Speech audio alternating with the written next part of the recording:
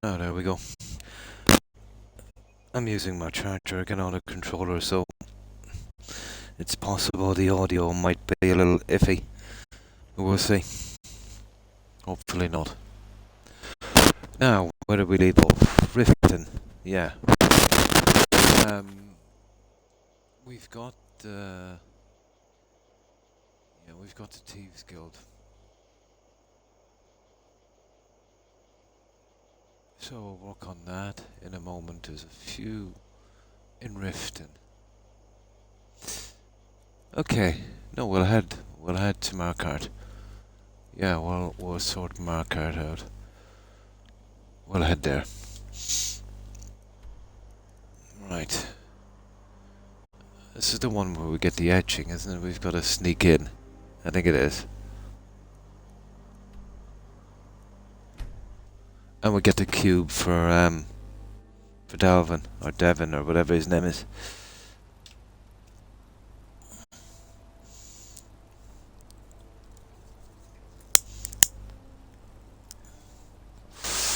Now I've got some junk to sell as well.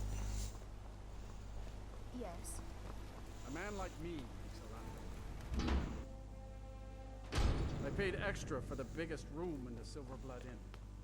Yeah, you did. No, I'm not Arnleaf. Yes, I know it's called Arn... Some may call this junk. Me, I call them treasures.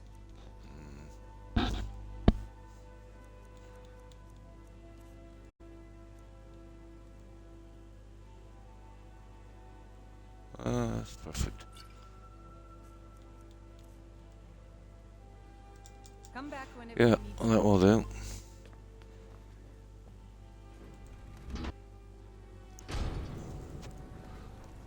Now let's see Calsamo. Where is he anyway? That's way.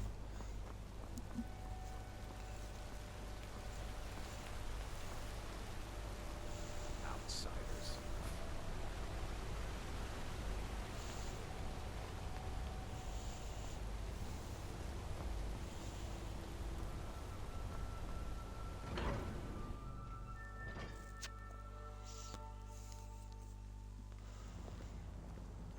There we go.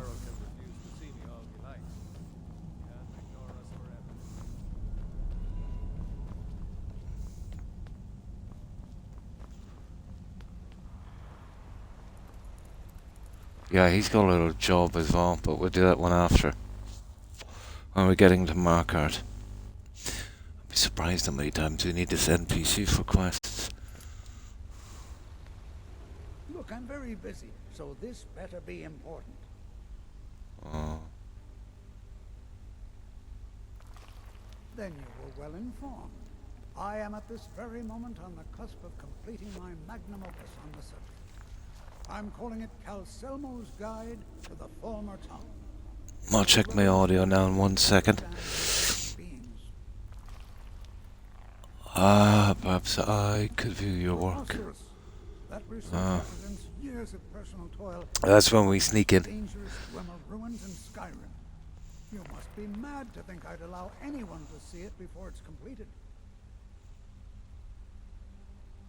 Okay. What kind of a mentor would I be if I denied a potential student a glimpse at his master's ingenuity? No, hang on. Here, this key will provide access to my museum. Oh yeah. Feel free to Yeah. as long as you We get to museum and then we kind of break in from there. that my laboratory remains strictly off Yeah, we're getting to his lab. There it is. Now, okay.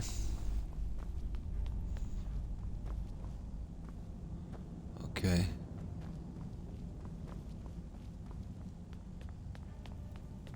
They say Ulfric Stormcloak murdered the High King.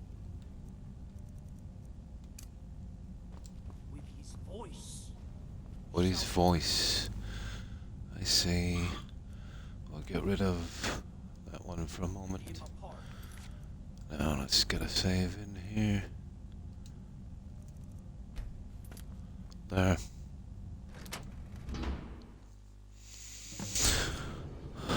Okay. Let's have a look around here.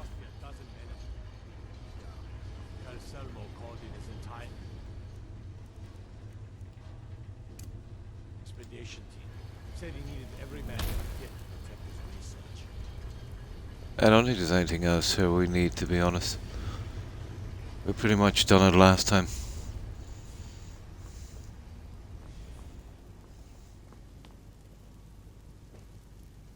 Yeah, okay. Inside there's a control rod, there's yeah,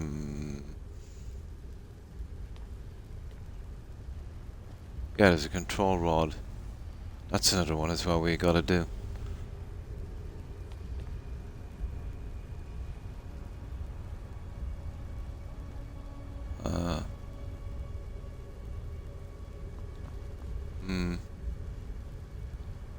Yeah, he's got a lot of junk, alright. Yeah, this way here, I think. Now.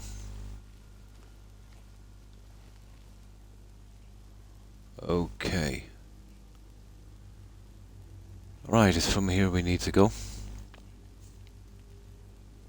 Just let me get something to drink and then we'll head in. So, there's a control rod I want to pick up for decoration. I think there's a skill book, but there's also a little knick-knack I've got to pick up for Delvin, I think.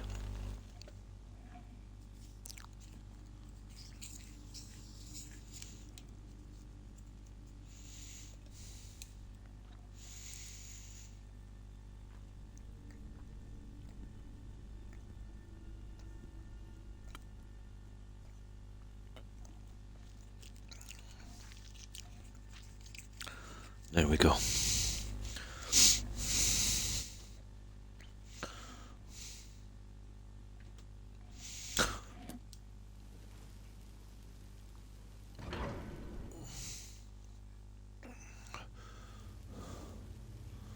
That is gonna be a pain because I've still only got this 15-second invisibility spell.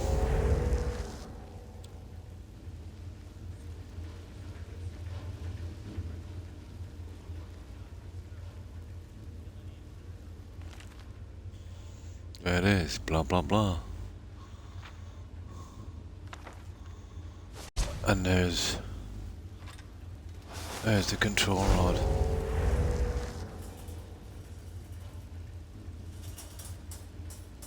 Yeah, we'll leave him.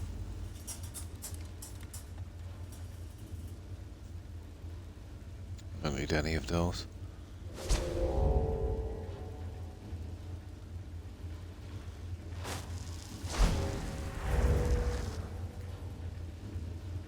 Yeah, that's good. Right.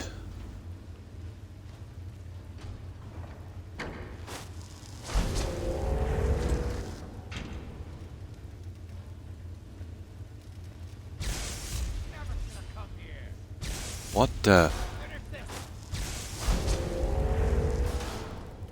Hang on.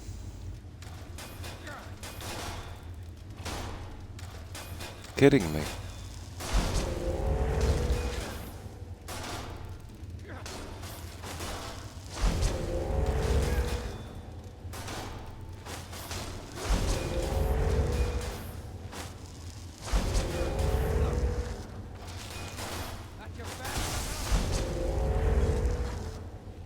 Okay, let's check.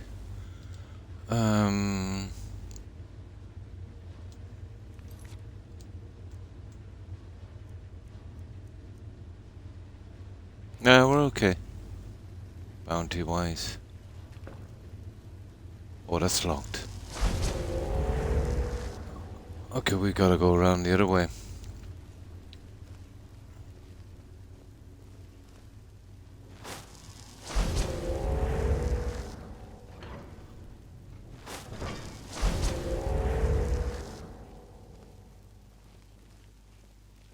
There's not much more here.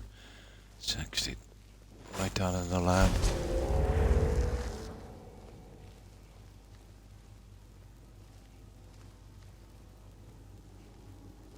What have we got here? Junk. Okay. Where do we go from here? This way here, I think.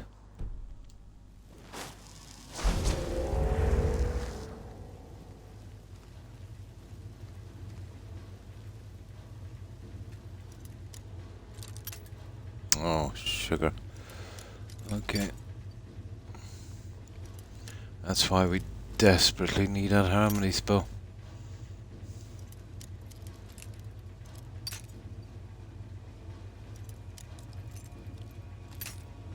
Yeah, we're pretty desperate.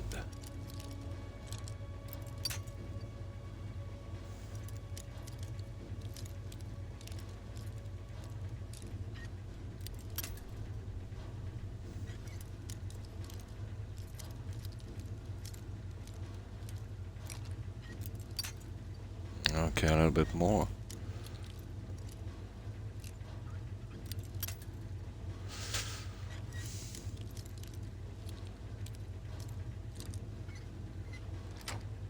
There we go. What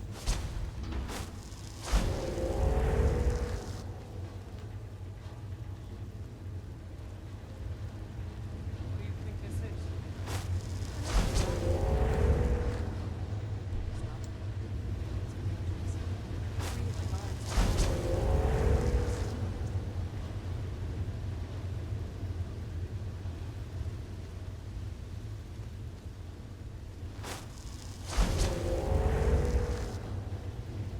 I think it's down here and we come out the other side.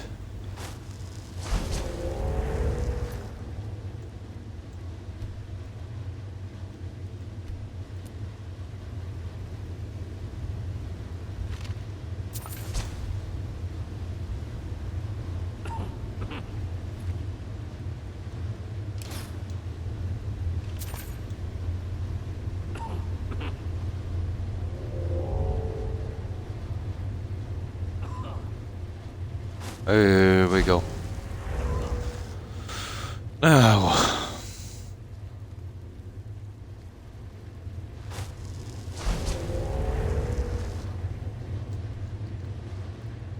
Okay.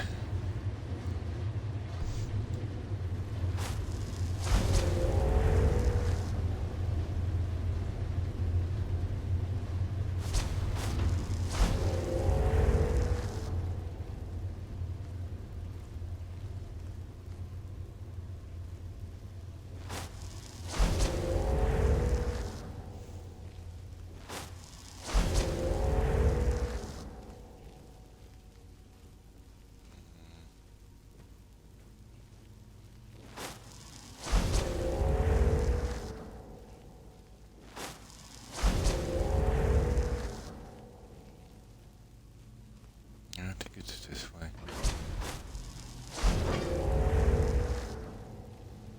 Yeah, it is. Okay, the cube and the book are down here, so we'll kind of be careful.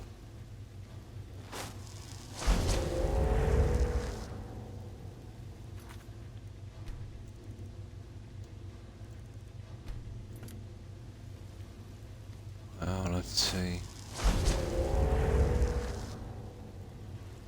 Oh. Well, the book is here, I think. Yeah, there it is.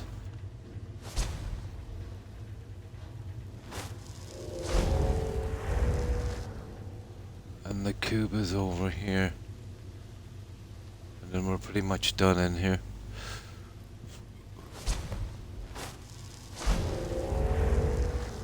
Alright, that's about it. Now we've got to get that etching.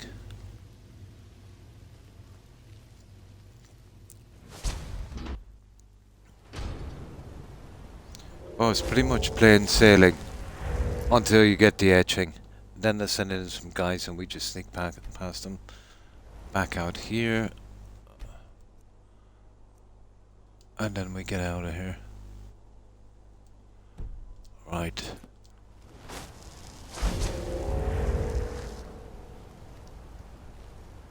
So pretty easy with invisibility.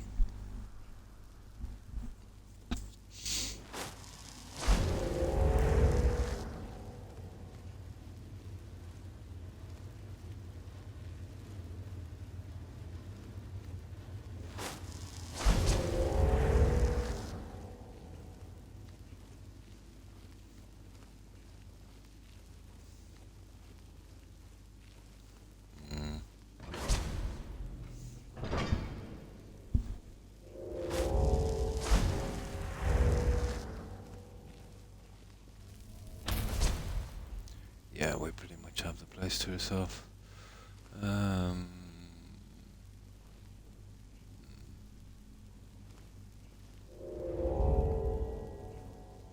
there's another skill book. I'll take that.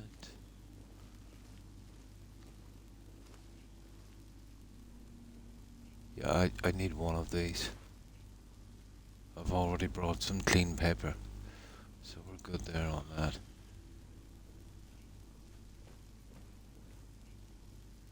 Oh, no, we're good.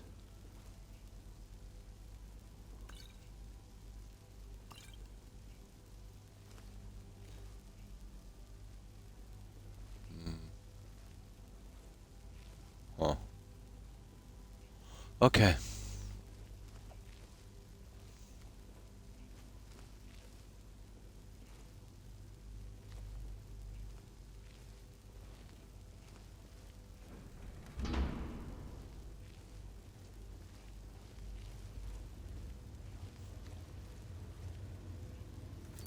Right, here we go.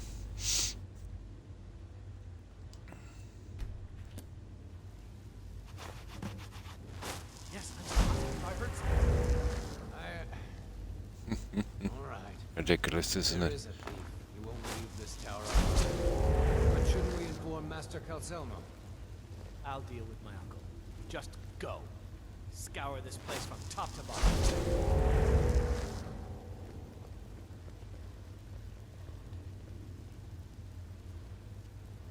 Never should have come here. What the? Okay. Let me just do that again.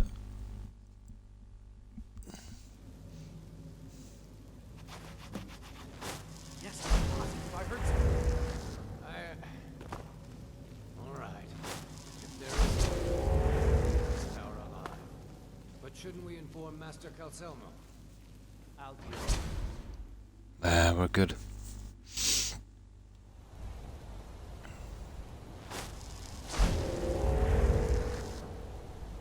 Usually I jump down here, I think. Yeah, this way.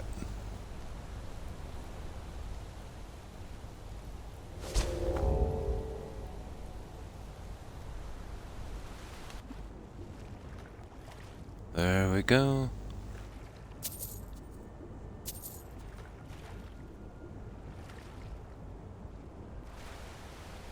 There. Now getting out of here.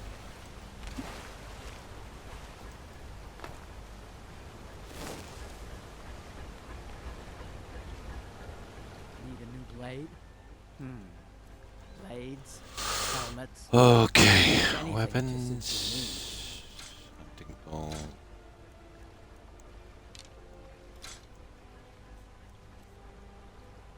Oh, I might want to launder that control rod.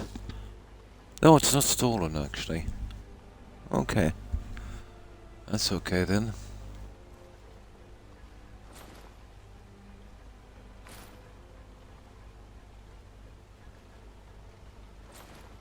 I've already got a full set of this, so I don't need it.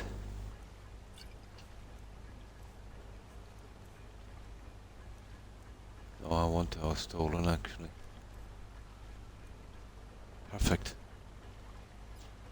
We'll drop those off as we go back as well, those books. Now.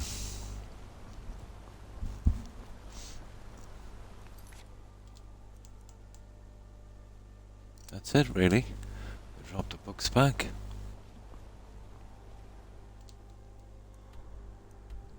I've got a home for those.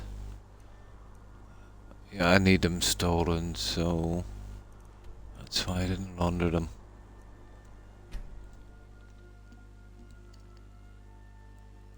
Oh yeah, I've got to check my audio. Here, let me see. Oh yeah, I've got to check my audio. Here, let me see. Yeah, audio is perfect. On my end, anyway.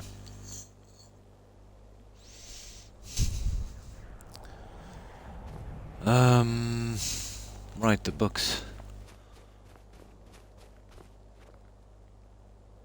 We still have probably about 7 or 8 more followers, I think, to pick up and get them out as we're doing the quests. No rush.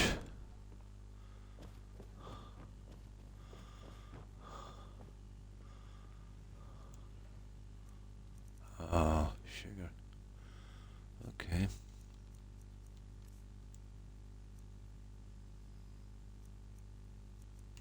Oh, I forgot to launder that. I'll do that in a moment.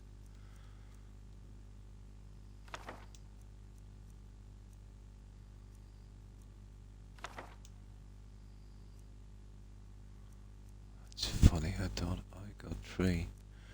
Apparently not.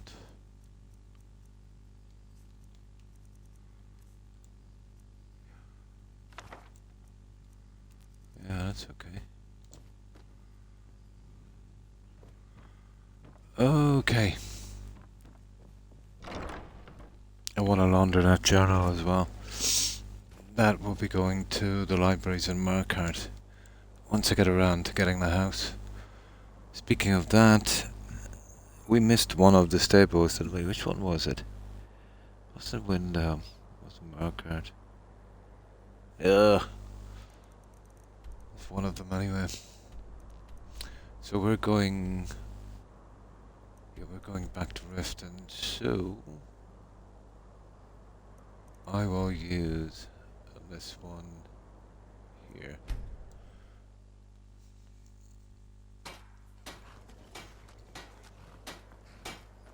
Stay sharp. Here's what I can spam.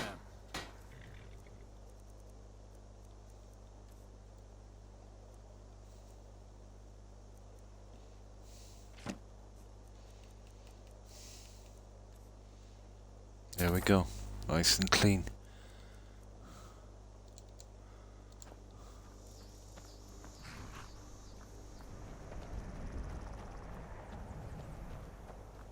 Let's see what we've got here.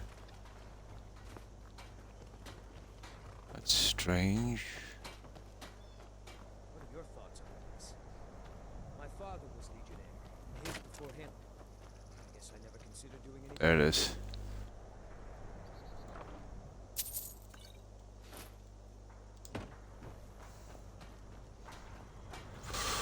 Okay, back to Riften. Here's what I can spam.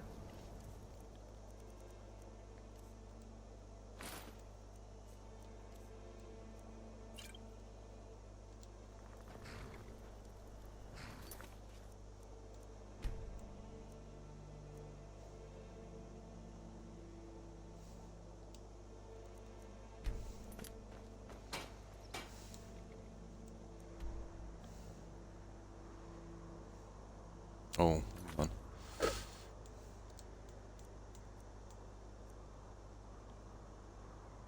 Oh, it's not Riften actually. It's Winterhold. Yeah, it's Winterhold.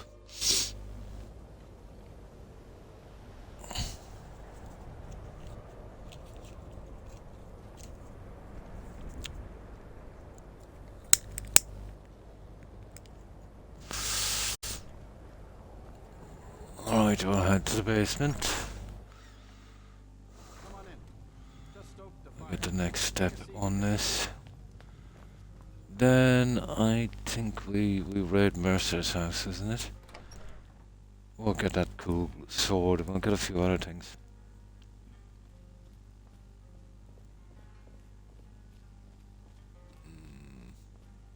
Was there something else? I suppose it would be inappropriate of me to ask how you obtained There we this, go. so I simply won't. A rubbing, eh? Odd. I expected notes. It's quite the tale. I understand. Now, let me take a good look at this. Over here, please. There we go. Let's see what we've got here. Da da da. Junk. We'll be able to take back that in a moment. This is intriguing, but highly disturbing. It appears that Gallus had suspicions about Mercer Frey's allegiance to the Guild for months. Gallus had begun to uncover what That's why I bring a piece of clean paper. really lavish lifestyle You can steal some inside, vast but amounts of gold on because a paper is personal worth 0, once you sell it to try and launder it, Where this wealth you can't get it back. It's got to be worth something. Gallus seems certain that Mercer had been removing funds from the guild's treasury without anyone's knowledge. That's if you're into collecting little mementos from quests. Anything about the Nightingales? Yes, here it is. The last few pages seem to describe the failure of the Nightingales, although it doesn't go into great detail. Gallus also repeatedly mentions his strong belief that Mercer desecrated something known as the Twilight Sepulchre. Ooh. Shadows preserve us. So Ooh. it's true. I'm not familiar with the Twilight Sepulchre. What is it? What's Mercer Frey done? I'm sorry, Enther. I can't say. All that matters is we deliver your translation to the guild immediately. Farewell, Enther. Words can't express. Oh yeah, we pick up a weapon here, don't we? Say a word.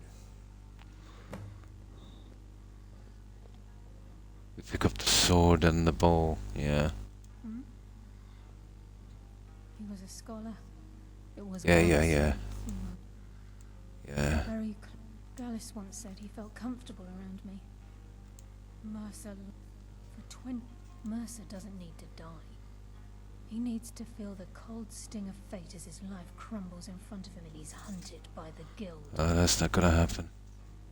I can promise you, if it comes to that, and my back's to the wall, I won't hesitate. Okay. Listen, So- all I want is the truth to be revealed to the guild. They respected Carlia, and she deserves better. Do whatever you can, and I'd consider it a personal favor. Oh, what do we do now? Talk to him and... Yeah, okay.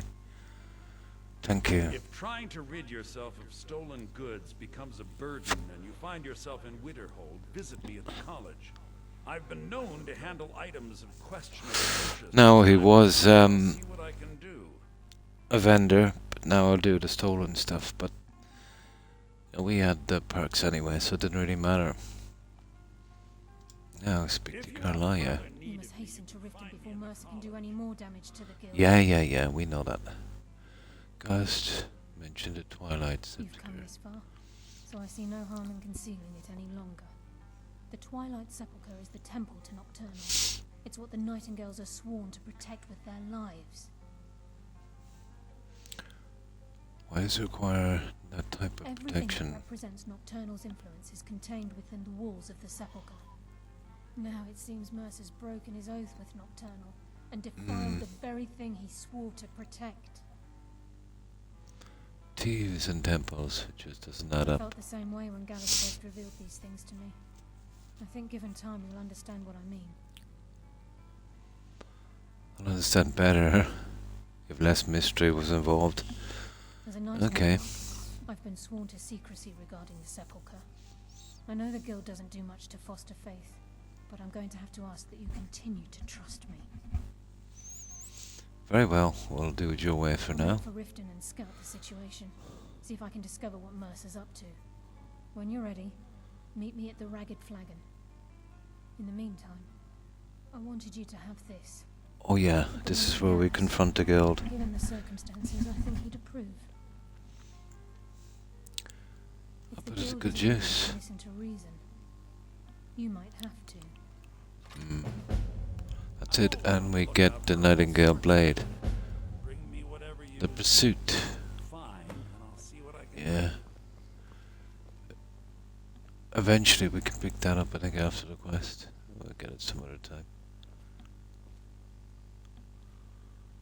Yeah. Okay. Now let's see.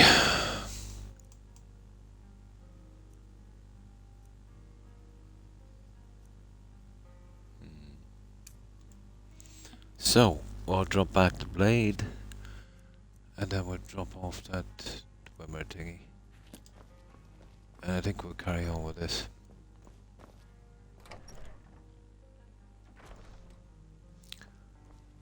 Now let's absolutely check that quest. Perfect. Yep. Right, that's another one out. Shall I send you again, or are you here on your own this time?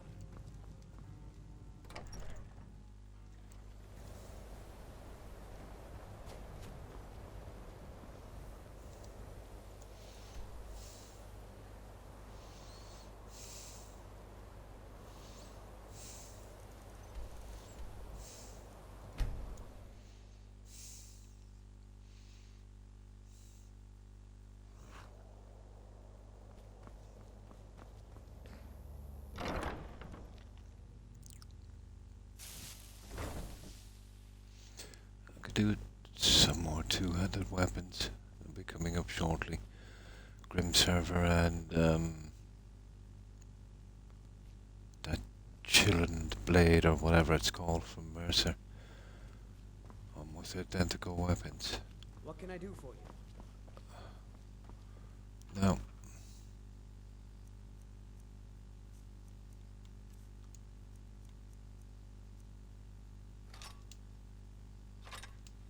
That's it.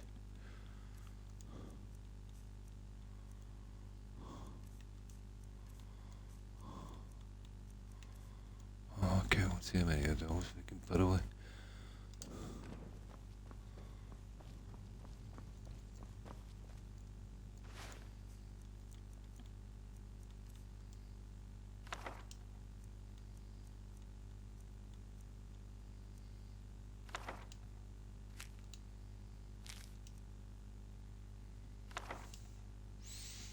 Okay, fair enough.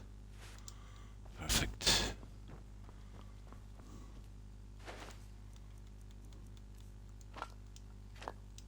That's it, we're ready to go. Next.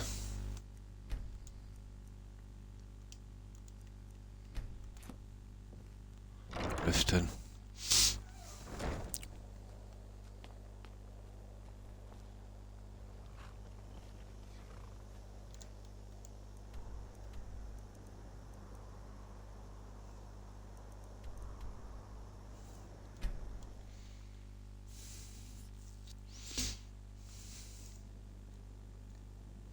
Chirend, I think it's called. Yeah.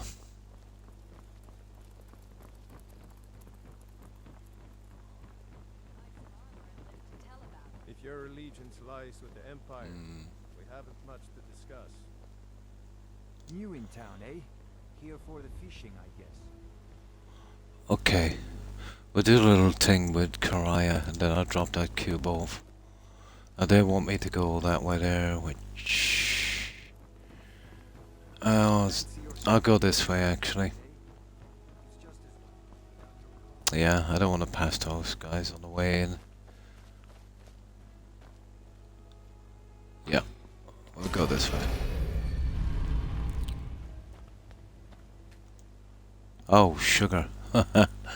Fair enough. Todd. Okay, we'll sneak past him.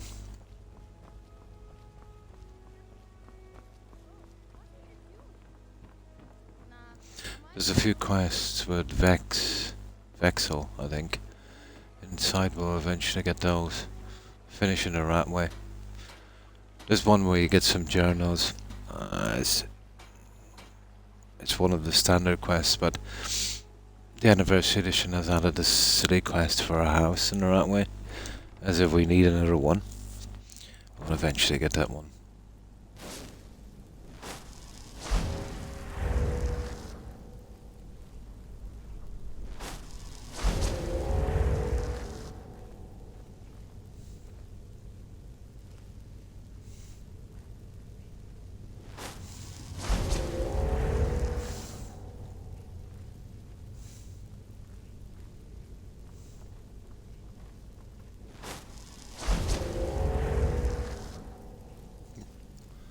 Can't believe the body is still there.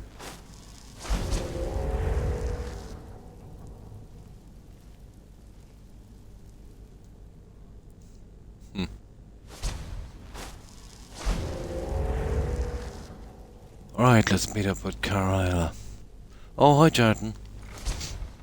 And how have you been?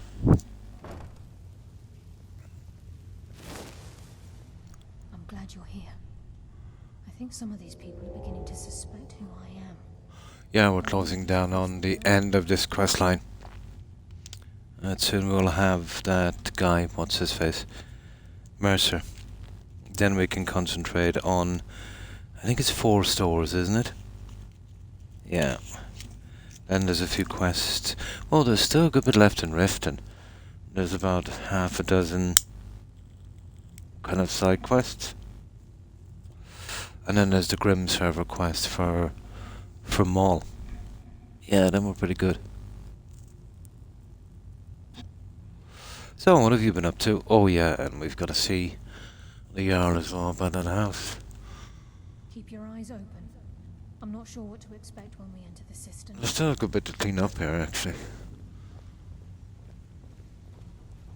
Right, this is the main quest line here.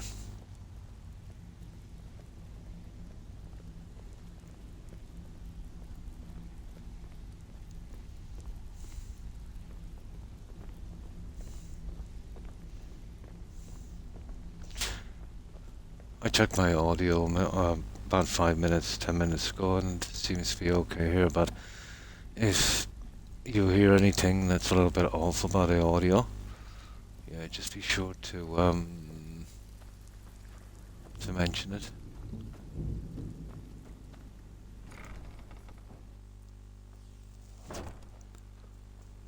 There we go.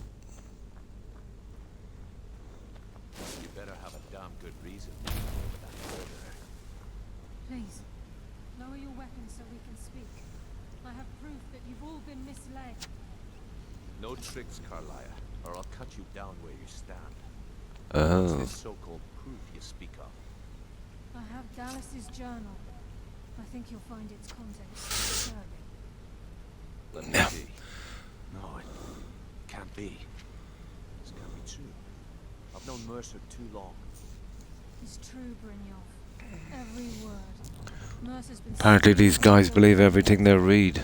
There's only one way to find out if what the lass says is true. Delvin, I need you to open the vault. Wait just a blessed moment, Bryn. What's in that book? What did it say? It says Mercer's been stealing from our vault for years. Gallus was looking into it before he was murdered. Oh. How can Mercer open up a vault that needs 2 keys? Is it possible? Could he pick his way in? That door has the best puzzle locks money can buy. There's no way it can be picked open. You didn't need to pick it. What's she on about? Use your key on the vault, Delvin. We'll open it up and find out the truth.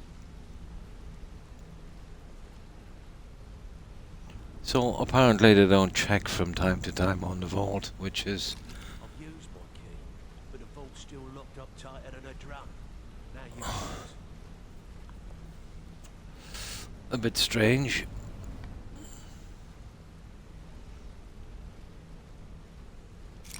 28. It's gone. Everything. Oh. Just take a step back and let me figure this out. Then Well, he did leave some things. The gold, it's yours. It's all gone. Yeah. Son of a bitch. I'll kill him. put it away right now. We can't afford to lose our heads. We need to calm down and focus. Do what he says, Vex. This ain't helping right now. Fine. We do it your way. For now. Delvin, Vex. Ugh. If you see Mercer, come tell me right away. Speak to that guy. Well, I don't want to touch Got that lots guy of yet. jobs available. Interested? Now we'll just wait till this guy. Yeah. Now, come here, you. Look, before I help you track Mercer down, I need to know what you learned from Carlia. I mean, everything. Mercer killed Gallus, not Karaya. I feared that was the case. From that last entry in Gallus's diary, it looks like he was getting close to exposing Mercer to the guild. Anything else? Gallus, Karaya, and Mercer were nightingales. What? Nightingales? but I always assumed they were just a tale. A way to keep the young footpads in line. Was there anything else she told you? Tja. Karaya was behind Golden Glow and Honeybrew. Trying to make Mercer look bad in front of Maven, eh? Clever lass. Was there anything else? That's about it. No, that's I have an it. important task for you. I need you to break into Mercer's home. Now I do this the long way. We'll get that feather thing for Maven. Here's a house in Riften. A gift from the Blackbriars after they kicked the previous. I think I remember exactly where it It's is. called Rift Weald Manor. He never stays there, just pays for the upkeep on it. Hired some lout by the name of Bold to guard the place. Be I'll take careful. care of it. This is the last place in Skyrim I'd ever want to send you. Just find a way in, get the information and leave. And you have permission to kill anyone that stands in your way. Yeah, but we can get around that. What's the best way to get into Riftweald? Question. Oh yeah, we Only talked set to foot inside a few Vex. times myself, and that was in Mercer's company. If you can get past his trained watchdog, I think your best bet might be the ramp to the second floor balcony in his back. I don't suppose it's an easy easy No. to access. It's some sort of crazy contraption Mercer commissioned for quick escapes. I'd wager a well-placed shot at the ramp's mechanism would lure it in a hurry. You mentioned the Gotta watchdog. be Bald. A real piece of work, that one. Mercer's holding something over his head, keeping him loyal. Talk to Vex. She used to know him very well, if you catch my meaning. What's Better missing from the question would vault? be, what did he leave? Mercer took everything. Even all of our plans are gone. Plans for Before what? Mercer took over, Gallus started collecting every bit of material he could on locations the guild could heist. Museums, keeps, estates, you name it. By the time Mercer took over the guild, we must have had a few dozen. How could he have opened the vault I don't door have a alone? clue. That door is impenetrable. Without 2 keys, it's impossible to open. I have a key, Delvin has a key, and Mercer has a key. That's it. There are no other copies. Okay. Careful. Now, I don't want to look. we need to get rid of that other thing here. Where is it? That there. The cube. Optional speak. Oh yeah, we gotta speak to Vex as well. Right. I'm relieved Brynjolf has an open mind, or that could have gotten bloody. Okay.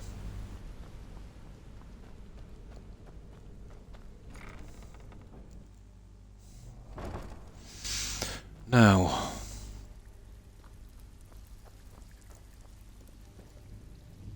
We'll drop it off the cube. Stabbed in the back. It's like, well. If you happen to, it's worth quite a bit, actually. There Quite we a go. catch. There you go. This should make you smile. Now. Focused in case Frey comes back. Make it fast. Oh, I think we'll talk about that unusual gem, I think.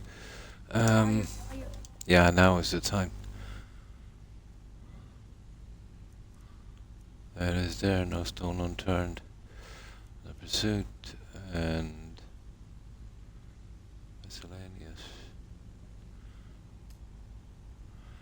I don't know, we'll speak to the Jarl a little later, I'd say. Mare, help yourself to anything in Frey's manor. I would. Been a while since I've seen one of those. What you've got there is a stone of Baron Zaya. Baron Zaya, okay. Is it worth Not anything? like that, it isn't. The stone was pried off of Baron Zaya's ceremonial This quest is crown actually in legendary. order to cover his I think it tracks. was voted third worst reward in gaming history for such a long drawn out quest. How many of these There are were there? 24 in all. Most people keep them as a curiosity. Some of the guild members have tried to locate them over the years, but they haven't been successful. Well, until now. sure now you won't buy it? I only buy things I can turn around quickly for a profit. And no one wants these stones unless they have the whole set. Tell you what, if you find the rest of them, talk to me again. Otherwise, keep it. Maybe it'll bring you luck. There we go. Yeah. That pig? Oh, I have info on him. More than you care to know. We got his good side. Vald? Good side? Think you have the wrong person. The only thing Vald understands is gold. A man after my own heart. So buy him Sure, off. but he'll ask for a whole lot. I mean, you are asking him to betray Mercer Frey. Your best bet would be to erase his debt with Maven Blackbriar. If you talk to her, she might be able to give you the details. Of course, you could just run him through and take what you need off his corpse. I could care less. That's it. Okay. While you're in Now. there, help yourself to anything in Frey's Manor. Oh yeah, we intend to.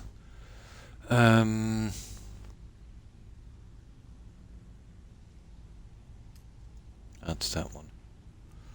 So.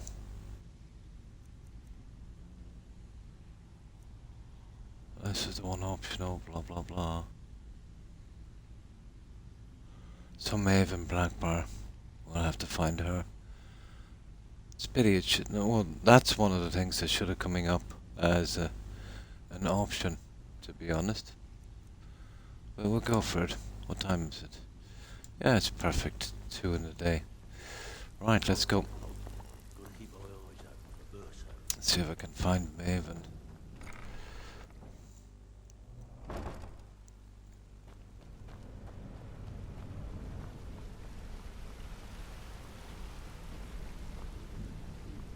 Dare Mercer to come back here. Since what?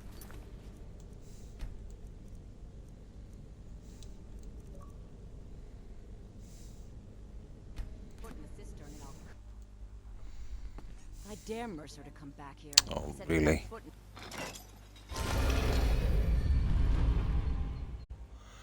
Now, we gotta keep away from that for a moment. It can be slightly buggy. Let's see if we can sort out Maven. No, it just completes the quest a little better. I wonder where she is. Maven. There's someone I like very much in Riften. I think I'd like to marry him someday. But, well... Yeah, there's a quest there. We'll sort his quest later. Where's Maven?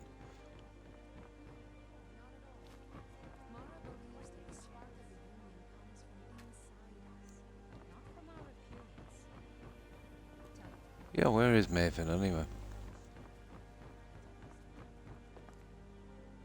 Ah, sugar.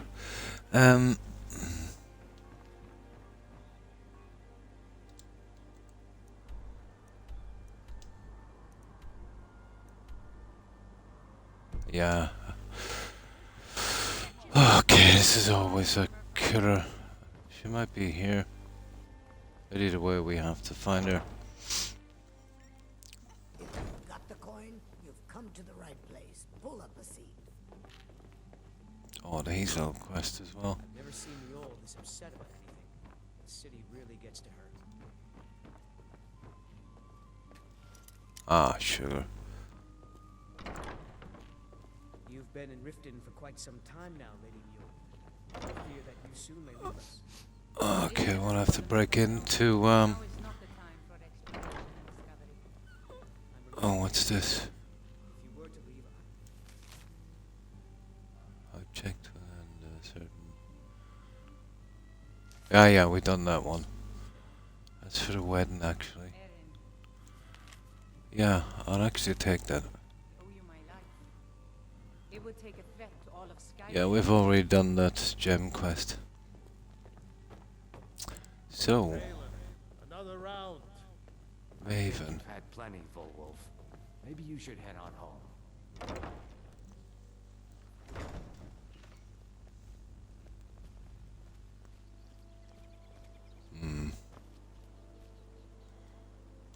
We're one of the same kind, you and I. Usually she's walking around here, but Buy some armor and live to tell about Not today.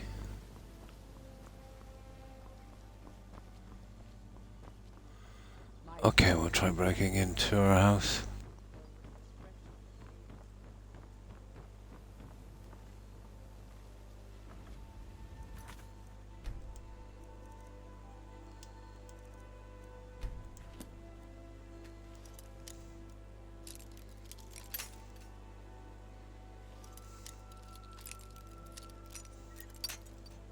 I swear, the second I get that Harmony tome, this is the first thing I'll fix up, this lock picking.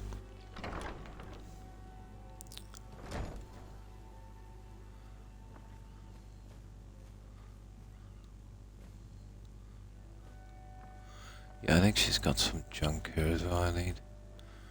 Upstairs.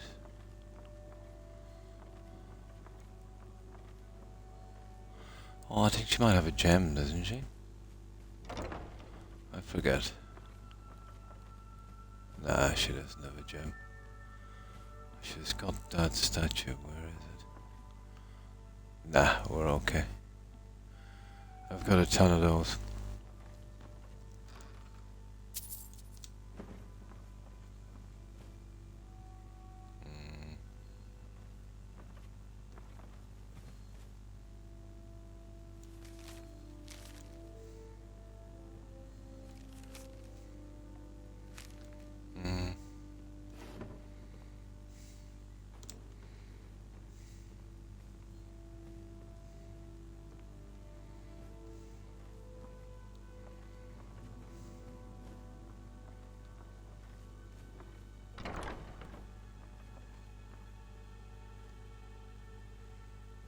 I was almost sure there was a skill book here, but apparently not.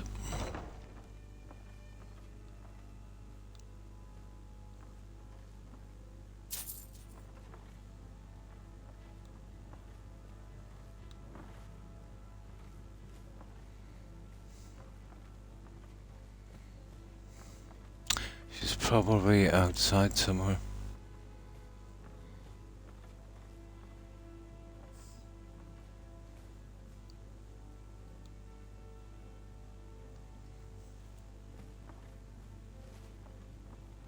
Well, she could be in a keep, I suppose. Regarding your loss. Okay. Excuse me.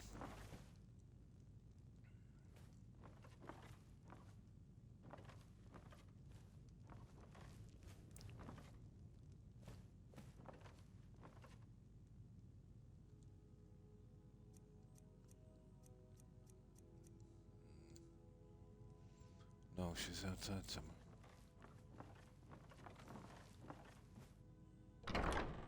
Right. Let's see if we can find her. We're not going anywhere till we find her. Protect yourself right. Buy armor from Grelka.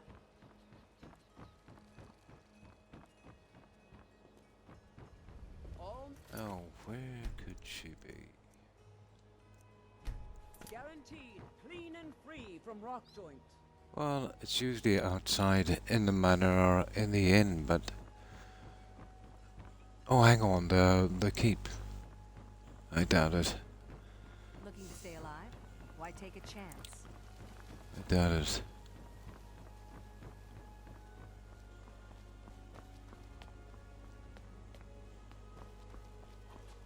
Okay, I suppose we can grab this little quest while we're here.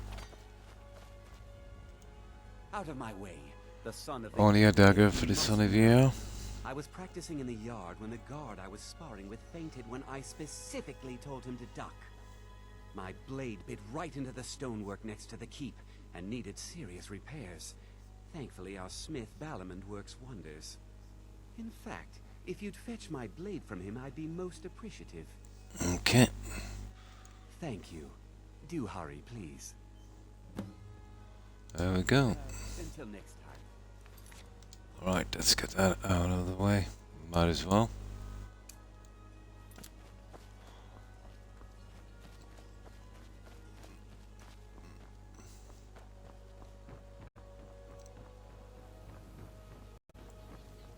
There she is. About time. I presume you're bothering me for a good reason. There it is. Vald? Why would you want to help that idiot? He owes me a steep debt. In fact, he's lucky all I did was force him to work for Mercer. What did he do? A few years back, I commissioned a unique quill from a good friend of mine in Winterhold. Vald was tasked with getting it here safely, and it ended up at the bottom of Lake Honrick. Isn't it bad because of a quill? Quill of gemination, and demanded a tremendous amount of gold to have it made.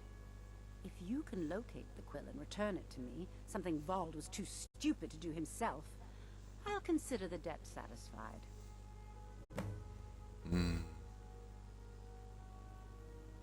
There it is. Now, we might as well finish this one here. You've been a good friend to me. That means something. Let me see. Yeah. Lazy good for nothing, isn't he? Sent you down here when I'm a stone's throw from the keep. Here's the sword. Tell Harald to stop slaying walls, and perhaps his blade will stay in better condition. Oh, okay. Right. Yeah, Harold Wall Slayer.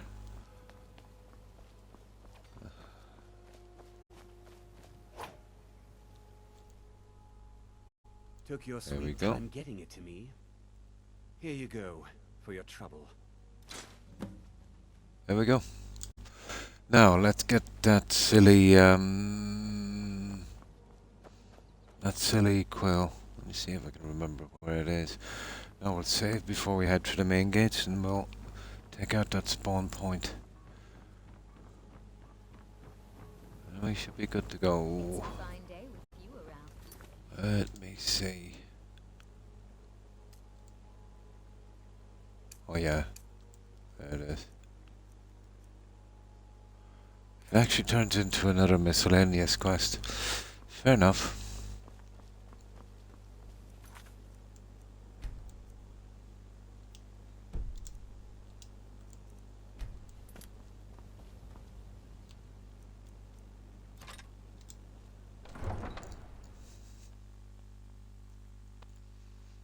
I wonder did I do the horse thing here? Destruction magic's fine. Just don't go burning. I have, yeah. I know I missed one of these. Too lazy to walk, eh? Well, you found the right place. It's probably Markart.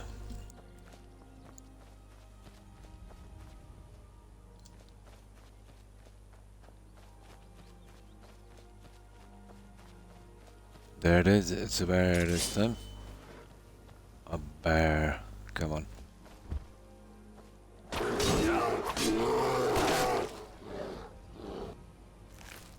Now, let's get that quill.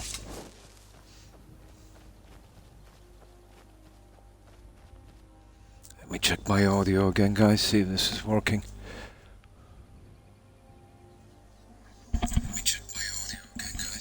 Yeah. It seems to be perfect on my end.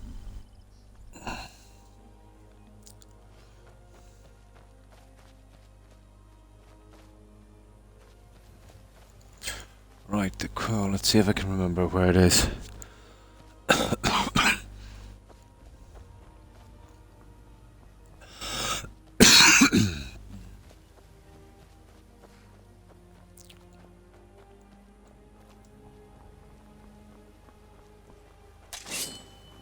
It's near one of these smaller islands.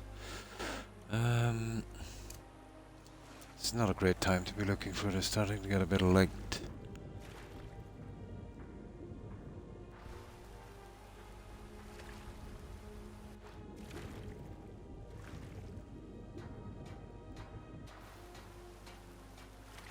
I think it might be here. It's around. I think it's that one there in that island. There, maybe. Let's see.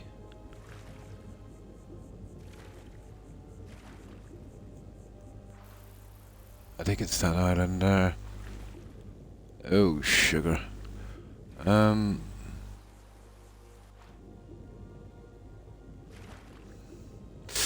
I kind of forget. That's around one of the smaller islands.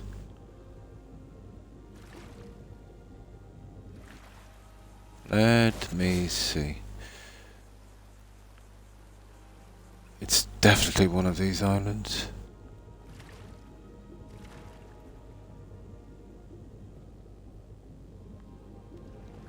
Why, thank you, Jordan.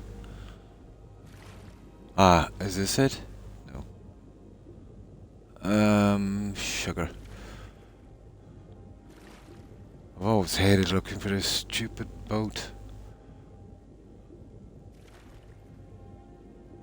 And I know it's one around one of these smaller islands, and it's pretty deep down. So it's got to be that one or that one.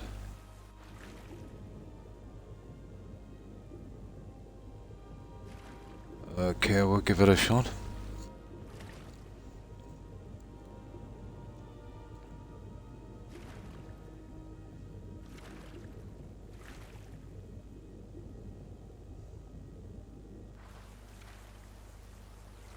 Okay, so it's more. It could be that one as well. Let's say it's this one. That means it would be. No, it's pretty deep, so it's definitely not this one. That's weird because I know it's pretty close to Riften.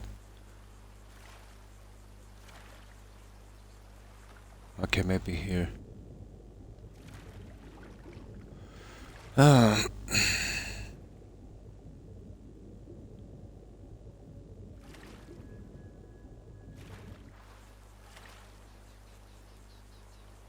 That's stupidly weird.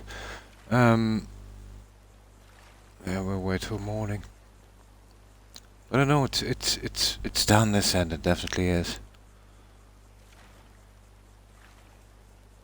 Oh, hi, Gazoo. Yeah, it's pretty close to Riften. I think it's that island, but it's really close to Riften. Could be that one actually. Yeah, let me see. Oh, there it is. I knew it was really close to Riften. Come on.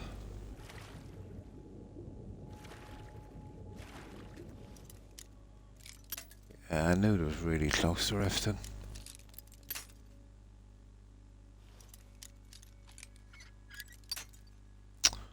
Kidding me.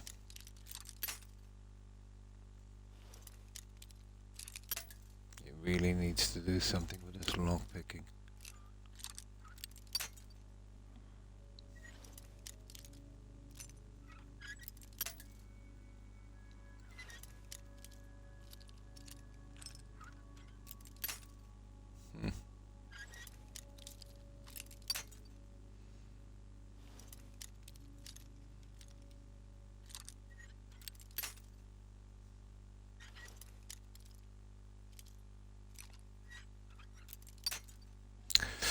Annoying to say the least. That of going twice.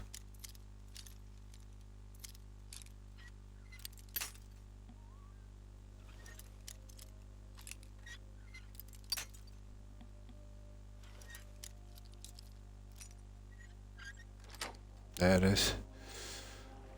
About time. There we go, guys. Right. So there it is. It's the first tiny island. Yeah, that one there. Right, let's get this back. We'll actually wait inside a bar till morning. Yeah, I hate doing this at night. If your allegiance lies with the Empire, we haven't much to discuss. We'll clean up the little quests here later. Got the coin? You've come to Oh, that's the quill.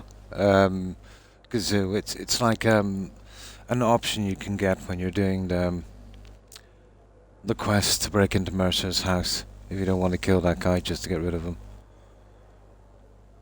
No quest marker. I think they're supposed to be. Yeah. I'm not sure. But no quest marker.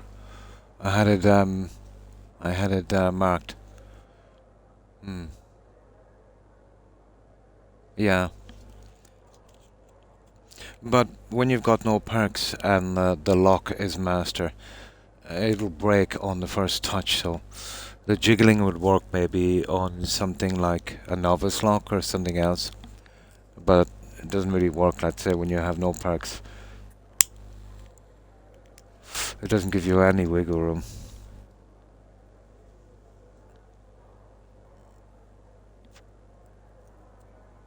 Yeah, there's no I'll show you. There's no perks at all on it. Nearly sure that was a master lock.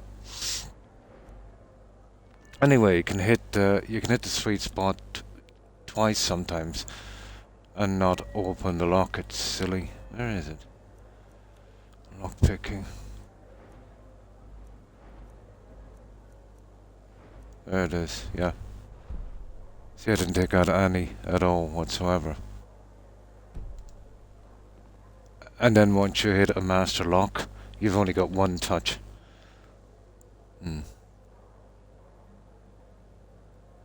No perks whatsoever.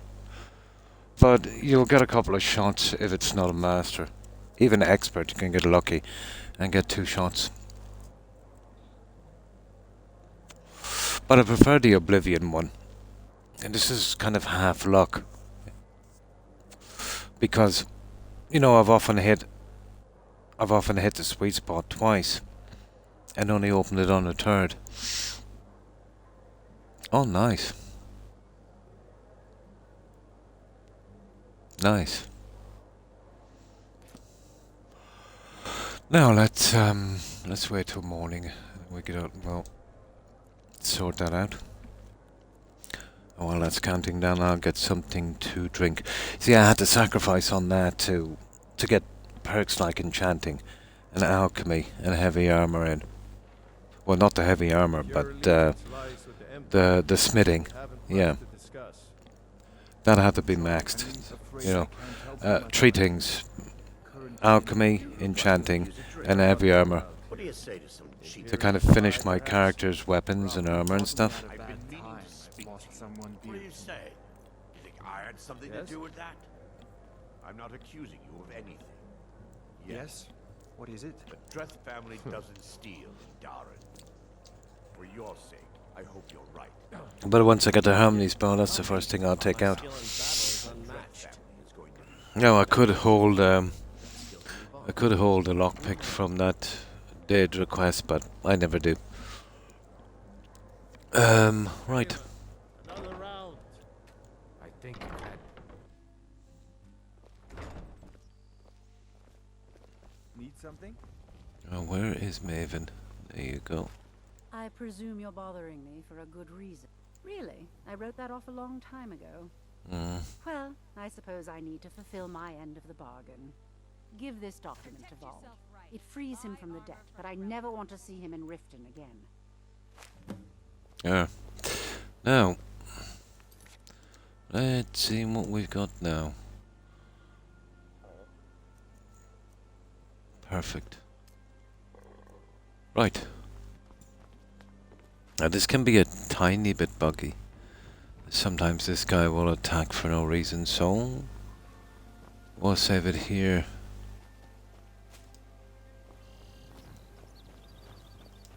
Yeah, I remember there used to be a ton of bugs on this.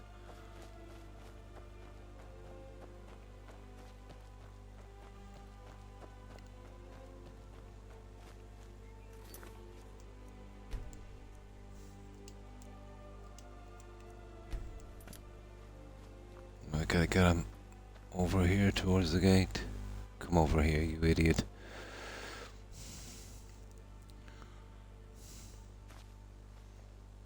You see, we can't exactly walk in. There you are. Come here, you idiot.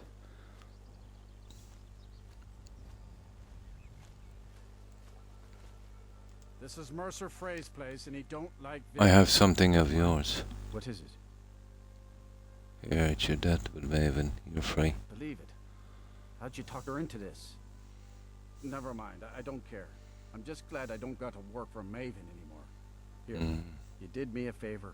I guess I owe you one. That's it. He goes. We gotta make sure he really goes, and then we'll go. I can just kill him, or, you know, doesn't really matter. I think you get the option to pay off Maven as well. I'm not sure. I didn't even really look into that.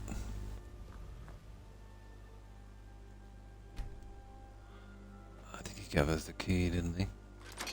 Yep.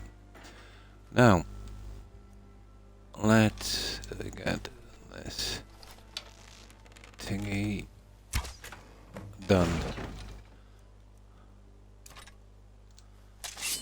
Now, there is a ton of little goodies here as well. So I get those out.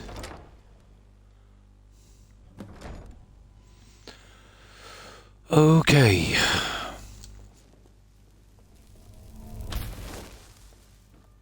Well, let's see if we can make a few bucks in here. Oh, I see. He's got himself a little bodyguard.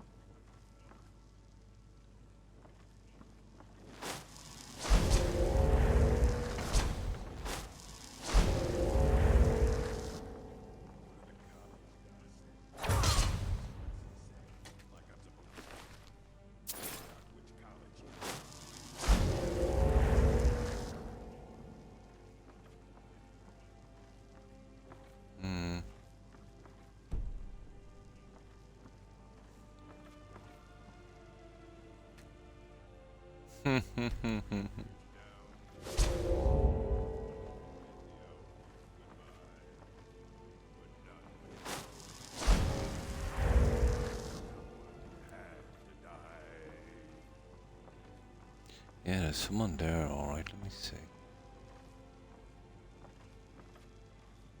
Yeah, okay, we'll get nasty with this guy and we'll take everything he has, I think. Yeah. Take everything he has.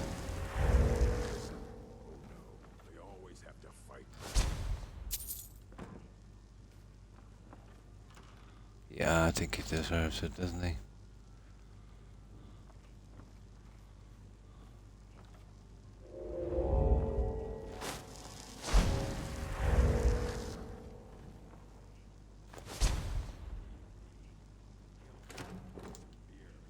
Don't ask me why I picked that. We already have them.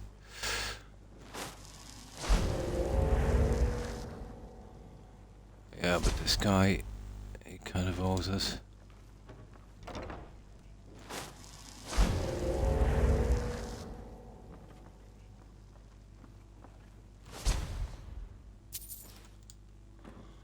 No. Yeah, that's where we need to be going. Let me see.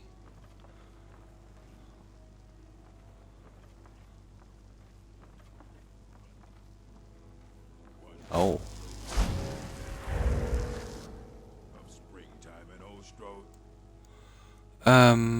The Nordic sword.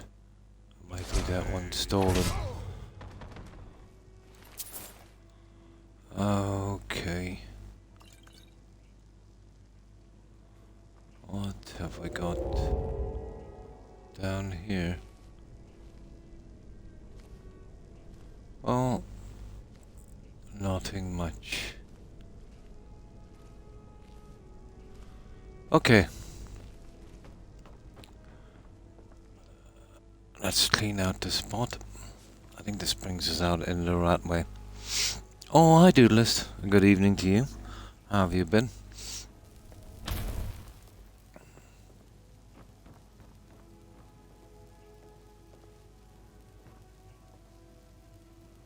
Yeah, that's the one. Okay. Let's see. Let's see what we've got here.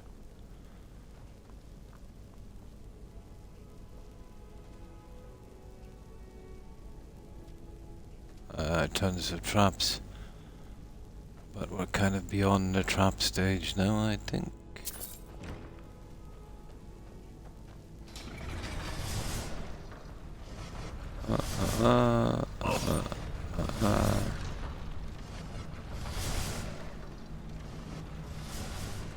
Yeah, we're beyond that. Here we go.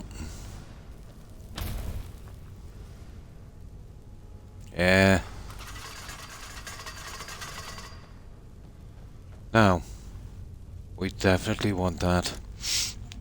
And I think we'll get a knick-knack for Delvin as well. Hanging in there, it's pretty much the same. Just finished a doctor's appointment about 9 hours ago. Yeah, some more medication I've got to take for another week.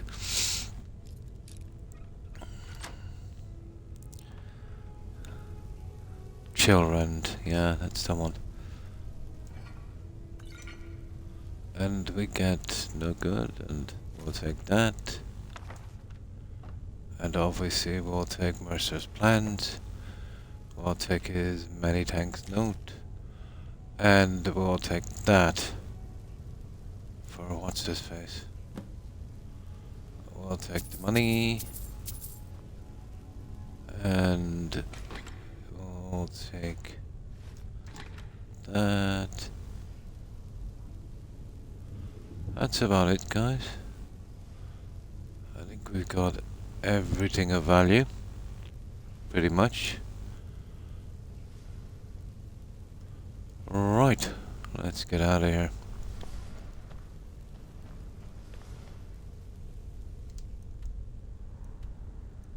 And we'll go back out. This will just bring us down to the right way. Yeah, who needs to go that way? Right.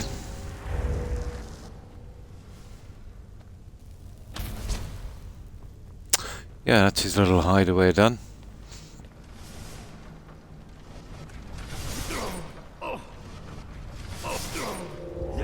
Okay. Yeah, that can do a lot of damage.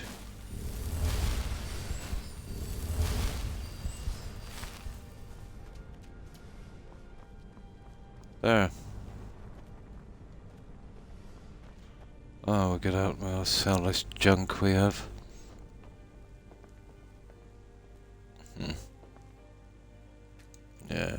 Yeah, the usual. We've got to go back out the way we came in, which is apparently above us.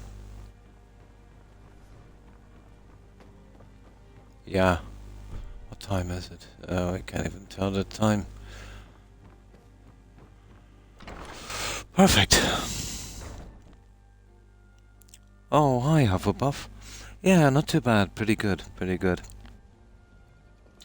Just got rid of one of my medical appointments today.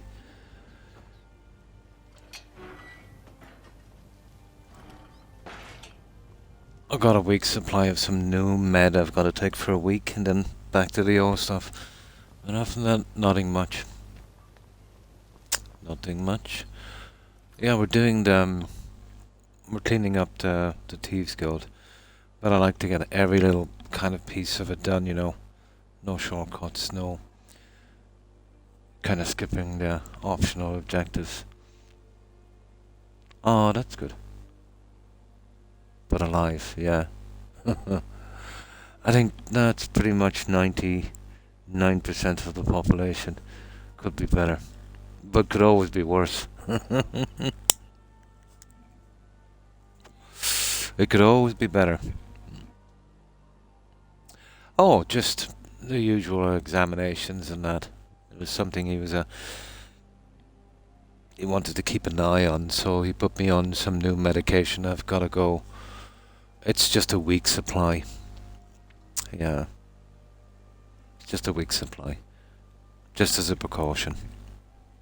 And that's it, really. Yeah. Just a kind of routine checkup.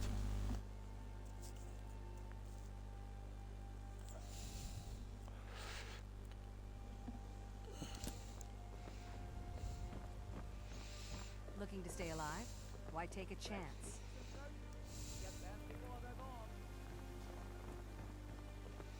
What are we doing now? Good evening, do right? And how have you been?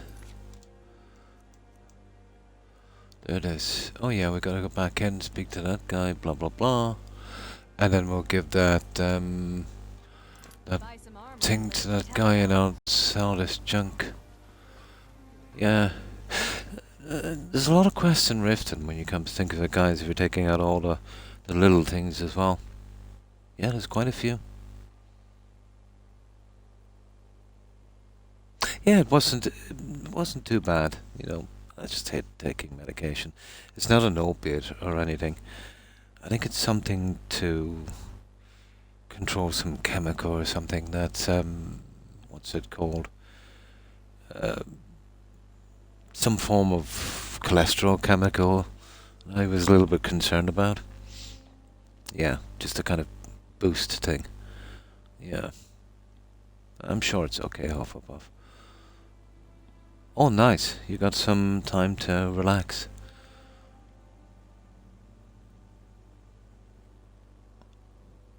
Tons in Riften. Yeah, there is too, isn't there? There's actually much more to do here than the likes of Whiterun. Or Markarth. It's probably the busiest one of all the holes. Yeah. There's a couple of major quests and, well, you know, you get the quest line, but there's tons of little kind of side things. Yeah, there's a lot to do in Riften. You gonna buy?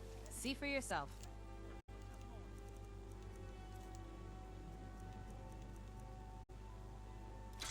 I'm keeping that.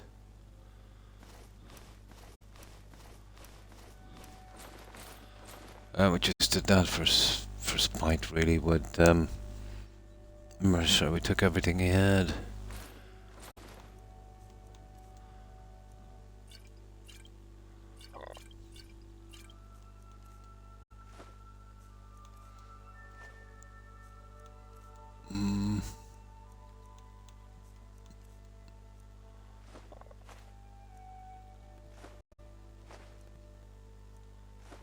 That's it. Will do. Come back when you're ready to So what are we doing now?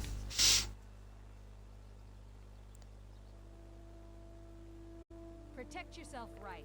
Oh, absolutely. Pokemon. Or sorry, Pokemon. They are indeed a mixed bag.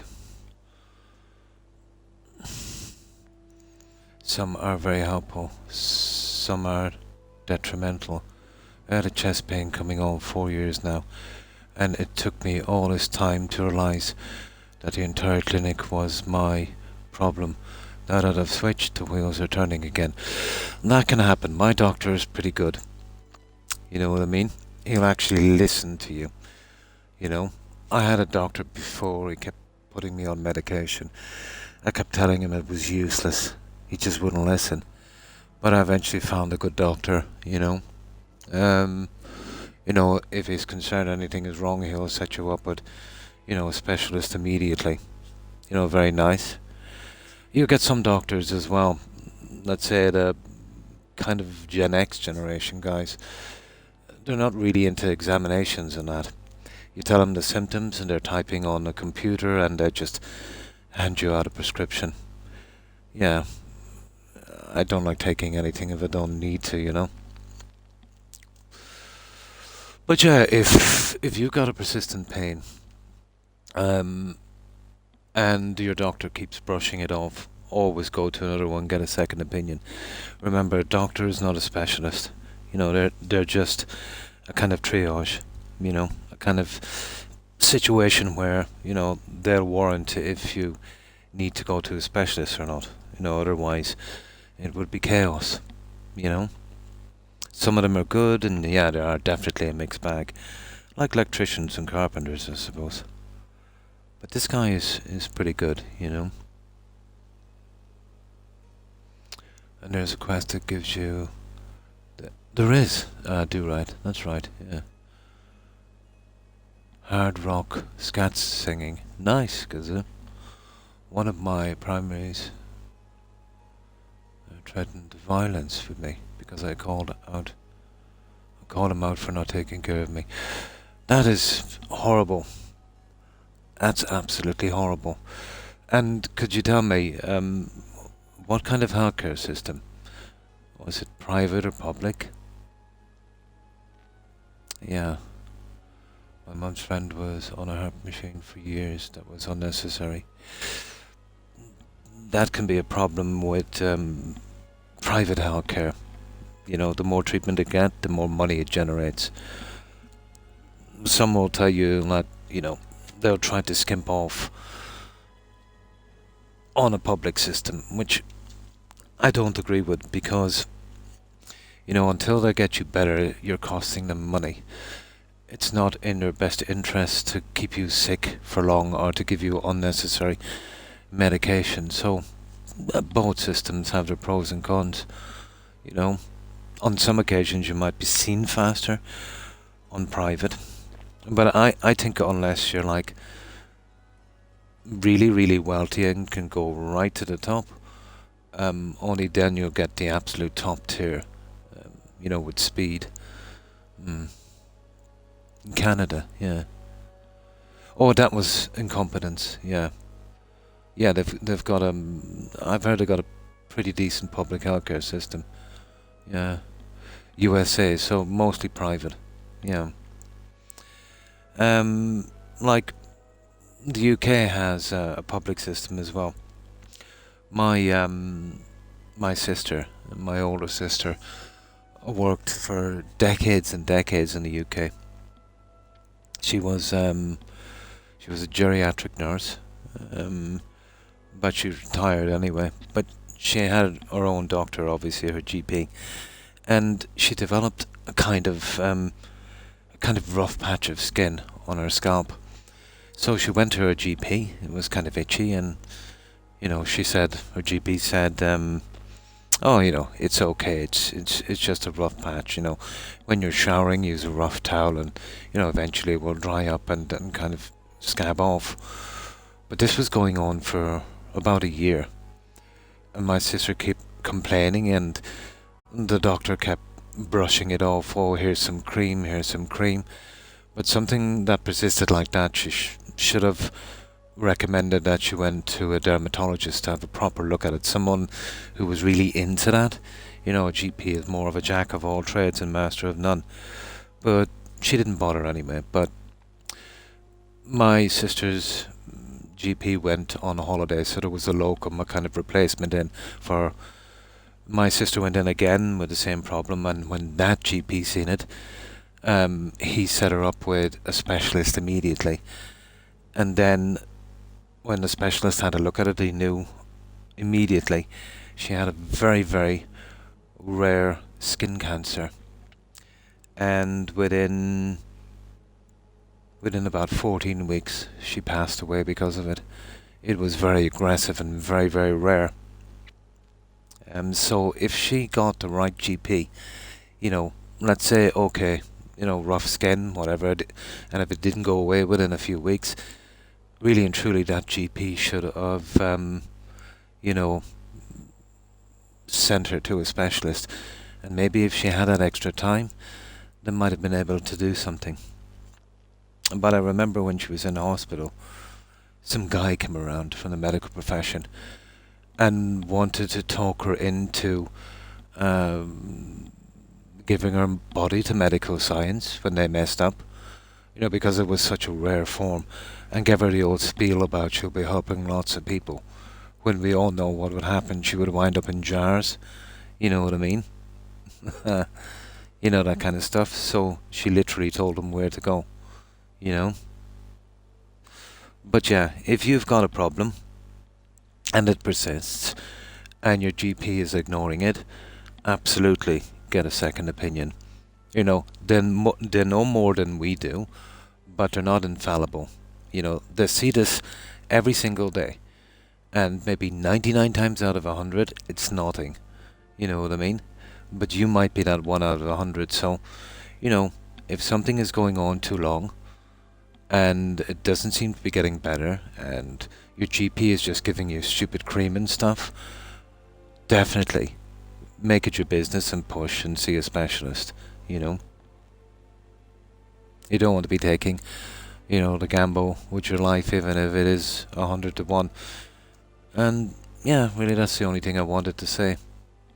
So yeah, absolutely, Pokemon's GPs are a mixed bag. I agree 100%. You know, you want a GP that's, let's say, not someone that's kind of flies off the handle and gets you every test immediately, but, you know, a sensible GP that, you know, he'll try the obvious, and when that doesn't work, you know what I mean, then he'll kind of step it up, you know. But you don't want a GP either that will just, you know, keep ignoring a problem. Absolutely. Oh, well, thank you, Jonathan. Yeah. That was about 7-8 years ago. Maybe a little longer. Oh, I don't know.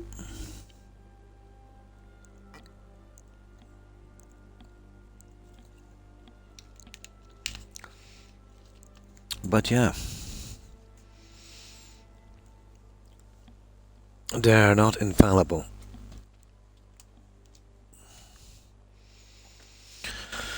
But what can we do, you know? Fate is fate, isn't it?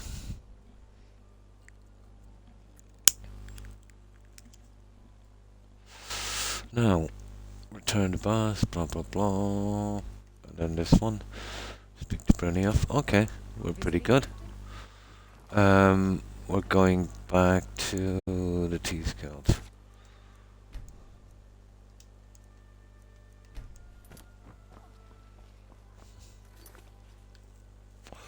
Tons of specialists, yeah. Whatever is going on, the doctors can't seem to find it, yeah. I'm in a higher level of care now thanks to my second primary. Yeah. But she's saying more testing is needed. Yeah. Absolutely. Hopefully I'll get some help soon. I can't play video games for 10 minutes without having... Oh my. That's horrible. That's absolutely horrible. Well, hopefully they'll get to the issue and fix it.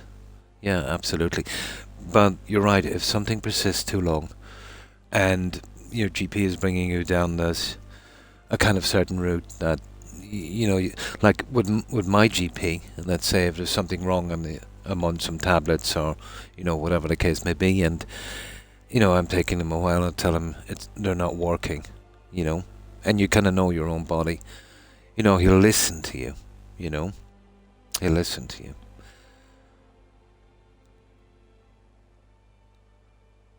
I was in diapers. Video games are my life. For a lot of people, yeah. Like, I'm in my late 50s now. You know, I played Pong when it came out in the 70s, and then, you know, was always into gaming. But it's that kind of stuff is really starting. Well, for some of our generation, but definitely the generation after. You know, it's our kind of thing, and it's much more than a game. You know, it's an escape, and it's definitely a hobby. You know, it's a passion sometimes. Yeah, probably Kazoo. But gaming for me has helped me through a lot. Pokemon, you know, the pain. The pain can be brutal. And if you let it can affect you mentally a lot as well. So for me it was a good break. It took the edge off, you know. Now I could get rid of this pain with some pretty hard painkillers, but I've never taken them. And if I can, I never will. We'll see how it goes, you know.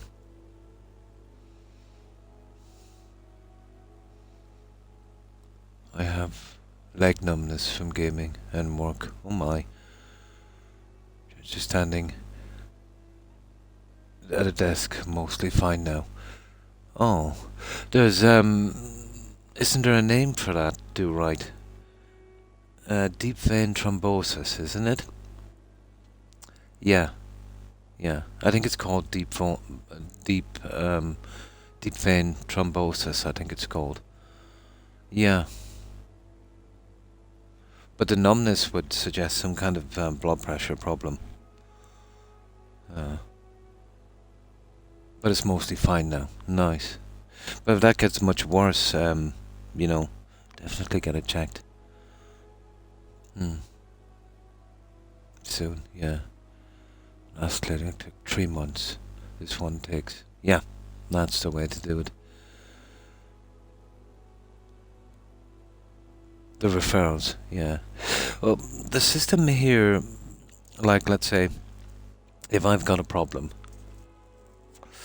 and then let's say I discuss it with my GP, you know, you get the usual examination, and, you know, he'll care for you as, let's say, things to whatever is wrong, you know, maybe it's medication or whatever the case may be, you know, keeping a constant check, and if that doesn't clear up pretty quick, usually it's within about 2 weeks, yeah, you'll get to see a specialist, you know, stuff like that. But the system has changed a little bit. You know, we have had a lot of new arrivals, and the system was just about, you know, managing the intake. But now there's been delays. But I absolutely 100% blame the government for this, for 2 reasons. You know, not having the infrastructure in place, wasting tons of money, and then overloading the system. You know, it's 100% their fault. You know? By nerve collapsing. Ooh. Nerve pain is the worst. Do right. Nothing can dull that pain. Yeah. Even the strongest painkillers will just barely take the edge off.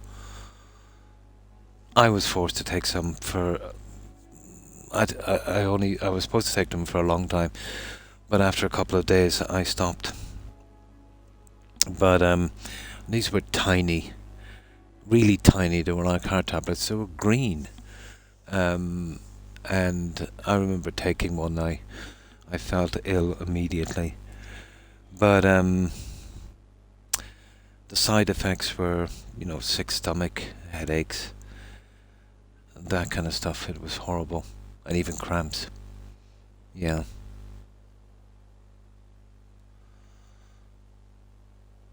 Fills with air in my chest and causes pressure. Oh. Oh, I see. Yeah, you feel bloated.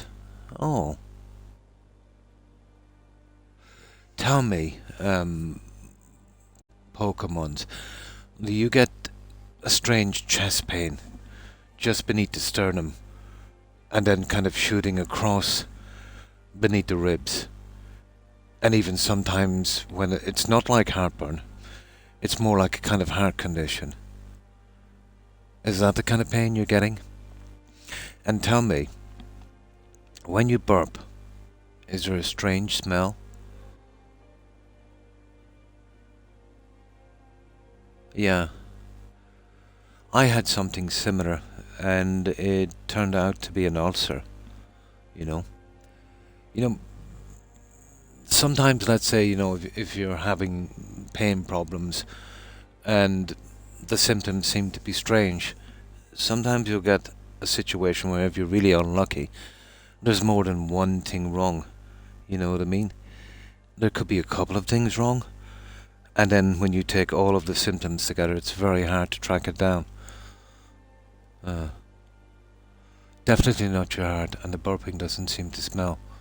Ulcers were ruled out, so that's what they went to straight away. They keep saying I'm 100% healthy and couldn't be healthier if I tried.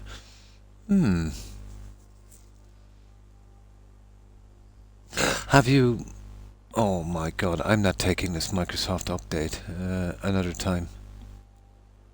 I can't believe it. Microsoft are obsessed with 2-hour updates. Now.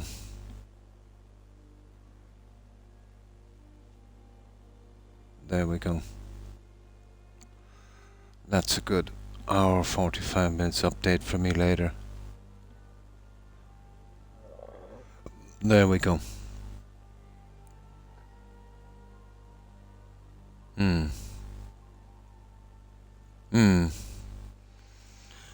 Okay.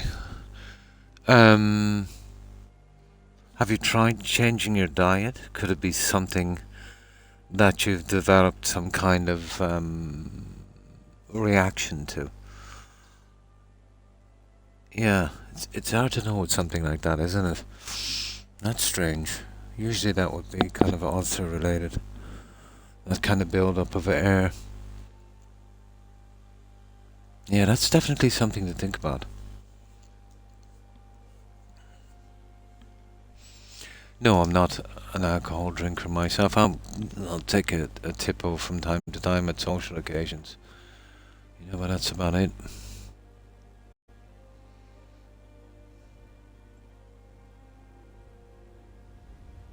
Yeah. Yeah, I can see what you mean, right? Yeah. Yeah. 20-foot scroll, I know what you mean. Yeah. Even tried laying down and hanging myself upside down. Yeah. Do you find, let's say, Pokemon's, if you lie in a certain position, it's not so bad? Maybe on your left or right-hand side? You know? But that would be more of a kind of a test for an ulcer, really. You know, the acid hitting the ulcer and, you know, causing that kind of chain reaction. Yeah. Oh, the kind of stress thing, yeah. That's strange.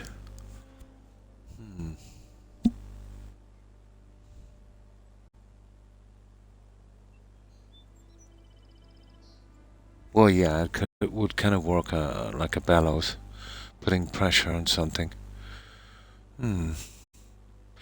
Tell me, you've had an MRI. Did you get a head-to-toe MRI? That's where I would be going. That's the first thing I would do.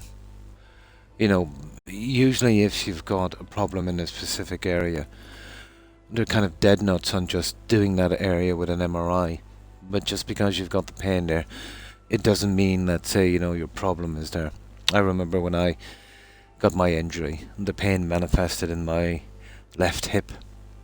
So they were thinking it might be a tumor. But actually it was some spinal damage on my neck that was causing it.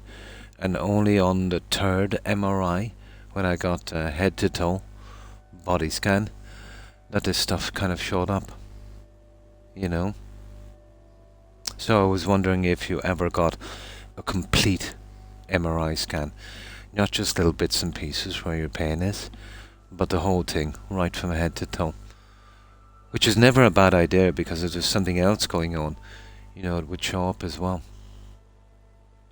But after that I did vow that whenever if ever they send me for an MRI again, I would go out of my way to make sure it's the full scan.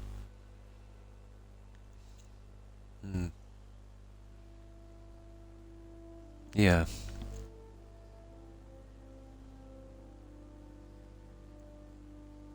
Yeah, that would be a plan as well. Oh, I'd be pushing for that one.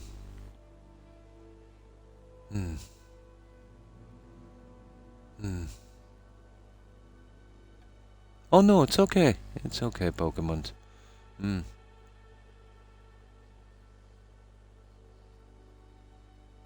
Absolutely. And spine. Yeah. Oh yeah. Here it's not too bad. You know, if I insist with my doc, he'll make sure I get in for one. You know? But, yeah.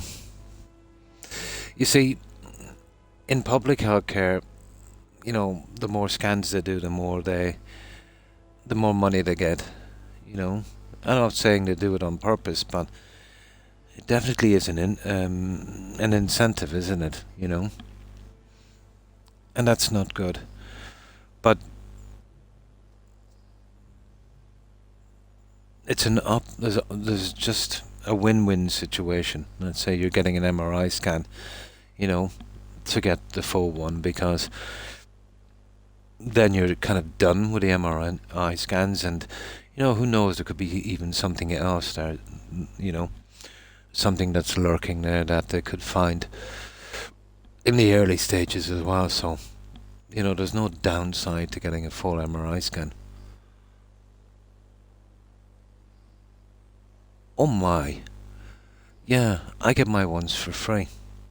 That's horrible, Pokemons, because even here, if you go public, I think you'd get that for about, well, in dollars, US dollars, about $700, I think. That's if you're going public or private. That's if you're going private without insurance. If you're going public, you'll get it for free. Well, depending obviously on your income, but if you're retired, and that absolutely for free. Yeah, that's extortion, to be honest. There's no way an MRI costs that kind of money. That's horrible. I don't know how those people sleep at night, charging 10,000 for an MRI scan. They're horrible. They're absolutely horrible. If they approve it, yeah. 2 to 3, that's still pretty steep. Maximum here would be 1/3 of that, but I couldn't even see it go that far. I think myself about $650, $700, you know, because I wanted to pay for one. I got the full MRI scan. My GP booked me in, so he said it would take about 3 weeks. But I was concerned, and I said, you know, if I went private, doc, I said, would I be able to get it a bit sooner? And he said, no. Actually, he said, going public, he said, you'll get it a little bit quicker. He said the same teams are usually doing the MRI scans. You know, you get teams from the UK and from Belgium, and, you know, they would do the rounds. Nice job, actually. You know, going from country to country, doing all of that. So he said, yeah, he said going public, he said, but you get it done quicker. And then I paid lots of tax and VAT. So, you know, getting some of my own back, I suppose. Yeah. Really? That's strange. It's the opposite here. Yeah. See, public, there's a difference, in let's say, public healthcare in the US, because there's no public hospitals. They're all kind of private institutions. So the public, I'm guessing the public healthcare system, that Obamacare thing, isn't it? It's more like a kind of medical insurance. So, you know, that can be abused by corporations just like everything else. Here it's different, you know, because the state has their own hospitals and their own doctors, if you know what I mean. And then they've got the healthcare system that goes through that. You know, you can obviously go private in these hospitals as well, and the only difference means that you're actually paying yourself, you know. But here, the doctors would be hired by the public sector to work in that sector, and the buildings and equipment would also be owned, you know. So I think maybe that's the difference. So even though it's a public healthcare system that's obviously good for, you know, for people, The problem is that the treatment and the medication is being supplied by a private institution. So there's always an incentive to over-medicate and to do unnecessary procedures, Yeah. Encourages undertreatment because of the cost. Oh my. Not the same here. Because let's say, imagine a system where all insurance based, yeah. Imagine there's a system which we have, let's say, so the doctors are public healthcare doctors, the buildings are the equipment and the system. So if I go in and let's say there's something wrong with me, so if they do too much that I don't need, that's costing them money. Okay? If they do too little, I'll keep coming back and that's going to cost them a ton of money. So the best system for them, let's say, is to get you fixed properly as quickly as possible. You see what I mean? Because, if they give you too many stupid tests and too much stuff like that, that's going to cost them too much money. And if they don't fix you properly and quickly, that's going to cost them money as well. So there's that way of looking at it. Yeah. And investors, yeah. Yeah. But I've been through both systems, guys. And to be honest, I would prefer the public system, because I've noticed with the private stuff here, you might see people a little quicker. It all depends. But you'll get, I would say, in my experience, 3 times the tests, and it seems to go on longer. Maybe it's not fair of me to say that, but that's just from my experience. But from my experience, at the very least, they're on par. But I would absolutely trust the public healthcare system, just by sheer logic, more, Our state just voted in better healthcare and less control. The government has the money here, so that should help get things moving more quickly. Yeah. Public healthcare is an absolute good, in my opinion. But if it's just in the form of an insurance and it's going back and let's say, private companies are doing the treatment, it still doesn't fix the problem. It obviously, fixes the financial burden on some people and makes it more affordable. But companies are still abusing the system, and they're still, making people, giving them treatment that's not right and prolonging their illness, which, risks their life, But the system would only work properly, in my opinion, if the healthcare system was backed by let's say, the public healthcare system was backed by public healthcare doctors, having been trained, and, especially, with that in mind, and the buildings and equipment and stuff, ran by the state. And I wouldn't consider myself, a kind of die-hard socialist, but some things need to be, but I'm absolutely, a capitalist. It's the best system we have. But I wouldn't call myself a die-hard capitalist either. There is, a limit. I'm probably somewhere in between. But when you put institutions like that, let's say, law and order, healthcare, stuff like that, when you put it in private hands, in companies that are generated to make money, it's not a good thing. You can be held hostage. You can be really extorted, you know. And let's face it, they'll do horrible things to make more money. It's just human nature. The government has to keep their hands off the tax dollars. That's going to be a hard one to do. In my view, the profit businesses in the US pay executives in the millions, and government systems are run by people who aren't making more than middle class income. Yeah, I'm not familiar with the system in the US, but interesting. Yeah. But you see where it's the only way it would really, benefit the people, Because, let's say if the US said, okay, we're going to do absolute, if you're a certain age or on a certain income, you're absolutely on free healthcare.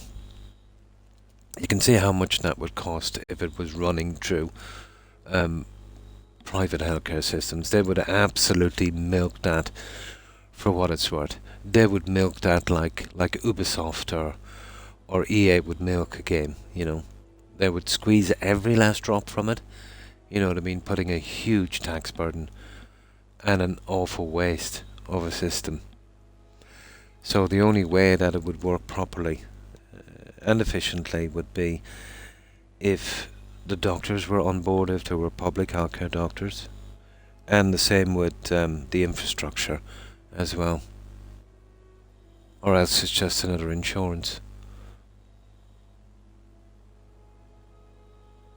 Yeah. You see, you've got a system, if everything was run by the government, but it'd want to be pretty transparent, you wouldn't want any shenanigans going on. So if the doctors, the infrastructure, and then let's say, the healthcare in place, let's say there's something wrong with you. Remember, the whole thing is run public, everything. The medication, everything. So when you go in, if they needlessly overtreat you, that's going to cost them too much money, giving you tests you don't need. So there's no incentive to do that.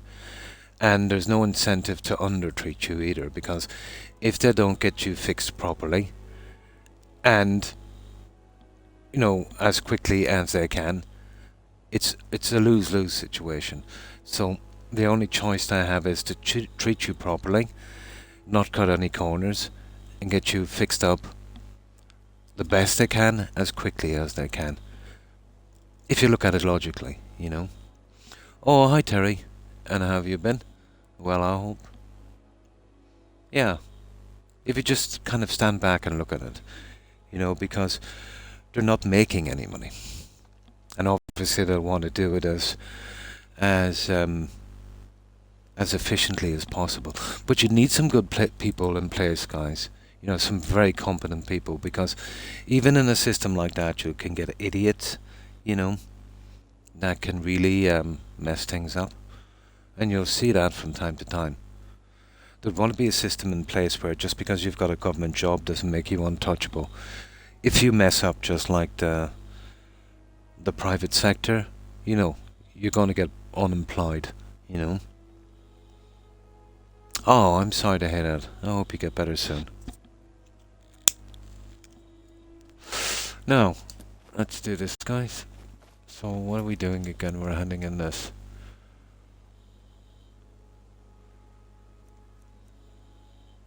Well, if you think about it, it kind of makes sense. Imagine if you were running a business like that. Wouldn't that be the only way to go to make it sustainable? Yeah. Yeah,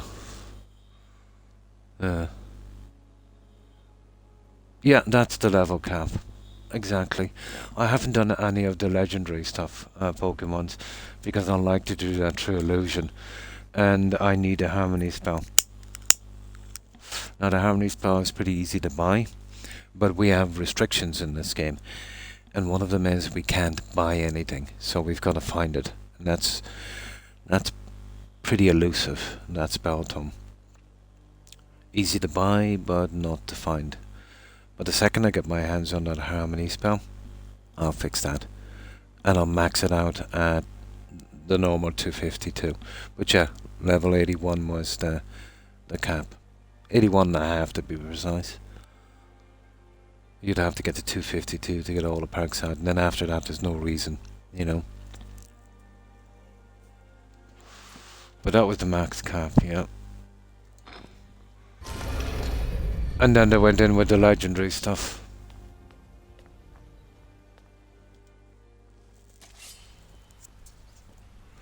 Now, right. Hang on. We'll give that stuff to this guy and just get it over with.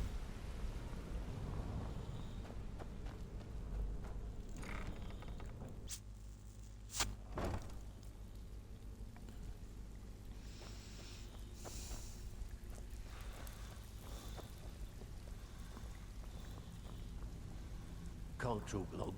Gotta keep my eyes open for Mercer. Well, if you happen to... Must have come from Mercer's place. Yeah. He'd admired the Grey Fox for some time. Sure, I'll buy it from you. Here you are. Now.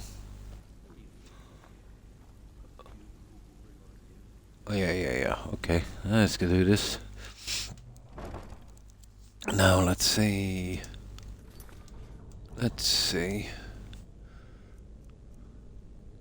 Yeah, that's perfect. There we go.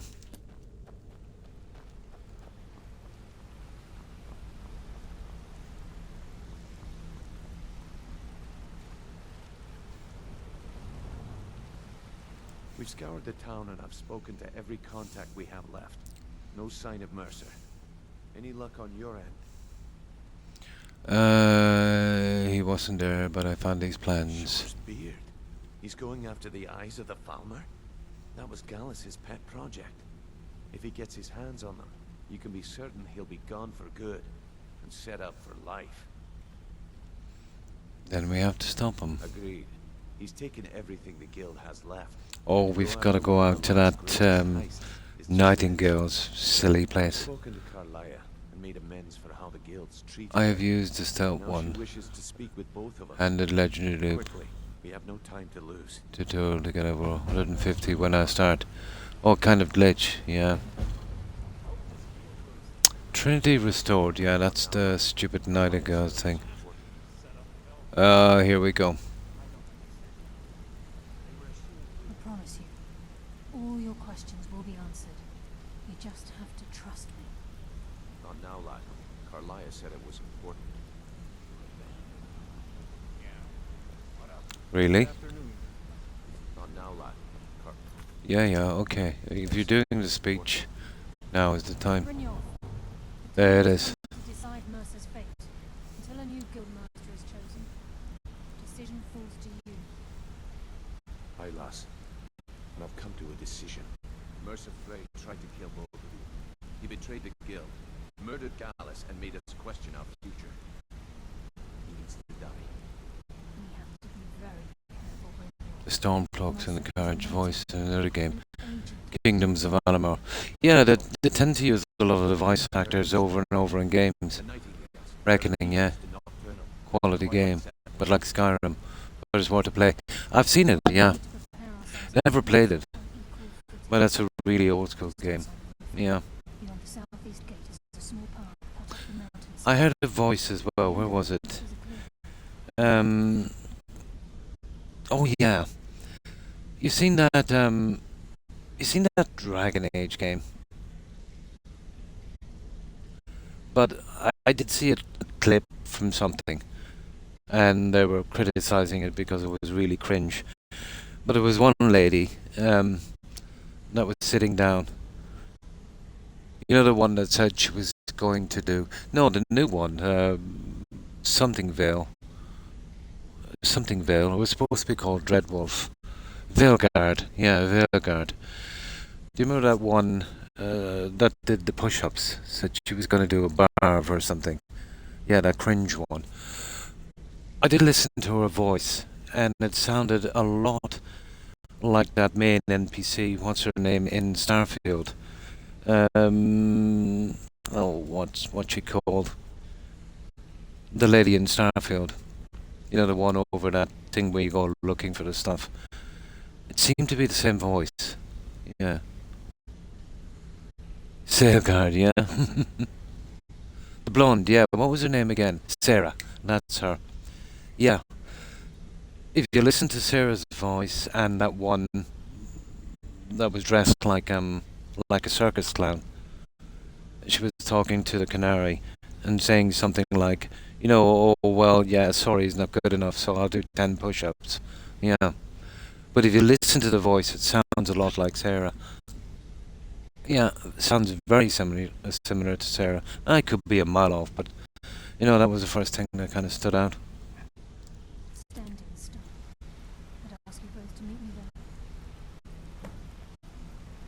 But there's a good few there's a ton of people from Skyrim in Starfield. Nick Valentine, the usual stuff. Even that Michael Dorn from that Star Trek Enterprise thing. You remember he did the mutant thing. Remember in Fallout New Vegas, that little mutant town, the Nightkin. Yeah, I recognise his voice. Yeah. Oh, big time. Yeah. Yeah, absolutely. It was the kind of one-dimensional, kind of ham-fisted approach to it, you know. I don't think anybody really cared that much about it. It's always been in Dragon Age games. But this time it was really, literally just all about that, kind of centered in it.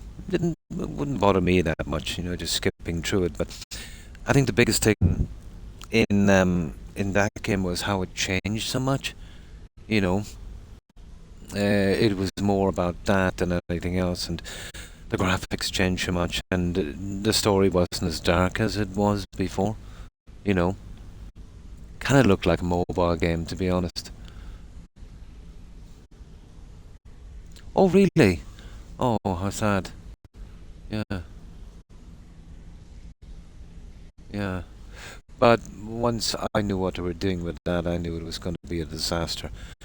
Apparently they haven't even hit 1 million sales yet, so they're abandoning that apparently, and they're rushing to Mass Effect. So, I don't know. It's not looking good for Mass Effect, is it? But if they're allowed to do Mass Effect and they do the same with that, yeah, I think they're done. But Microsoft don't seem to have the Midas touch, do they, when it comes to picking game companies? I don't know, have they got a hit yet from all the money they spent?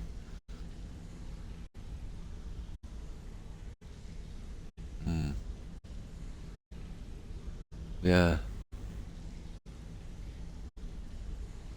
Mass Defect, that's a good one. Oh, I wasn't going long just today, Terry. Not too long. With Nintendo, and I laughed at them all the way out of the building. Yeah, yeah. They tried to buy out Ubisoft as well. And again, they were laughed out of the building. But in hindsight, from what I see from Ubisoft, maybe they should have tucked a deal like Todd did and let Microsoft take the losses. Yeah, it's looking bad now for Ubisoft. And hi, Necromancer, and thanks for following. Appreciate it, and welcome to the community.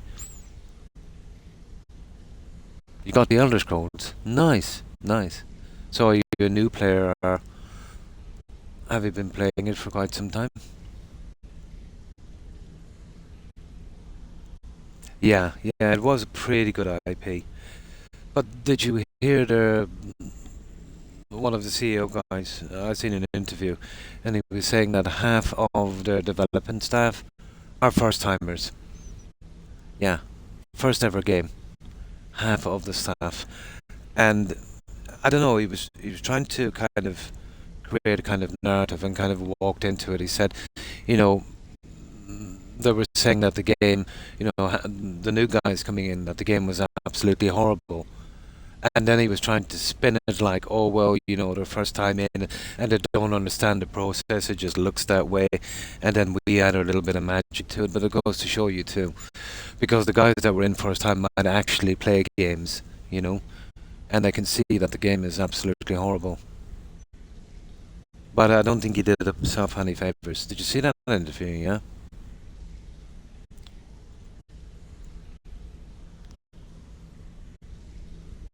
Yeah. They'll still give them a bit more time. I think the guys more in trouble would be BioWare. Doesn't Microsoft own BioWare? Or am I wrong there? Yeah. Oh. Well, if it's working, that's the main thing, Terry, Oh, we gotta meet her somewhere here, so let's get out of here. Hey, good to see you. What do you need? Yeah. Didn't they give something like 16 billion or something like that? Maybe I'm wrong, but there's so many corporations now buying up video game companies, I just can't keep track. Sony are buying them up, and there's a few other guys buying them up. Yeah. Was it Bio? Yeah, I'm not sure. Yeah, I'm not sure. I could be wrong. But they've bought up quite a few companies, haven't they? There's fine steel in the scorched hammer if you fancy a new blade. Yeah, I can't keep track of it, to be honest.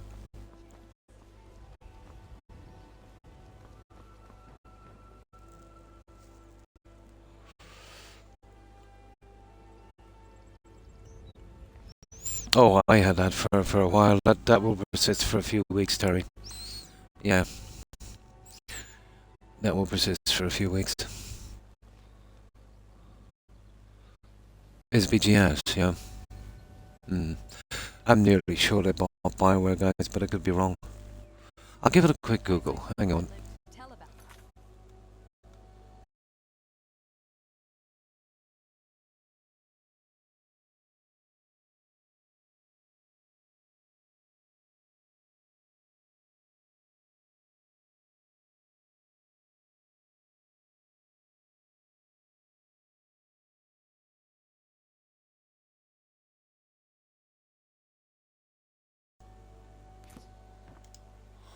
Oh my god.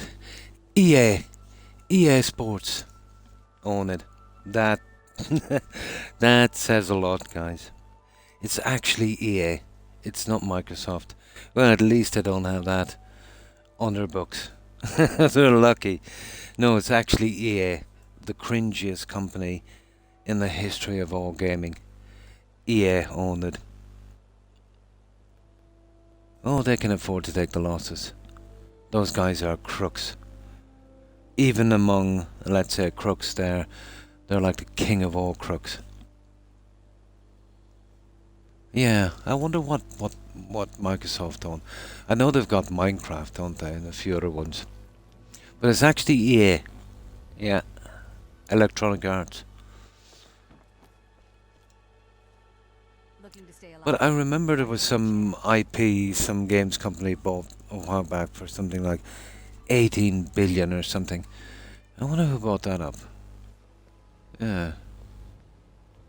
Oh, absolutely no. That was one of Todd's pet projects, so you can imagine. Yeah, I can only imagine. No, I definitely won't be playing that one. Oh, absolutely. And the game reviewers, you're wasting your time there. You can't trust any. I think Starfield was a good example, getting 9s and 10s, But, like, Eurogamer, IGN, and that, they're all just shills. Well, they're basically all owned up by two companies anyway. And, yeah, I forget them, but two big companies own them up. And they're basically just the industry kind of reviewing themselves. Between you know, corrupt reviewers and access journalists, it's a waste of time. If you want to know how good a game is, look at the reviews, and if they say it's a 9 out of 10, guaranteed that it's rubbish, don't play it. The only way to get a kind of accurate description of the game is you'd have to wait for about 3 months, go into Steam, and look at the votes on it on Steam. You know, like the IGN game of the year, that's shameful. The score on that, I think, was what way did they work that out? 90% is taken into account by the reviewers, so that's rigged, and the other 10% score would be from the players, which doesn't make sense. That's like a rigged election, you know, absolutely. But I heard of some guy trying to do his own thing. Did you see that? There's some big gamer trying to make his own awards where, you know, it goes on 100% of the vote from the players, which would be the way it should be. Stuttering something is called. I was looking at it on YouTube. And about time too, you know. There needs to be an honest review system. Absolutely, yeah. Different people who actually played the game that have no vested interest either way. I'd imagine so, yeah. Oh yeah, when it comes to games anyway. 343 Industries, yeah. Didn't they change their name? Yeah, from 343. Didn't they want to change it to Halo? Yeah. Yeah, I heard something like that. Yeah, I could be wrong.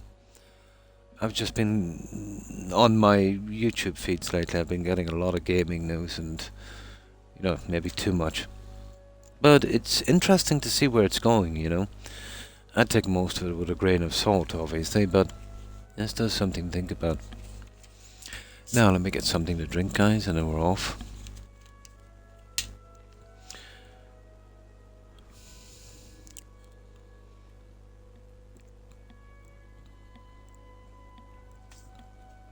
Now, I have heard rumours, and again I take this with a grain of salt, that the FTC is getting involved with these game reviewers. Little bit of investigation, and the companies. And I found it kind of hard to believe that it would come to their attention. And again, you know, this is just rumours. Well, unsubstantiated. I didn't really dig into it too much. But it kind of makes sense. You know, you get these companies now and they're trading on the stock market, right? So if they're setting up fake reviews, let's say, you know, and that's resulting in more sales. So resulting in the stocks, you know, coming up in price. And, you know, I suppose it even goes under insider trading, because you know that a game is going to get an awesome review and it's going to trick a lot of people and the stocks will go up, you know, and you're kind of manipulating and cheating in the system. So yeah, it kind of makes sense then that the FTC would get involved, but I don't know how true that is. But that's how bad it is, guys. If you said this to me 20 years ago, I'd laugh. You know, there was good money in gaming, but now it's just ridiculous. I think that it's generating more money than Hollywood now. And Hollywood was pretty corrupt.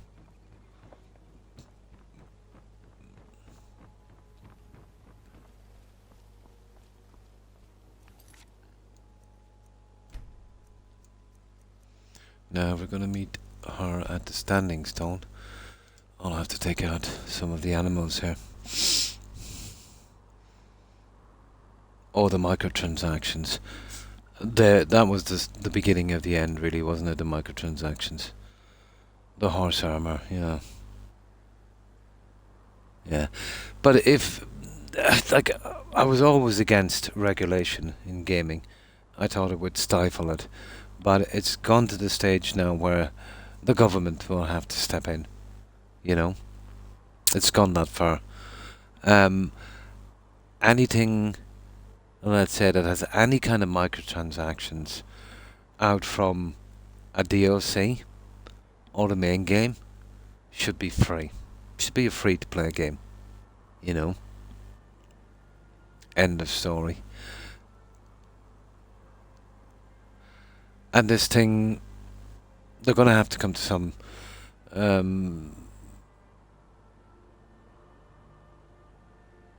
kind of system. But this thing, you know, when you buy a game now and you're only buying a license, you know, in theories, you could give $100 for a game and they could shut down the servers in a week.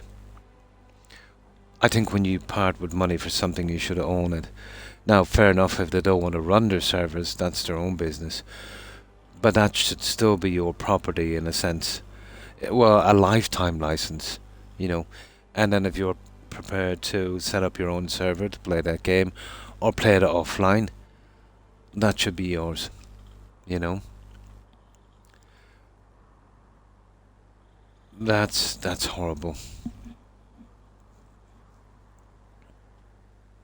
Microtransactions. We've all been there, Jordan. Yeah. Good evening, Prophet. And how have you been? Well, I hope. And what have you been up to? Yeah. But I think in my life I've only done about 3 or 4 microtransactions. And that would have been some plugins for Oblivion. You know? But I think what really revved it up are the people that would give like $20 and $30 for skins for weapons and stuff. You know?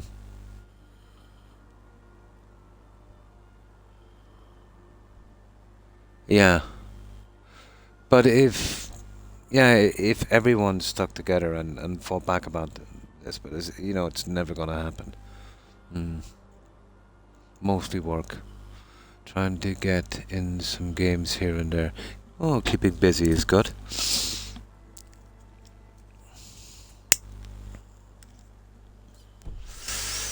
Yeah, but obviously when it comes to gaming, like everything else, and this kind of... Yeah, we're going to get an interesting decade, guys, you know. We're going to get a really... You'll see some big changes. It'll obviously get a lot worse before it gets better. But by the end of this decade, you'll see some big changes.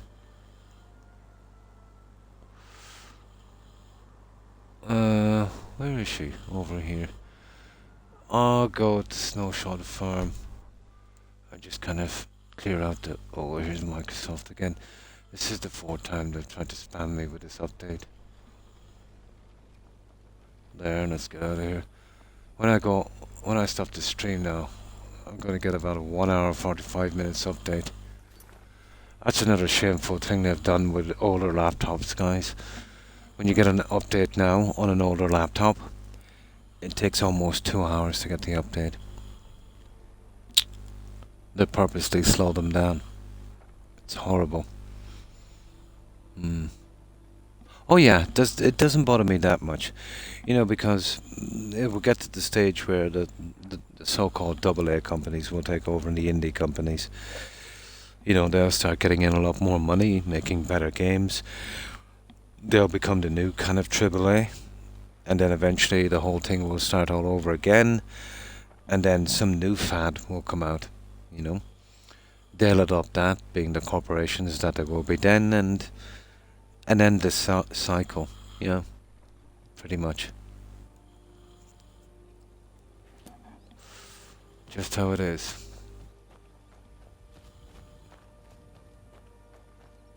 Nothing lasts forever.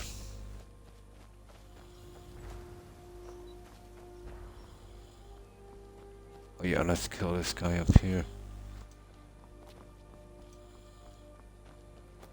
There's usually a bear.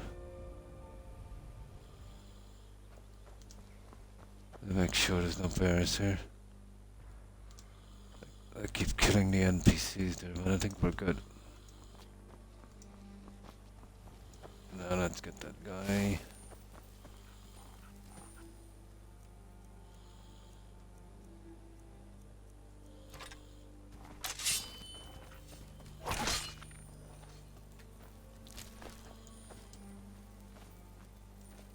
Oh, we don't need any more ore. We've got like tons of that. Now, where's that mage?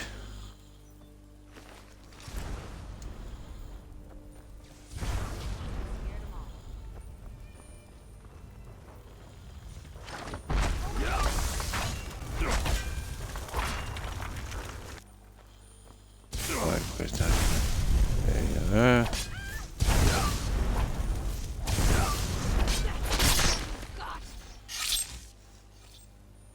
That's not like good. Oh, okay, I think that's a pity, isn't it? That could have easily been a harmony spell. Yeah, it's close enough to its value, isn't it? Not sure if I've got that one, but it's a rare one. Now, okay.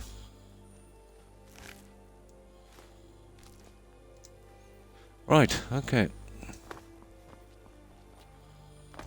Let's talk to these guys.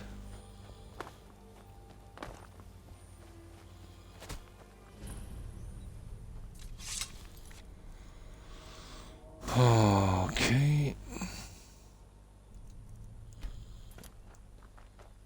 I'm glad you're here. Yeah, nothing lasts forever. The whole thing burns down, gets built up again from the ashes, and then it's rinse and repeat over time. Gonna expire to be a series on Netflix. Yeah, oh, Netflix. Oh. They've ruined The Witcher. I don't think I can ever forgive them for that. And I'm not too impressed with the fight they put up. You know, putting in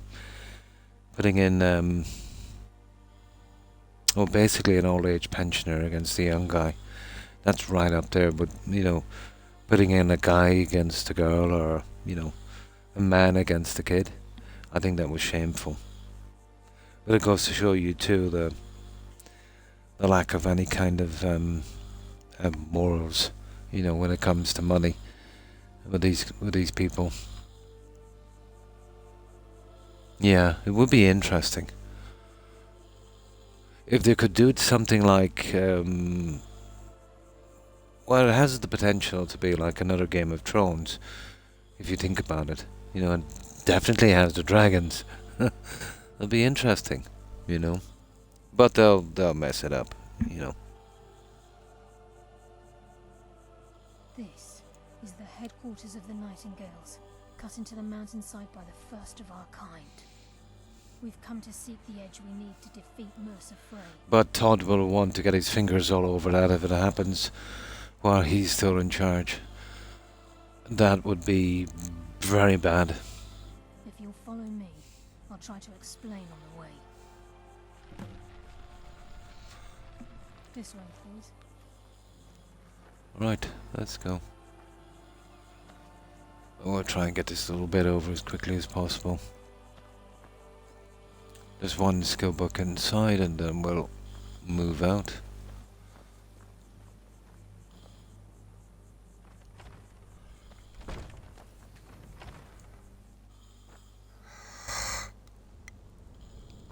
Netflix. So this is Nightingale Hall. I heard about this place when I joined the guild, but I never believed it existed. There's one thing I've noticed about Netflix. They're incapable of making any program or movie unless it has multiple flashbacks. I'm trying to understand why I'm here, lass. I'm no priest. I'm certainly not religious. Flashbacks, flash forwards, you name it.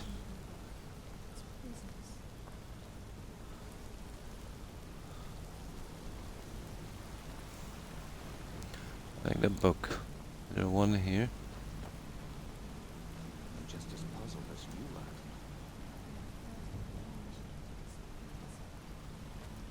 There it is. I'll take that. I think there's another one inside. So, we gotta talk to this lady. Activate the stone. And then we've got another junk stuff to get rid of. The Nightingale suit. Now, I'll be careful here. I've seen this slightly bug out from time to time. Now, I'm gonna go up here and get this junk.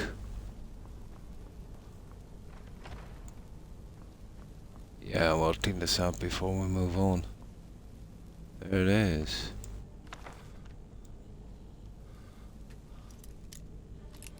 Okay.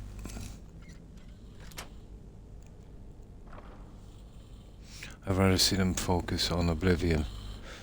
Yeah. Oblivion would be interesting.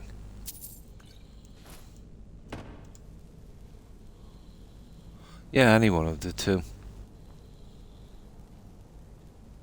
Although, let's assume for a moment, and this is a pretty big assumption, that they could do something really good, something decent. The Skyrim one would probably do better, based on, you know, how massive Game of Thrones was. Although then they had some pretty decent actors and some pretty decent story, you know. But I have to get in a massively good writer. For BGS. Oh my. That's a big if. Yeah, that is a massive if. That would definitely be a first, wouldn't it?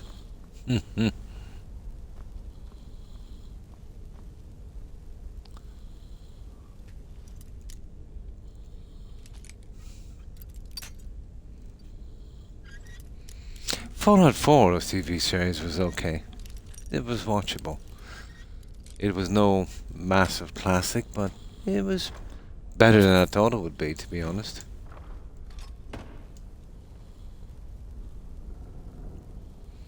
Oh, hi, hi, Fat Cat. How have you been? Right, I think we're done. Activate stone. There we go. Oh, I've got to equip this stupidness.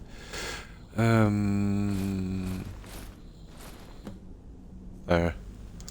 Now let's follow this lady. And we'll get this done as quickly as we can. Okay, lass. We've got these get-ups on. Now what? Beyond this gate is the first step in becoming a nightingale. Yeah. But if you think about it, do right, when it comes to movies and stuff like that, that has always been the norm. You know, I remember, let's say, you know, one movie would come out and it'd be a bit different. Let's say it's about vampires, and then before you know it, there's half a dozen, you know, other vampire movies in that year. Same with werewolves, or, you know, it's always kind of been like that. But it would be impossible to do a movie that hasn't been done before, in some way, you know. Now you could kind of do a bit of a Frankenstein on something where you kind of chop it up, a kind of a Harry Potter. You know, if you look at a Harry Potter, it's about maybe 8 different stories. You know, bits and pieces taken from, you know, other famous, you know, stories and whatever the case may be, and kind of mashed up into something that kind of looks original, you know. The Oblivion thing, yeah, I get where you're going. That would be something that, let's say, we haven't seen in that sense, yeah. But because of the success of the other one, there's something about dragons that people like, you know.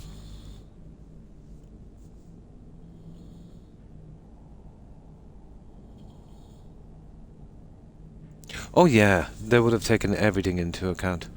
Like, even Skyrim is heavily influenced by absolutely Roman culture, you know, the Legion and that. Tolkien's novels come into play as well. You know, all legends and stories, fairies, elves, that kind of stuff. Absolutely.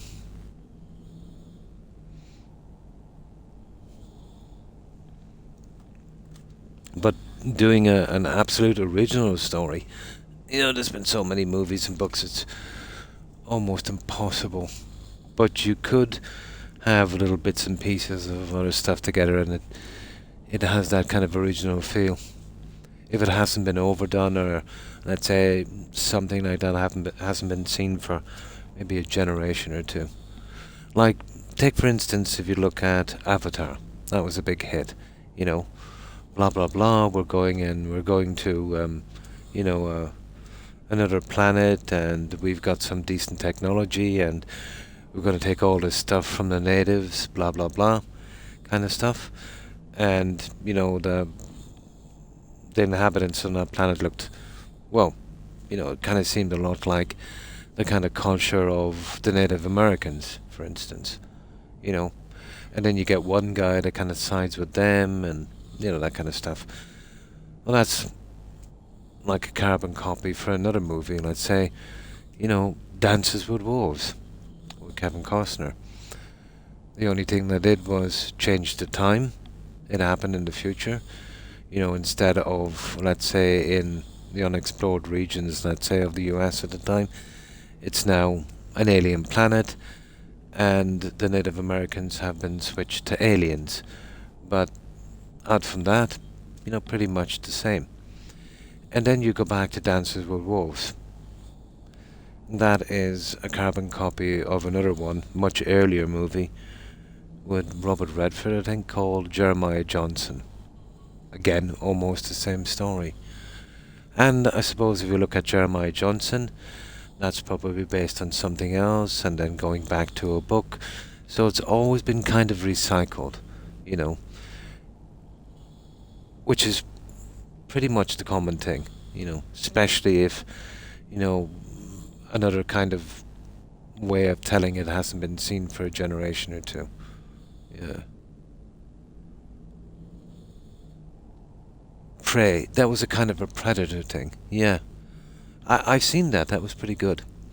If you like that, did you see Alpha, Jarton? I thought that was awesome. Yeah, Alpha. Oh, I'll tell you a little bit about it, without giving it away. Yeah, it's basically, about these kind of cavemen. Oh yeah, I think it's good. These kind of cavemen, and it's about their first contact with wolves. The dogs we have today. How they're kind of partnered up. I can't say much more than that. And this kind of one-off thing that happened with a wolf. And then, we eventually got the dogs we have today. Oh, it is. Now, it's going to be kind of subtitled a bit, because, they'll be doing sign language and grunting and stuff. But it's absolutely worth watching. It's called Alpha. Give it a try. Yeah. Yeah, I won't tell you any more. I don't want to spoil it. But I think you'll like it.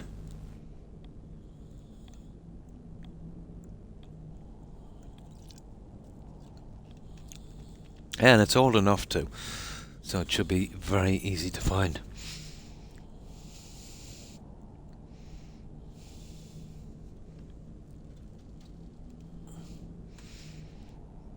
I'm kind of into kind of Viking and medieval stuff as well. There's another few good ones. There's another one with that urban guy. Fellow that did oh my god, what's it called? Pathfinder. That was very good. Yeah, Pathfinder. That's another good one. The 13th Warrior. I like that one. That other kind of Viking theme. Outlander, again. Pretty decent. Yeah, some good ones. Becoming a nightingale?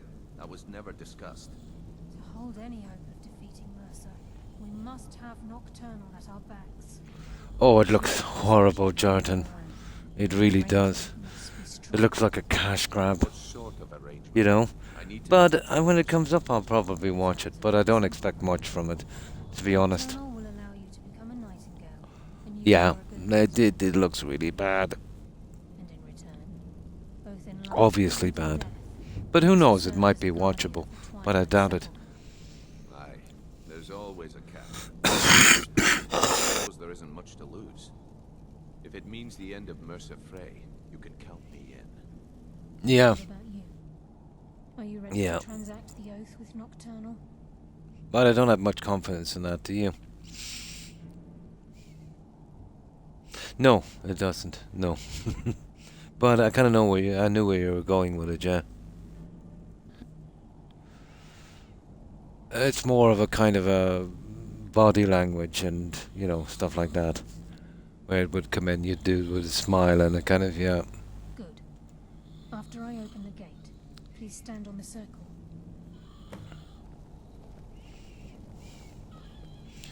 Yeah, it's definitely a visual thing.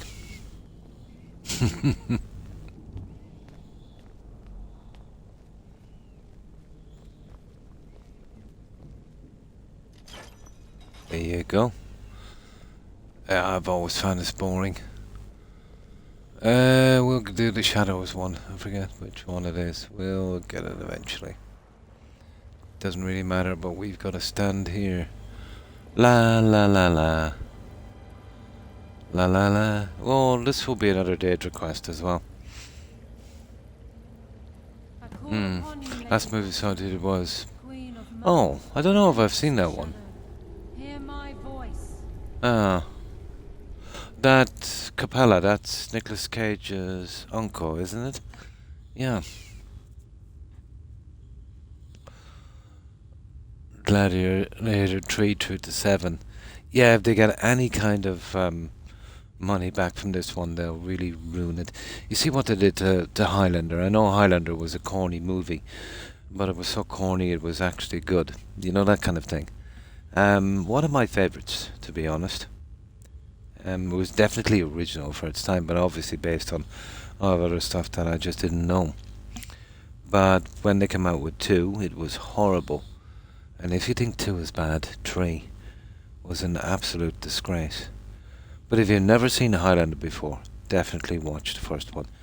Leave it at that. Yeah. They're the kind of movies that would even kind of ruin the enjoyment you had from the first one. Ah, Carlisle. I was wondering when I'd hear from you again. Lose something, did we?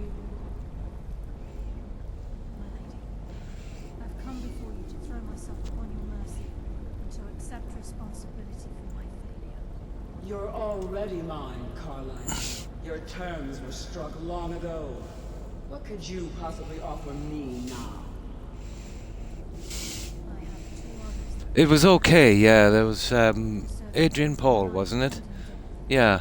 But then it started to drag. Every TV series does. Yeah. What tends to happen... One second here. What tends to happen with TV series is like that, I find. You know, they're pretty good for a couple of seasons, you know. There's kind of a one-off story, and they get it done, they move to the next, and they get it done, they move to the next, and it keeps moving forward. And then it gets to the stage, and this happens in every TV series, where they concentrate too much on one story, maybe about the character, and it will go on for maybe like 10 or 12 episodes, and it gets really long and boring and kind of dragged out. You know, they try to make it intense and something personal, and then people start to tune out. You've seen this. I've seen it in The House, and I've even seen it in you know, sci-fi kind of stuff, you know. Oh yeah, yeah. But in the Highlander thing, it's one of the few kind of TV shows or movies where the flashbacks really kind of make sense and work. But some movies really overdo it, and it gets to the stage where, you know, it doesn't suit the movie. You know, Netflix are notorious for flashbacks and flash forwards and side flashes, and oh my god. It seems like everything they do is done by one director, and he wants to be known as the kind of flashback kind of guru kind of guy. Yeah. But it does work in some movies. Not just... couldn't be applied to everything. Very well. The conditions are acceptable. You may proceed. Lady Nocturnal, we accept your terms. We dedicate ourselves to you, both But if you like original kind of sci-fi movies, Dark City would be a good place to start. Very well. I won't say too much about that one if you haven't seen it, but there was another massive successful sci-fi movie that was done a long time after, and you'll kind of see the similarities. You know, obviously the guys that wrote that massive hit after were very inspired by that, I'd say. But it's called Dark City. It's co-starring that guy from 24. What's his face? There's another guy as well, I can never think of his name, but he was the bad guy in A Knight's Tale with Heath Ledger. Pretty decent movie. Now that you've transacted the oath, it's time to reveal the final piece of the puzzle to you. Mercer's true crime. He's done more. Mercer was able to unlock the guild's vault without 2 keys because of what he stole from the Twilight Sepulchre, the skeleton key. By doing this, he's compromised our ties to Firefly. and in essence, Yeah. You get some good stories, and you know there's always something wrong. There's maybe a few characters in the cast, or they start to run the story down some kind of pretty boring avenues. It usually happens when they concentrate too much on the personal lives of, you know, the people involved. I find that's a big mistake.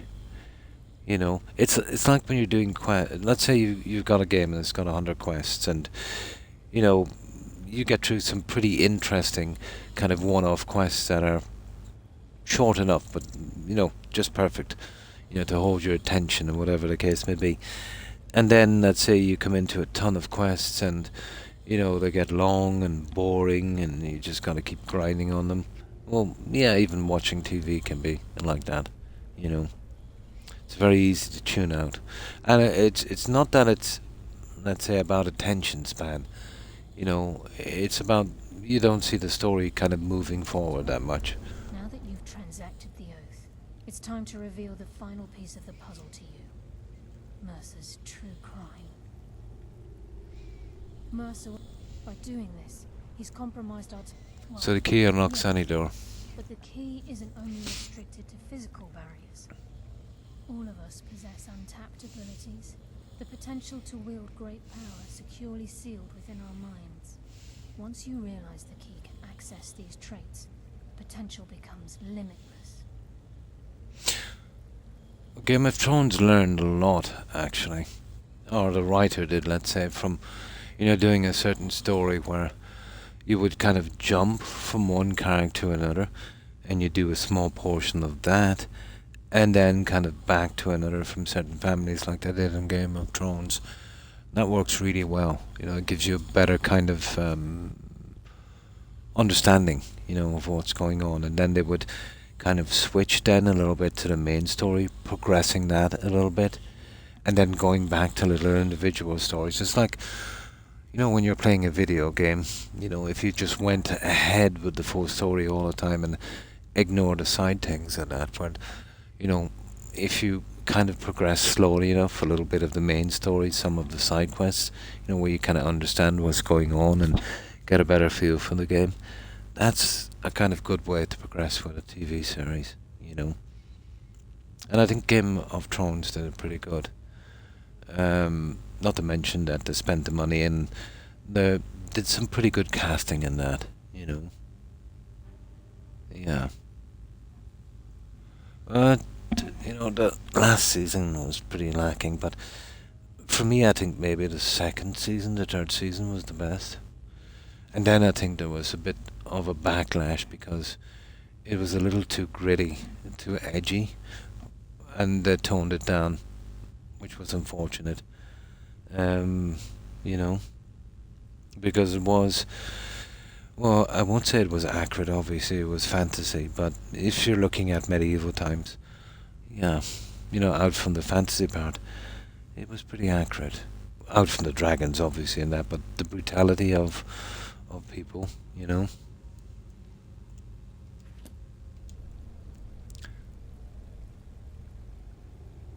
Good. Then you understand why this is about more than just Mercer's lust for power. If the key isn't returned to its lock in the Twilight Sepulchre, things will never be the same for the Guild. As time passed, our luck would diminish to the point of non-existence. And whether you Yeah, yeah. or not, our uncanny luck defines our trade. First time I've ever set out to return something. In our line of work, it's quite rare we set out to return. Oh, hi, Azrael. And thanks for the raid. Appreciate it. And welcome, raiders. And how have you been? What have you been up to? Before we depart, Brynjolf has some business to discuss. Or just tanking our way through the Thieves Guild? Listen, lad. There's one last piece of business we need to settle before we go after Mercer. Now, let me get my reading glasses, guys. And hi, Carmander. Hope you've been well. No problem. Why tell all this to me? No problem. And thanks for following, Carmander. I hope I got your tag right. Let me get my reading glasses. I think it is, yeah. Thanks for following, and welcome to the community. I appreciate it. Oh, well, thank you. So how have you been? Me, what about you? A long time. I've stolen trinkets from nobles and framed priests. So, were you playing some Skyrim? I'm good at what I do. Maybe even one of the best. We still haven't found a harmony spell, but we still should be able to get through this. Never cared for it. Don't want it. We've done the normal maxing at level 81. But yeah, we might get lucky. Living it up. Super late. Nice. Well, we have a bit of an errand to run before your coronation, so don't get sentimental on me. But we've done a lot of this. We've been playing on the Anniversary Edition, which I think is trash. Yeah, it dilutes the game. And it adds a lot more bugs, but we got lucky. We got round them. It's my second time to do the Anniversary Edition.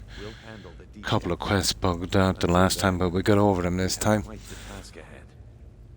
All it took was a lot of work, so yeah, we're on track to have the perfect playthrough on this. Doing every quest and doing everything we possibly can. We'll see how it goes, but I'm confident we'll get it this time. I've been poring over the plans you brought us, and I'm convinced the eyes of the Falmer are A radio voice. Carlia and I will meet you there. Prepare yourself, lad. This will be a fight to remember. Oh, that's good to hear, Azrael. The Dark Brotherhood, nice. Oh, Oblivion. Awesome, isn't it? Yeah. Yeah, I love the story in Oblivion. Until next we meet, lad. I thought it was much superior to the story in this. But I still remember my first playthrough on that. You know? Each quest you do had meaning. And you didn't really know where it was going to go. Here, well, I know I've done it many times, but it was, even on your first playthrough, it was kind of predictable, you know? Audiobooks, that would be something. Oh, absolutely, yeah. Absolutely, Azrael. But, strangely enough, if, you know, people that have played Morrowind would say the story was much better than Oblivion, and Oblivion much better than Skyrim, and Skyrim much better than Fallout 4, and obviously Fallout 4 much better than Starfield. So, when you follow that logic, it doesn't look too good, does it, for the Elder Scrolls 6? We might be in trouble there, guys.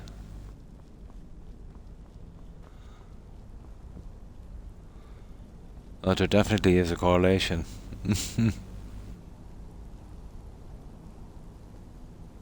Oh, yeah, that killed me. Whatever little fate I had left in Todd and his crew died on Starfield. I set the bar very, very low on that one, and it absolutely failed. I am as well, yeah, pretty much, and I won't be pre-ordering that one. Yeah, That will be the first time ever. You know, I haven't pre-ordered something from those guys. Yeah. But there seemed to be a dying company. And if they genuinely said, okay guys, you don't like what we're doing, well we'll try and change, we'll see. But instead it's, you know, you're all idiots, you know, what do you know about making games? You know, we know it all, we're doing it our way, you know? So they're not taking any feedback, any responsibility whatsoever. Well, if they mess up the Elder Scrolls and Fallout 4, they're dead. Yeah, unless Microsoft want to keep piling endless piles of money. But it might be time to clean the house on BGS. And we wouldn't be losing much, guys, because, you know, they've already been lost. You know, the guys that did Oblivion, and most of the guys that did Skyrim, you know? So, you know?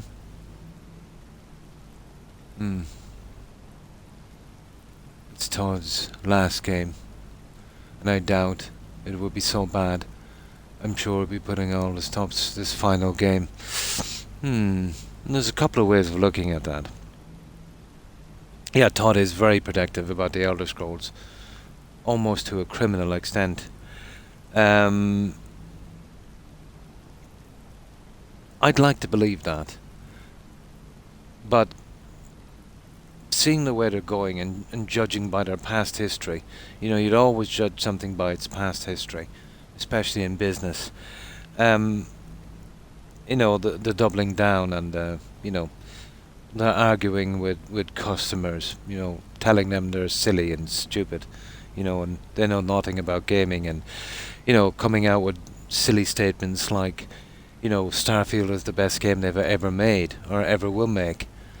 You know, all of this on Twitter by that guy Emil. Maybe they should tell him to shut up, you know, stop talking. But what I found worrying was there seems to be a trend in gaming where identity politics are playing a big part, and nobody likes identity politics.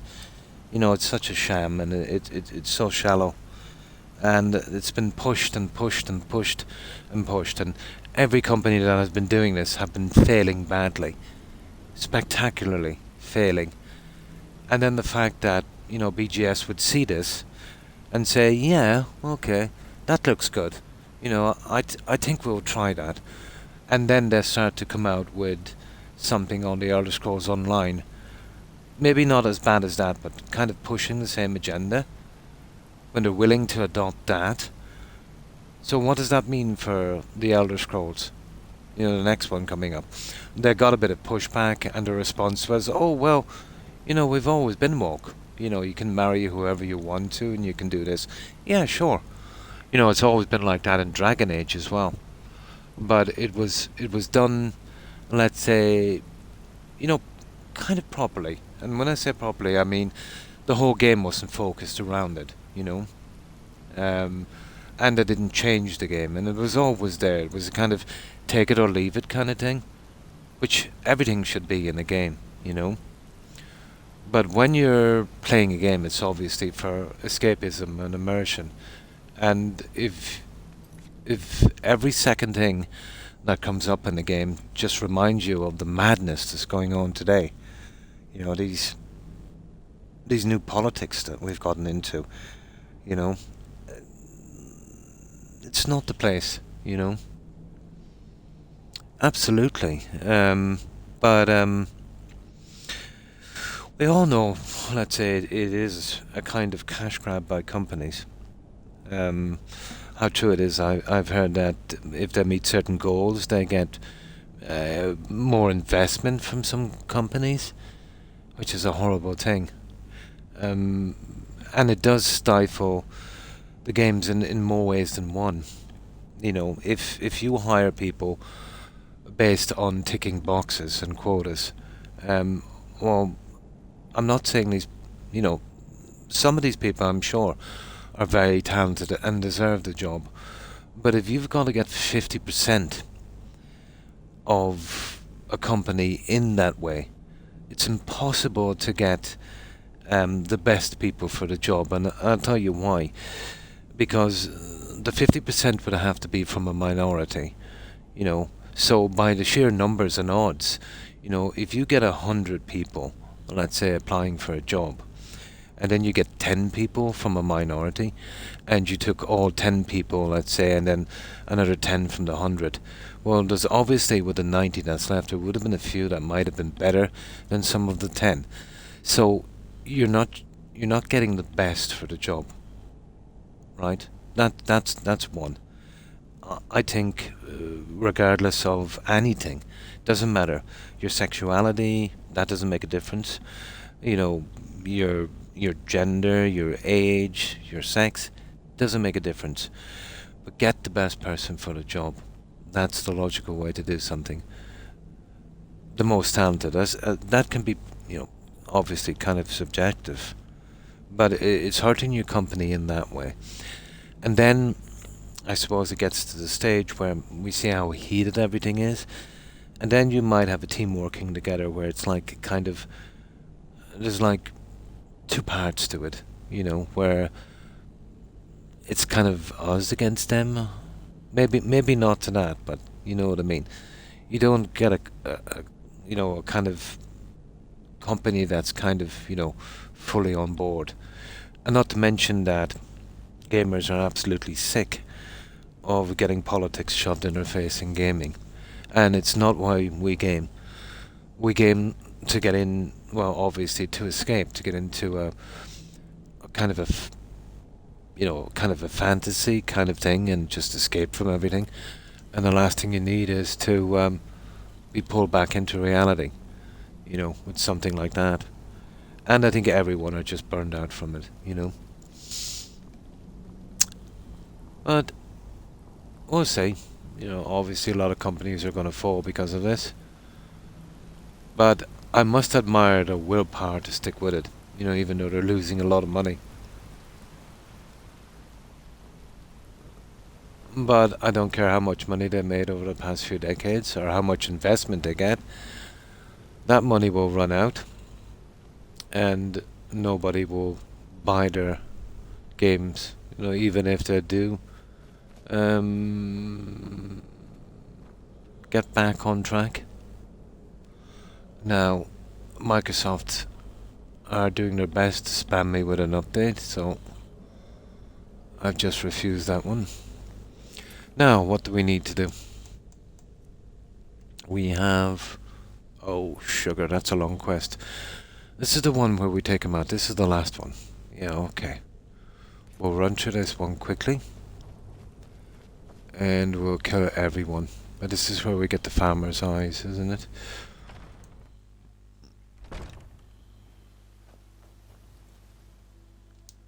Now, what have we got? Yeah, okay, we have a bit of selling stuff. Okay. We'll sell this guys in the military camps.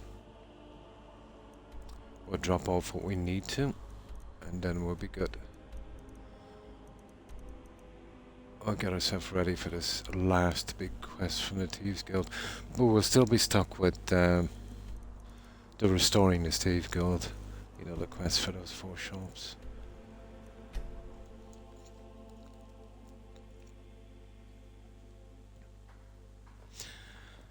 But, yeah, that's just my take on it.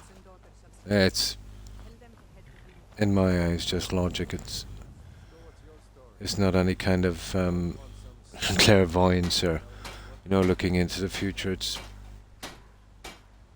a kind of logical conclusion, I think, of, you know, what's going to happen in the future if they keep doing what they're doing. You know, if you're running a business, and the one thing you don't do is make enemies of your customers. It's not a good business strategy in any sense. Oh, no problem, Azrael. And a pleasure to have you here. And thanks again for stopping in, and thanks again for raiding. I hope you have a good rest, and I hope you have a great day, Azrael. Take care. Stay safe. Bye.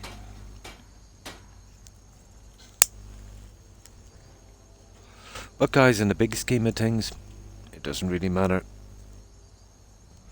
Companies come and go. Nothing lasts forever, and it will eventually die out. Things will get back to normal, and then in a generation or two again, it'll start all over again. Some new fad, something new. Here's what I can spare. I think the real big threat in gaming would be companies like Microsoft and Sony getting too much share of the market. Let's say, you know, producing maybe 70–80% of the games, making them exclusive on their kind of Game Pass kind of thing, and literally not having them for sale. You know, to play these games you would have to join their club. That's the big threat.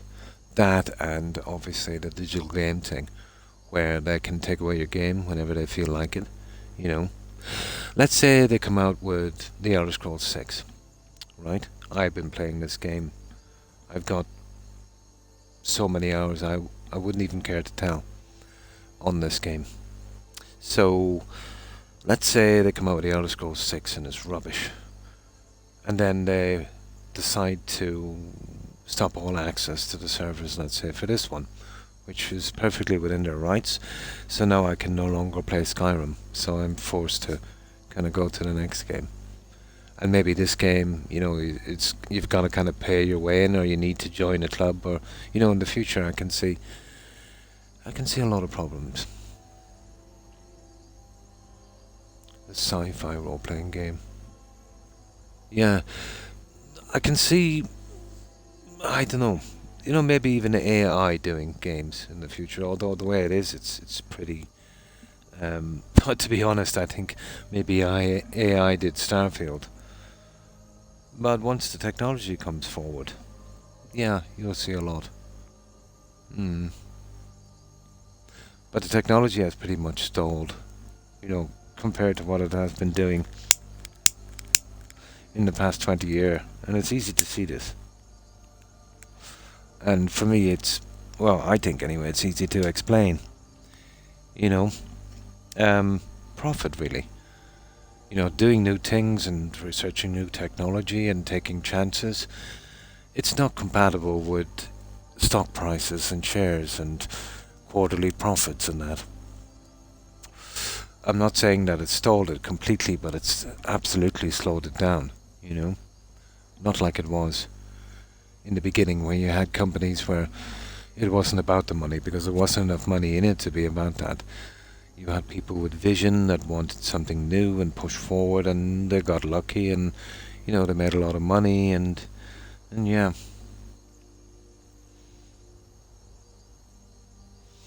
Probably. Probably. But it just kind of felt that way. Yeah, it is an insult. My apologies. It is an insult to AI. You're quite right. AI couldn't be that bad.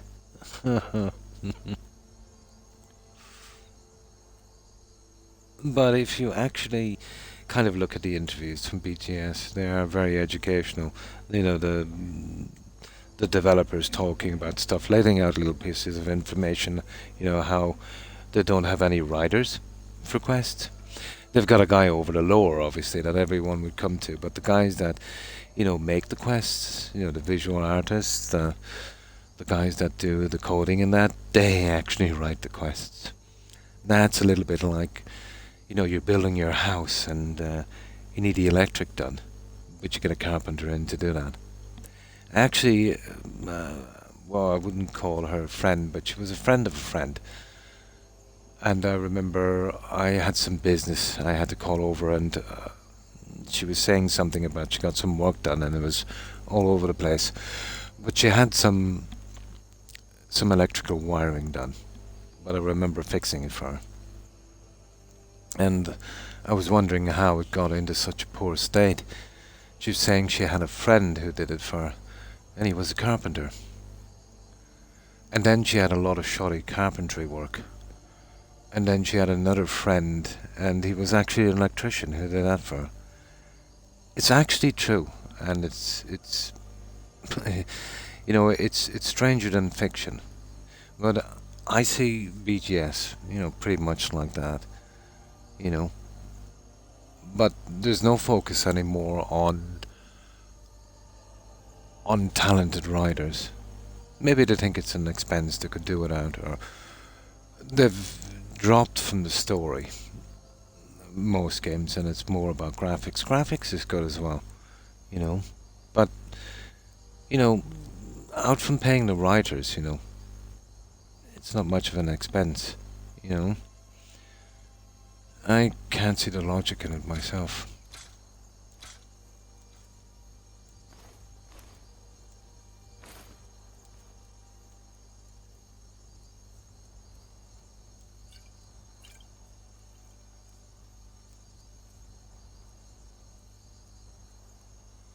Oh, that's good. Okay, we can go from here.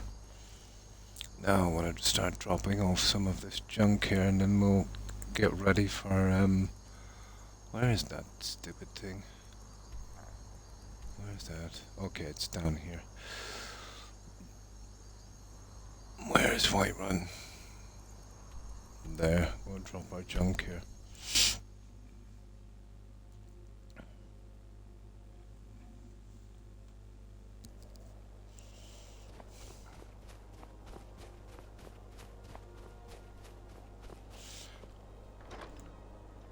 But indie companies are starting to do some decent stuff. Might not be the best in graphics or even in size, but they're putting some decent work into it, like what the so-called AAA companies used to do in the past. So if the so-called AAA industry does eventually fall apart, these guys will probably, you know, pick up the slack until eventually they become AAA companies, and then they start trading on the stock market, and then the whole cycle starts over again. Yeah, it kind of looks that way. Let's see, is there anything here we need to add? Nope.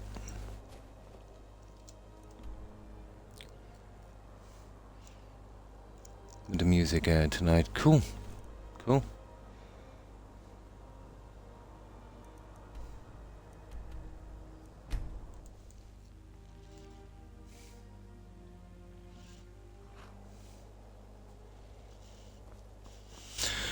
Now let's get this stuff in.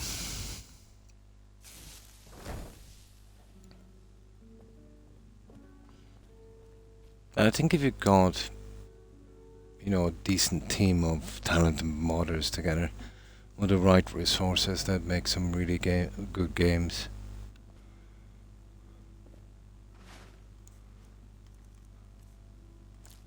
But then, as I said, you know, once the money starts rolling in, I suppose it just goes back to square one.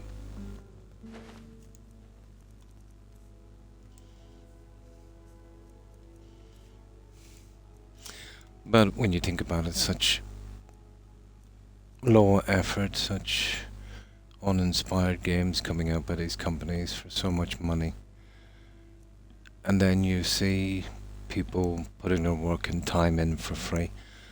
You know, like, let's say, you know, Fallout London, probably Sky Oblivion, stuff like that, much better. Yeah, it's strange. But the talent is still there, you know.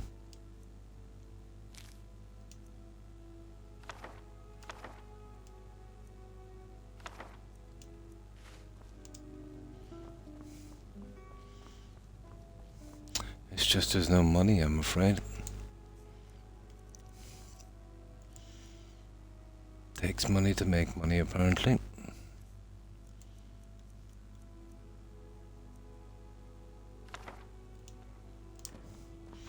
Okay, we're almost done, guys.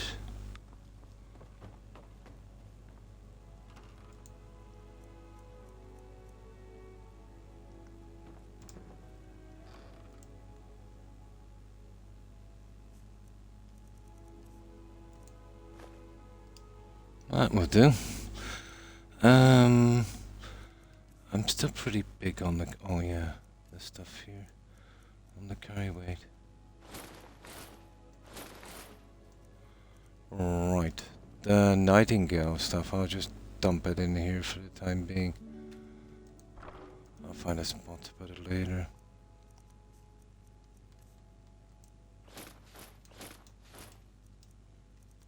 There we go. Okay, we're still a bit heavy. The sword. I'll find a spot for that a little later. And a Nordic sword. Sugar, I knew I forgot something. I'll leave that out here in the container. Get things done. Hang on. Okay, I'll just put it here. I can sort that one out later. So, let me see. That's it. Okay, we need a main save. There we go. Now we're ready to go. Want to hear a little Nord wisdom? Keep walking, soft guy. I'm more woman than you can handle. Okay. There it is. So, this is endgame. We go through a large dungeon, we kill that guy, we get the stuff, we go back, blah blah blah. We become the boss, and then we get the Restoring the Thieves Guild. So four shops. I think we do like 3 different quests in certain towns, then we get a main job. Yeah, I'll still take a bit. I won't go as far as doing the 425 quests to get the little stuff out. They're just spammy stuff that goes over and over again. They made a big mistake with those quests. They made them, let's say here on the main side, you see here? Instead of being a kind of miscellaneous. So what happens is once you do 125 of those, this thing here can't keep up. And it deletes, pushes these off the edge, a lot of them. Imagine that. So I don't do them. I did it on the last one. But all it is just spammy quests over and over again. And you know you've finished when you get to the part where, you know, you'll see a save coming in. And that's it then. That's Sun Quest 125. We won't be doing that because that's ridiculous. Okay. But I should have put all of those Thieves Guild jobs into the miscellaneous section. That's so stupid. Right, here we go. Let's start killing.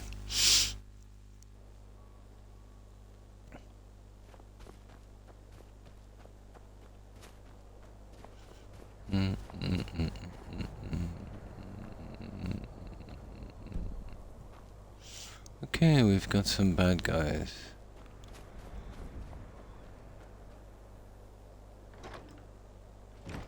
Well, apparently we've been in here before.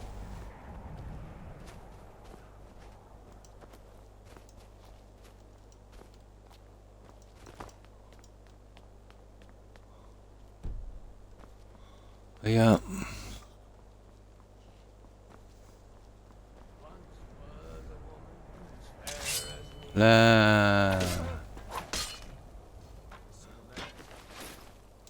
Yeah, there's someone there. You picked a bad time to get. Yep. Ah, these guys are not really leveled up, are they? Here, let's check that. Let's check that for 1 second.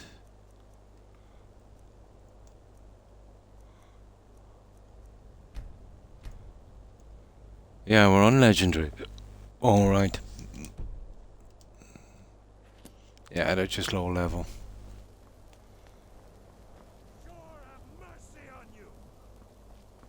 What the?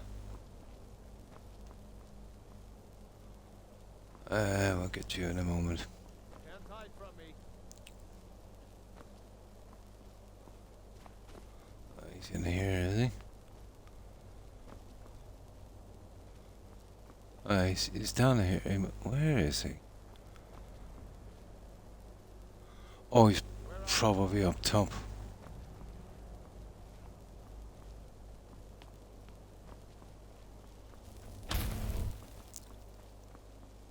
Never should have come here.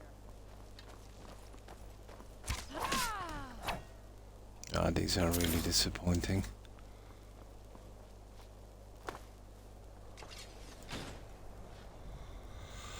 Ah, the rest is a large walk up there. If we can get this last guy and we'll sell this junk, then where is he? Oh.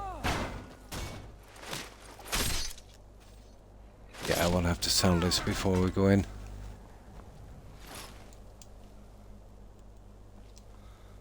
Okay, that's good. I get rid of some of this junk here in the military camps.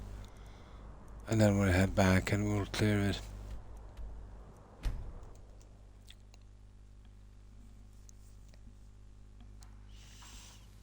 If you know any true sons and daughters of Skyrim, tell them to head to Winterfell. Ulfric Stormcloak wants to see them. Take a look. Weapons.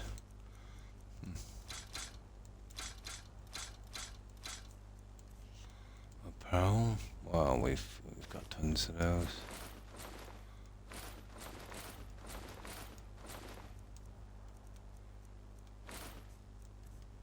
Potions.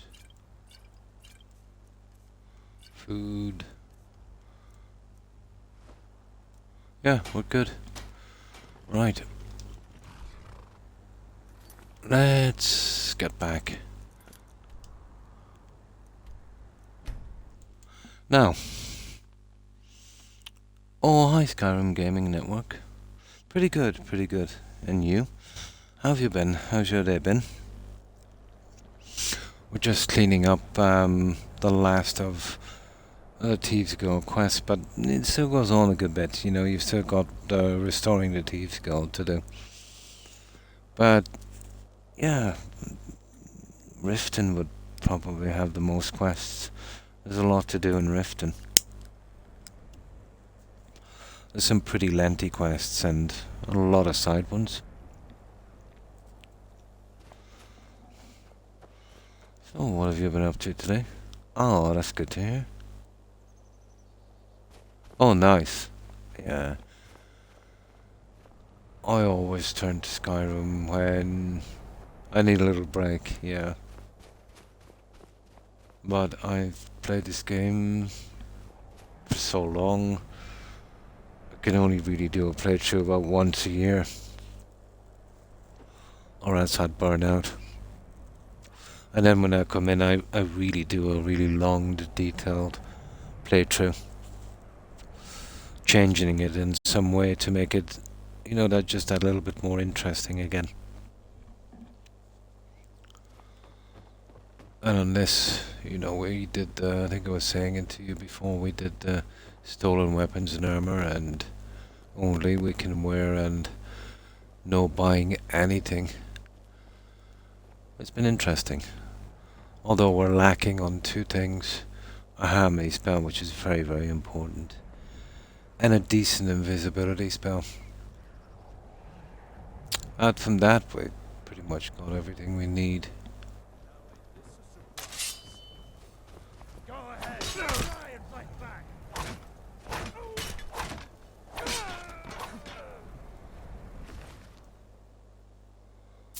Yeah. Oh, I didn't know this was here. That's a pity. Okay, we can still get rid of that.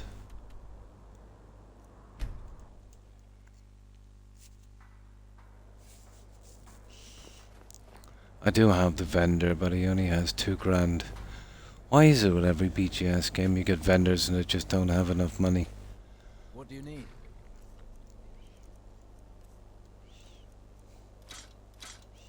I know I don't have to take everything, but I'm a bit of a loot goblin, so I feel compelled to do some.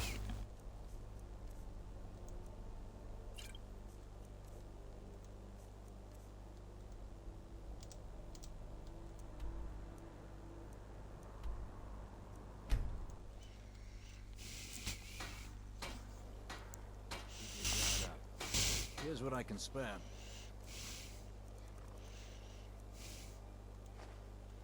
Yeah, we're ready to go. Again. Okay, we should be clear this time.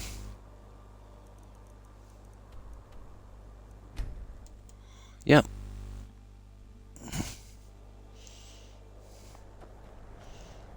And once we get inside, we'll be totally relying on that other guy. That vendor.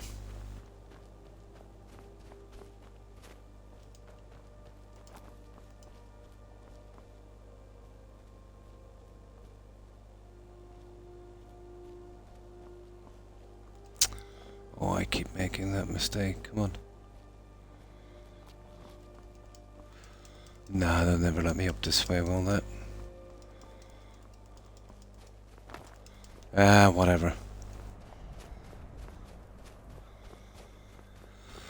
Okay, we'll do this the hard way.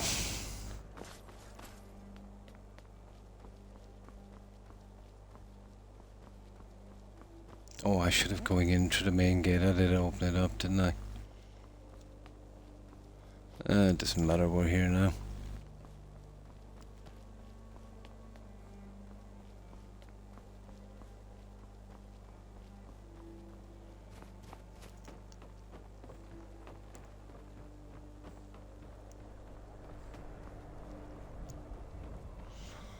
Right, we're ready to go.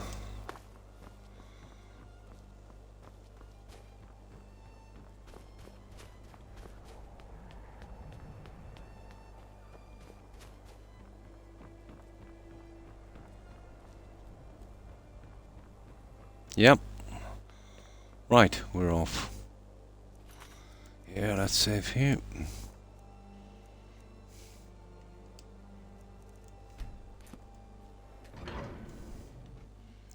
Right. Now.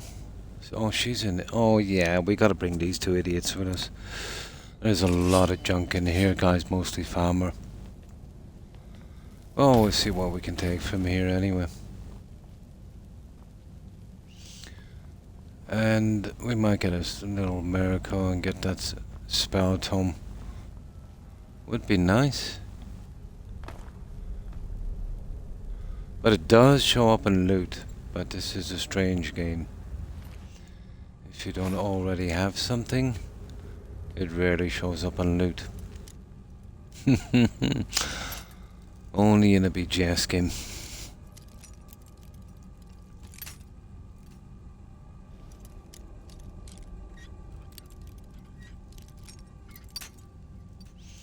See, I'm suffering as well with this because of no perks. There.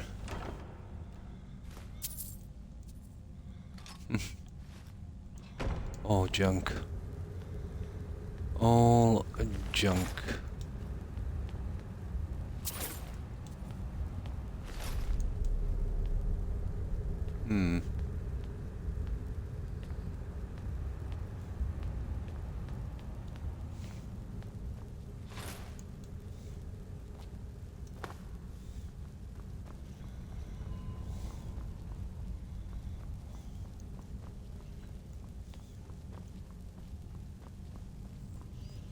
Yeah, we'll get a good mapping of this dungeon.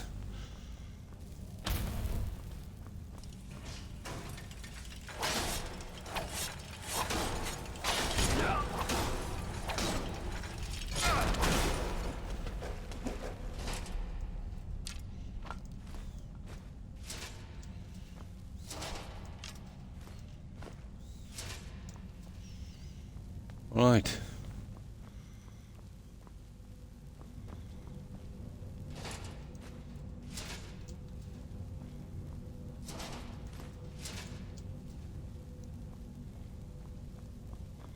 Okay, great stuff.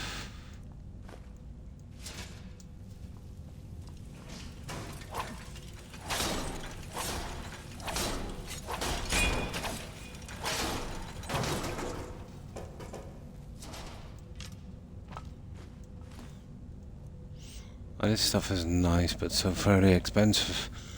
Kinda hard to get rid of, but at least it doesn't weigh a lot.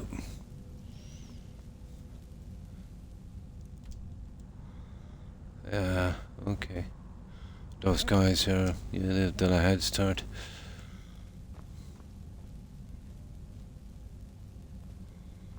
Okay. God, it's dark down here.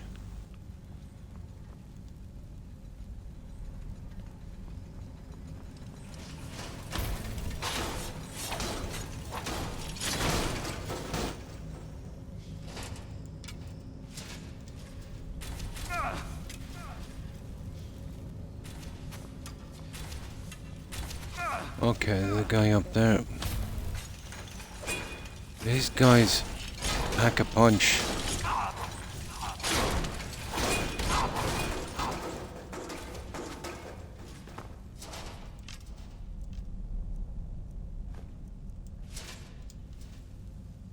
Oh, this guy has... Yeah.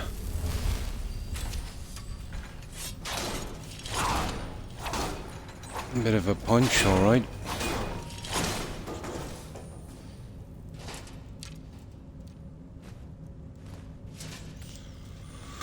Okay.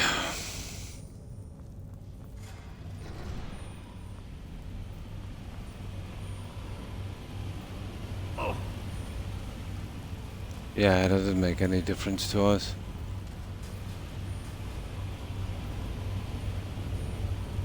Now there should be a little area in here to check, I think. There it is. Okay, let's see what we've got here. Not much. Ah, this one.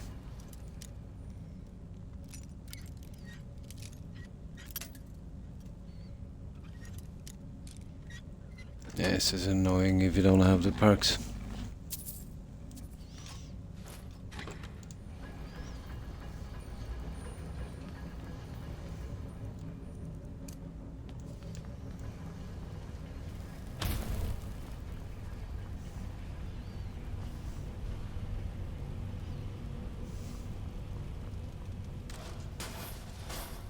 Haha.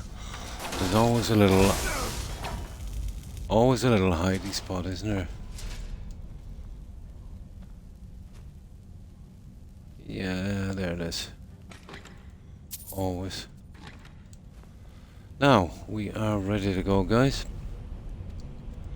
That's the first section. And hi, let me have a look at this one. I think it's pronounced Pile Chef, isn't it? You don't mind if I call you Chef. And thanks for following, Chef. Appreciate it. And welcome to the community. Here we go. Just do a little save. About there. And then we're ready to go.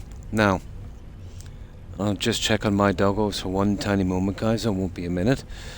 One of them has disappeared. The two of them are here with me and one has gone missing. I'll just have a quick look.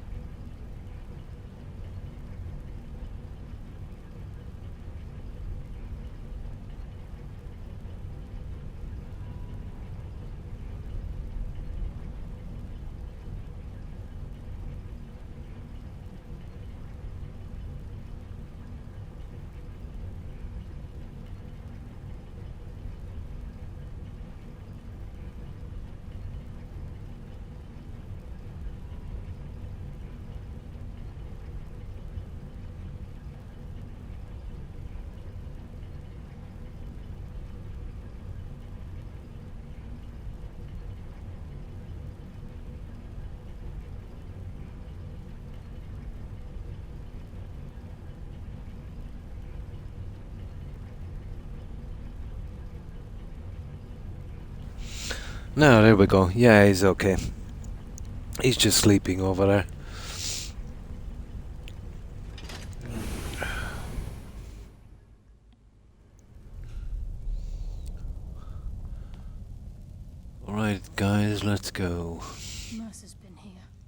I hope we aren't too late. Those bandits back there. Mercer's doing. We have to catch up to him before it's too late. I'm ready. Let's go. I wouldn't be surprised if he's left behind a few surprises for us. Oh, don't worry about it. The eyes would go a No. long way to get the guild back on its feet.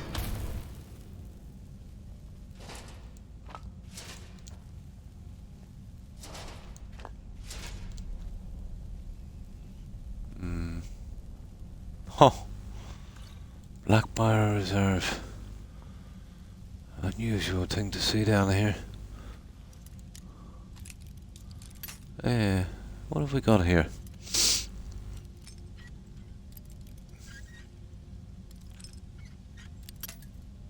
Ooh. Yeah, it's always nasty when you don't have perks and lock picking.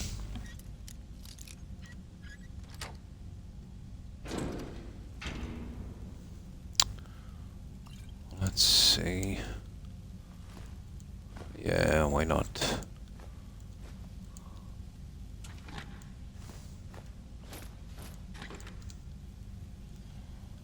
Selling all this junk's gonna be something, isn't it?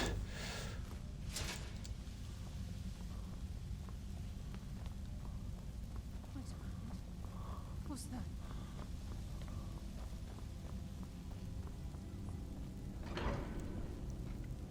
On it, lass.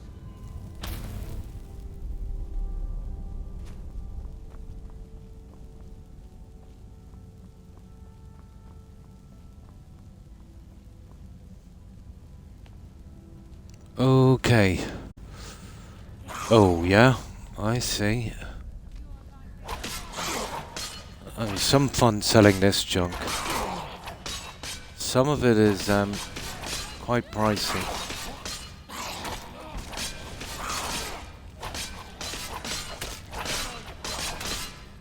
That's why I'm the best. There we go. Yeah, I like that stuff. I don't know how we're gonna get rid of that.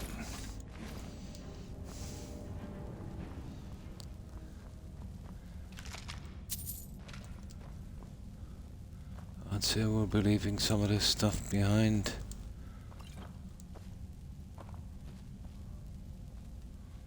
Size in this place. Have you ever seen anything like it in your life, lass? Can't say that I have. Imagine the riches hidden within these walls. Okie dokie. Oh, I remember this. Yeah. There's two things we've got to do here. We'll kill the guys and then we'll open that gate, but we've got to be quick.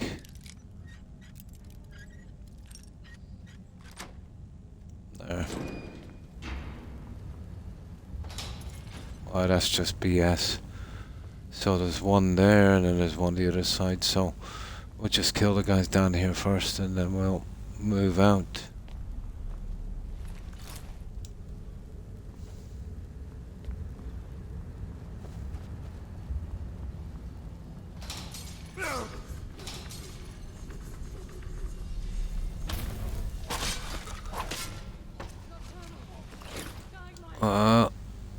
Oh, guide your hand. Okay.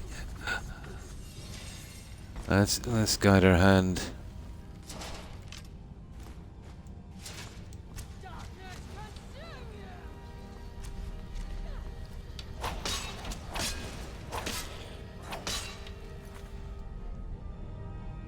Oh, hi, Papa.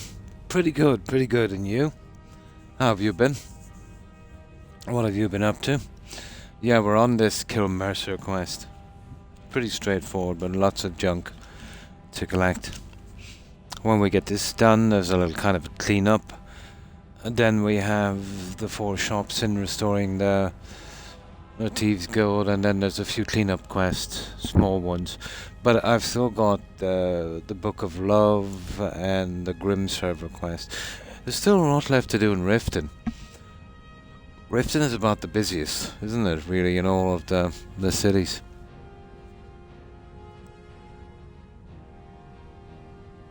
Skyrim all day long. Nice. Can't blame you. Although my opinion would be biased. Definitely biased. But trust me, there's worse things you could do with your day. Especially when you need to kind of relax and just escape just for a little while, you know.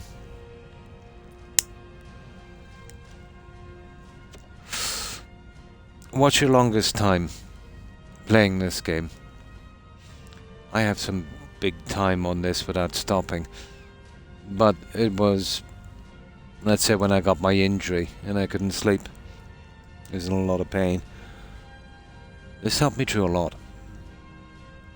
I think I did about 40 hours straight. And then I was tired enough to sleep.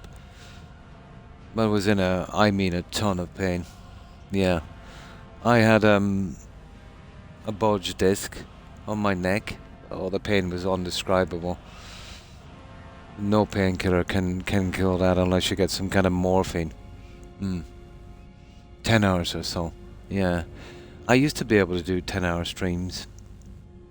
But now, let's say if I can push to 6, yeah, it's enough.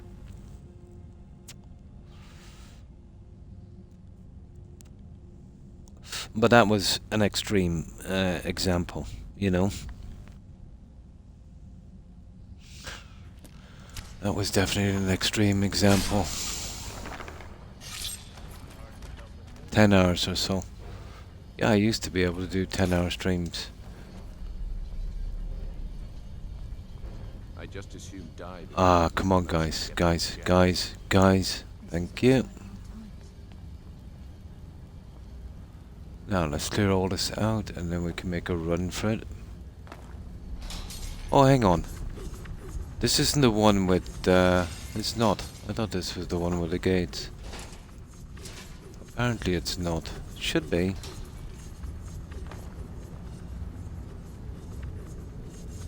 Oh, it is. We're going the wrong way. It's just me. Oh. Ah, that was stupid, wasn't it? Yeah. I wasted my 24-hour thing on that.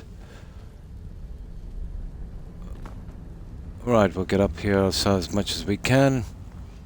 And I'll hit these two switches. I usually go for this one and then jump down from the edge. It doesn't really matter. Okay, let's save here.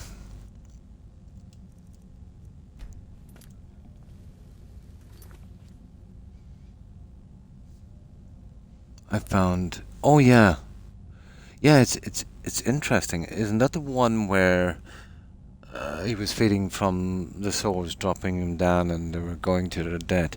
It's a funny quest that because it doesn't show up, let's say, as one of the kind of side quests, and it doesn't even show up as a miscellaneous. It's a pity. And it's got that unique staff. Yeah. Yeah, I remember that one. It's outside of just outside of Falkreath, isn't it? Yeah. Felt like devs put some. They did, didn't they? Yeah. But the fact that it was, it didn't show up in your menu as anything, not even as a miscellaneous. Yeah, it was a waste, wasn't it? Because you'll see rubbish showing up, as side quests and miscellaneous and something like that. But I put a bit of work into it. Doesn't even show up in your menu. It's a pity. Yeah. There's another one again. It's outside Riften. You know that one where. Oh, I forget what it's called. It doesn't even come up as anything, but there is a name for it. There's 2 bodyguards and a guy waiting outside a fire. It's a fort. So they want you to go in to get them back in. So you go through, an underground tunnel. You kill everyone. You open the gate, and bang, it's over. It's not even a miscellaneous again. There's a lot of work put into that, and that could have been made a pretty decent quest. When you're going through, yeah, he said his family was trapped inside or something. You'll see the bodies of some civilians in, looks like a larder, fruit cellar kind of thing. And that's it. Pretty straightforward. Open the gate, he's in. Done. I think it might be a Oh, hang on. It is. It actually is a main quest. a side quest, but it could have been made so much better. You know, putting the bodies outside in a shed or something. You know, when he came in, having some kind of reaction to it. You know, at the loss of his family. It wouldn't have taken much to make that quest. You know, pretty decent. Oh yeah, he can be kind of nasty, all right. The boss fight. But I'm usually a really high level, so I can just, you know, go straight through him. Yeah. You get a kind of similar thing with, you know, that Gondor quest. You know, the one where you get the staff, the sword, and the bow. Those three brothers. Yeah, an interesting one. I haven't done that one yet, I think.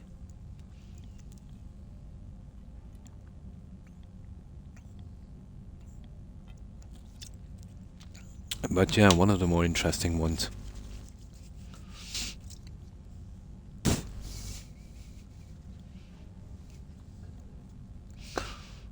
Now my chat is stalling, let me move it along. There it is. For some reason. There we go, Twitch is so silly. Yeah, we got it. I don't expect such fancy stuff from a random small cave. Yeah, it is pretty small and random.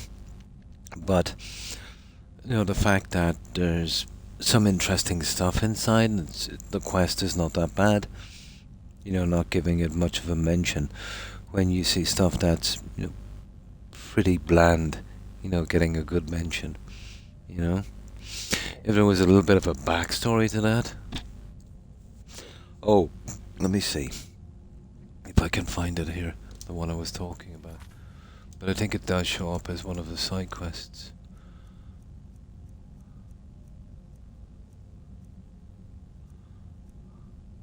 There it is. Infiltration. That's the one. Yeah, it does show up actually as a quest, but it could have been made so much better with minimum amount of work. But it's just so straightforward. Meet a guy, you go in, you open the gates from inside, it's over. You know.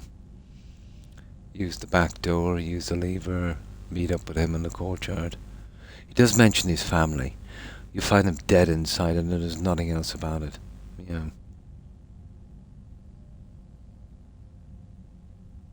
Oh yeah, I'll be able to play this quest. About... Oh, where it is. Yeah. No, I was saying it's another quest that could have been made so much better, like that one. That's the only thing they would have in common. You know, it was a missed opportunity, you know, to do just a tiny bit more to make the quest really memorable. You know, with this, you just meet this guy and he's got 2 bodyguards. He tells you he's locked out of his home. Bandits have taken it over and his family is trapped inside. So, fair enough, then you get an optional objective, let's say to go through the tunnels. You do that, you go in, you kill everyone, you open the gate. He says thank you, that's it. The quest is over, no mention of his family. You'll see his family dead inside, you know. But if they put the family outside, maybe in a shed or something, visible, you know, he runs in, he sees his family dead, you know what I mean? And have some kind of reaction would have been so much better. And maybe even a little bit of a follow-up where, well, that would be a bit much. But let's say if you wanted to expand on that a little bit. You know, you go off on a revenge mission for him or something. You know? Just a tiny bit more work would have made making the quest kind of stand out, you know?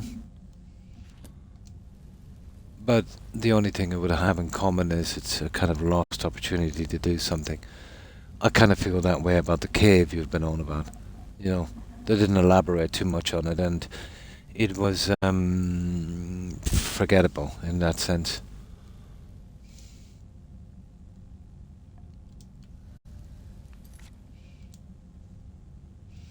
Now, what are we trying to do? Oh yeah.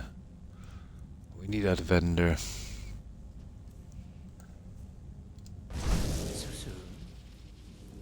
Haggling with you can be so entertaining.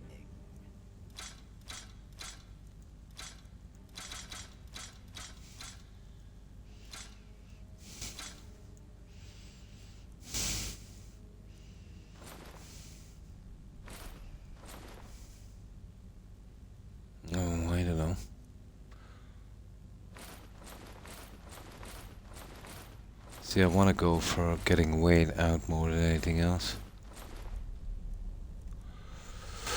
Okay.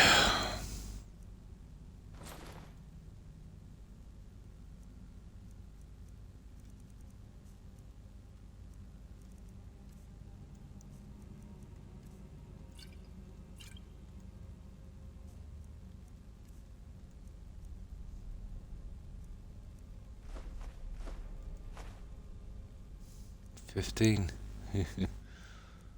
We'll get something for 15 movie.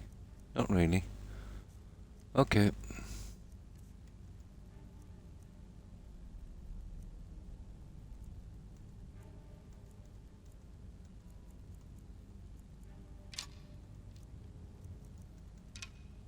There. We can bring him back in 2 days. We can wait again if we need to, but let's do this. Now, let's see how this goes again. Let me see.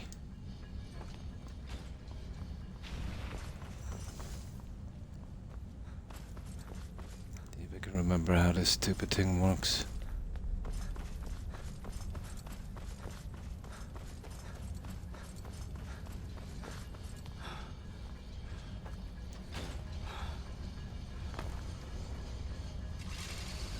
Yeah, there it is.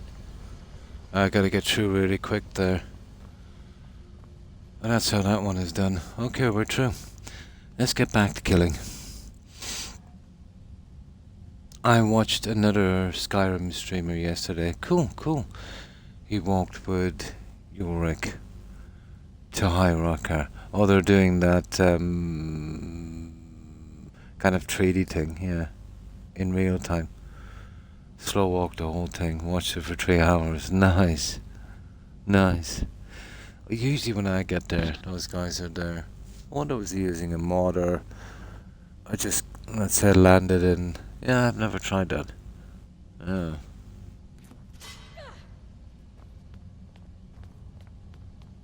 Usually that thing is already set up and Ulrich is already waiting there. Interesting.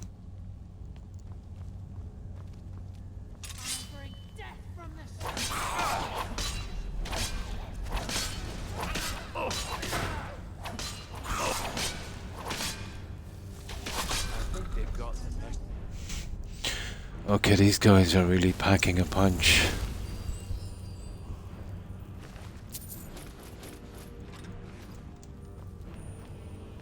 So let's start killing them off.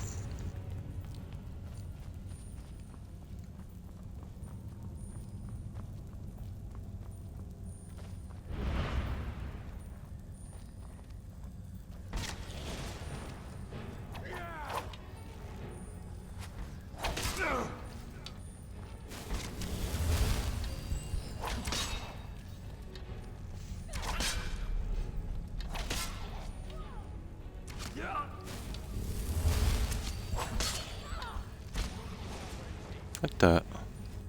Oh, there it is. There was one of those. There's another guy up here. Where is he? Oh my.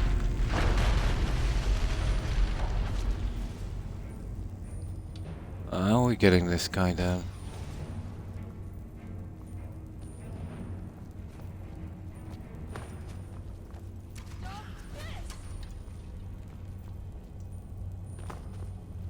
I can't get up to this guy. Where is he? Yeah, he's up here somewhere.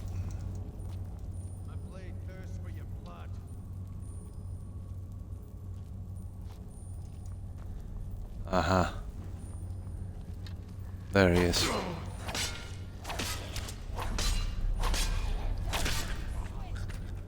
Got him. Right, let's go.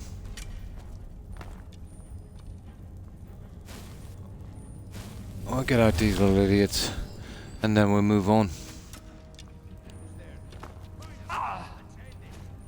I could sidestep these, but where's the fun in that?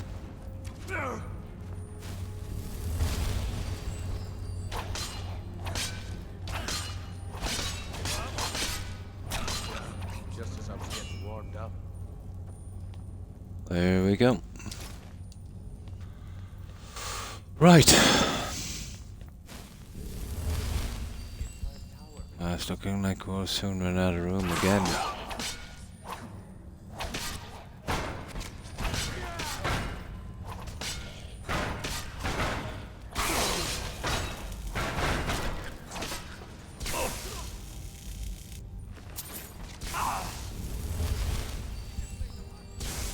Let's get our junk.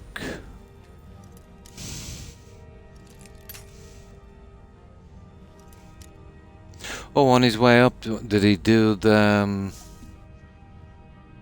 little monuments, reading every one to get that little perk?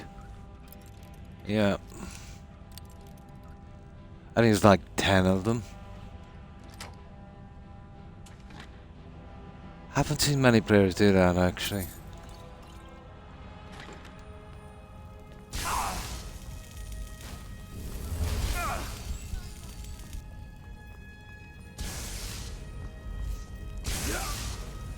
Yeah, 10 tablets, yeah. It's not really worth it, it doesn't last long, but still kind of interesting, I suppose.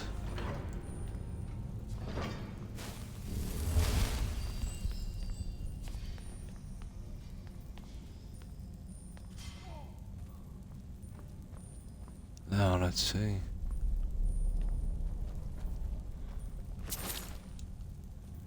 Okay. Let's see what we've got here. Junk.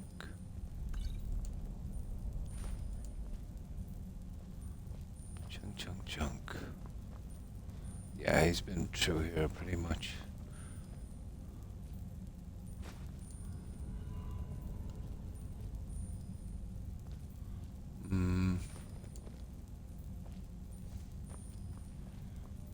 Okay.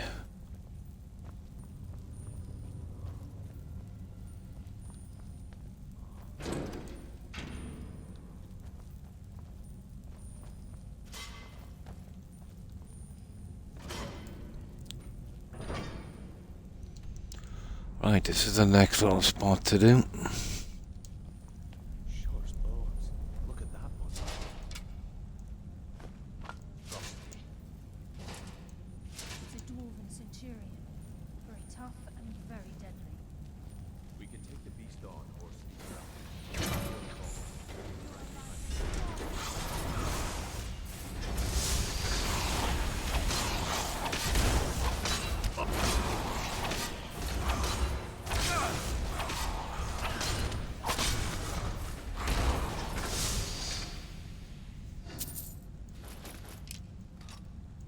Gonna be some fun getting rid of that, isn't it?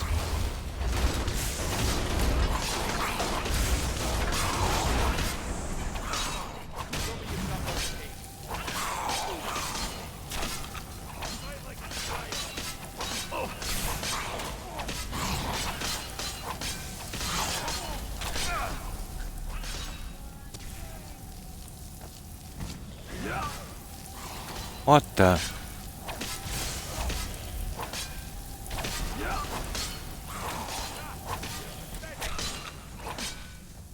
There.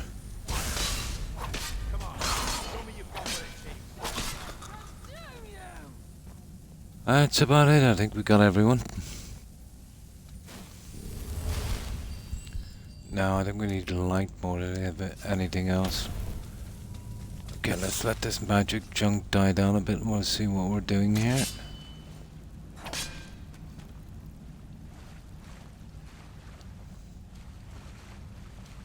I'll go get that junk in a moment.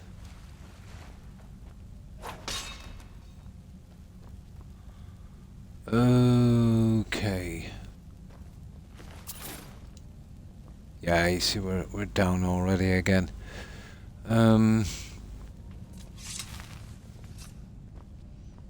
We'll grab up this junk and see what we can sell.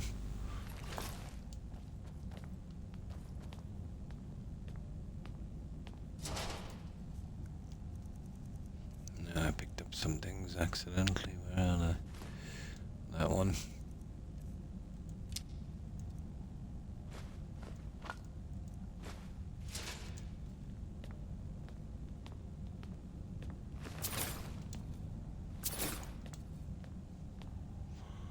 Okay, we'll have to wait a couple of days now, I think, and we'll see if we can sell this junk.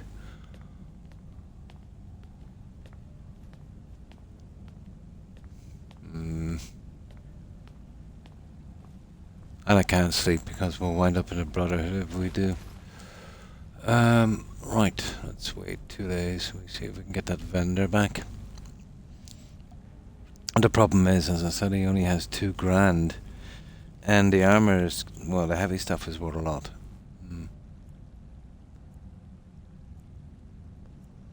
Sorry, I lost track of what I was saying.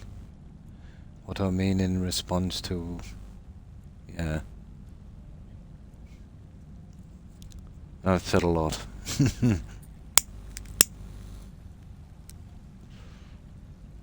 Oh yeah.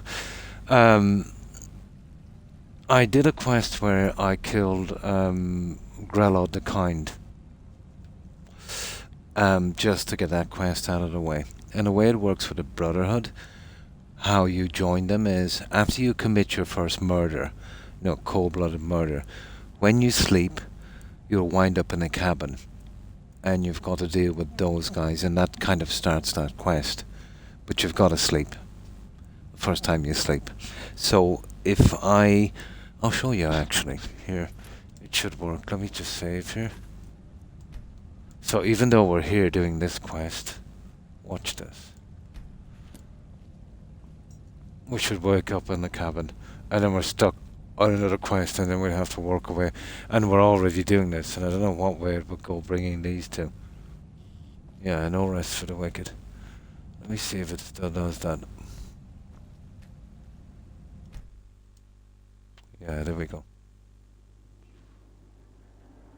See what I mean? Now getting into the middle of this quest, where we're doing the other one, where we're carrying the other guys, dodgy. Sleep well.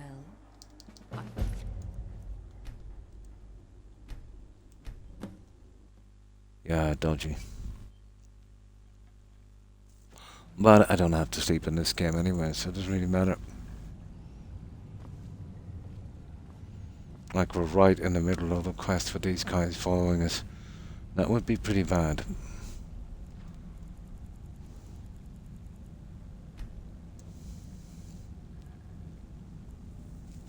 Not to mention we'd have to fight our way back here again. But it doesn't make a difference because we don't really have to sleep.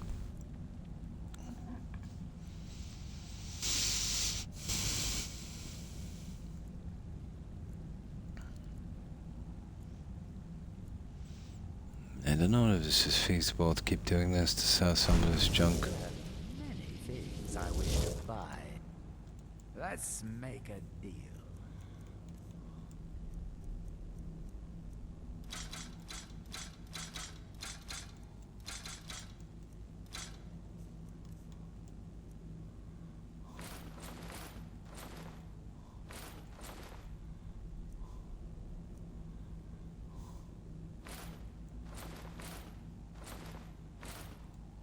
See what I mean? It's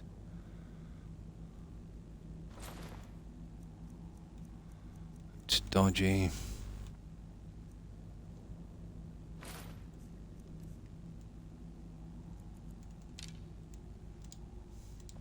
I do so love dealing with mortals. Yeah, okay. We'll push forward a bit more. Let's buy us a little bit more time. Yeah, you don't really have to do this. It's just a thing of mind clearing dungeons. Now, there's a ton of other guys we have to kill here.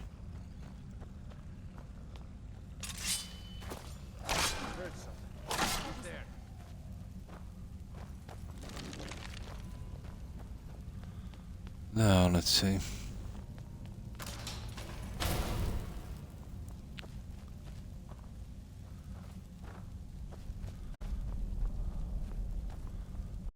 Okay, there's no real way up there, so we go around the other side.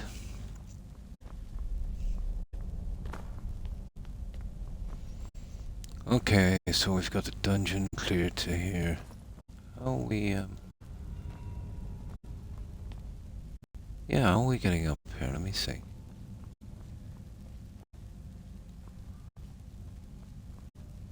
Okay, I kind of forgot this. It must be along this way. Probably. Yeah.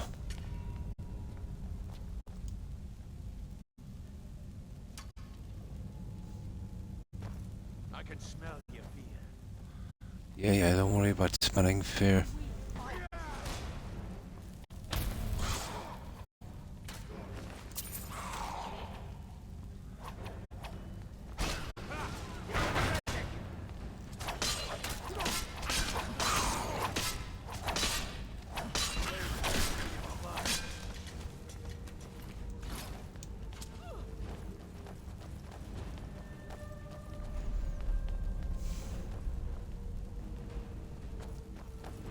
Right. Okay, there's one more idiot down here. It's this guy. Okay. No, we can get him from the other side, guys, when we drop down.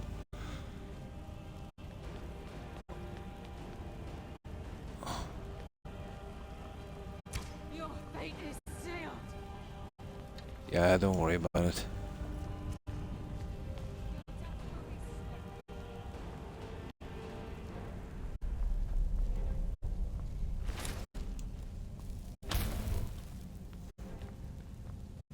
There we go.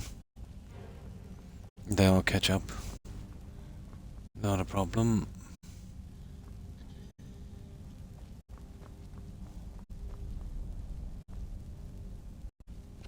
Oh, sugar.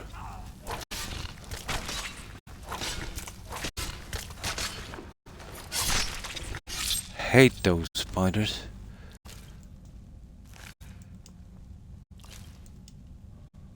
No. Yeah, we're not going for ingredients.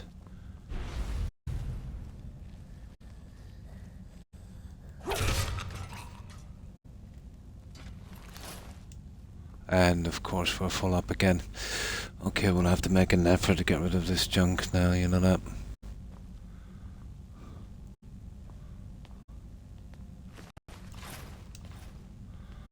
Alright, we'll save it in front of these doors. I'll have to wait for a few days, a few times to get rid of this. I think it's like 2 days, 2.5 days or something. For like, oh, hang on, what's that?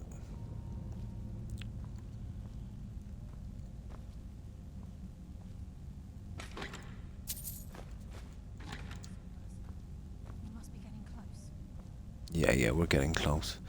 So let's see how much we've done. That's not bad. Pretty big area. Now let's start abusing this vendor. There should be a way to upgrade his cash. It would be nice.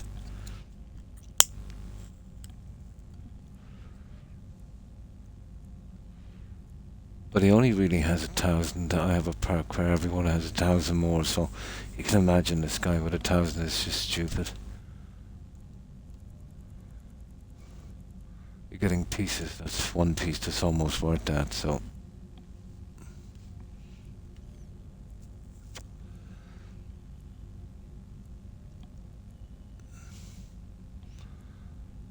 Oh, if you could bring a follower, I suppose that would hold all of that junk, but these guys are not followers yet. I don't think they'll take anything from me.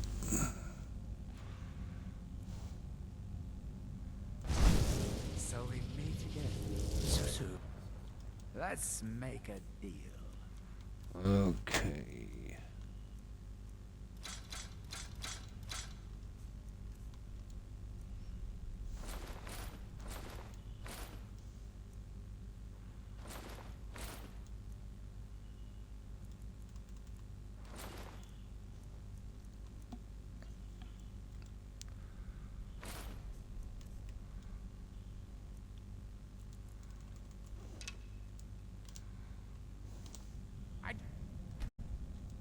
So love dealing with Right, let's make an effort to get rid of this. How many game days are you into this playthrough? Oh, game days. I haven't a clue. Let me see. I can tell you how many hours in real time. Let me just have a look and see if it shows up. It should be in the stats, shouldn't it? Oh, a lot. Because I'm doing a lot of this to get rid of rubbish and then, you know, messing about, exploring.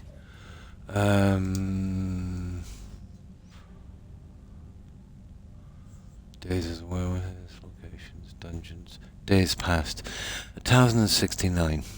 So, about 3 years. Yeah.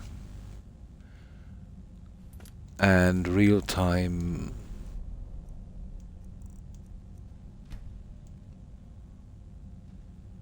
Almost 400 hours. Yeah. But I did say this playthrough would take more like 5. Junk from the Anniversary Edition. Then, let's say what I did, let's say, you know, not being able to buy stuff. So we did a lot of grinding, a lot of exploring, mining, hunting. Wasted a lot of time. Well, I wouldn't say wasted, but used up a lot of time. Yeah, 3 years, not bad.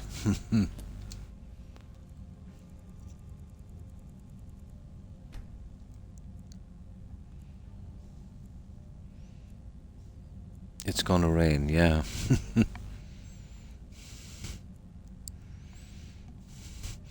Would you believe we've been on 4 hours already, guys? It only feels like an hour and a half. This is one of the very few games where this happens to me. You know, usually you'll feel every hour in a game. So we meet again. Haggling with you. I can hardly wait.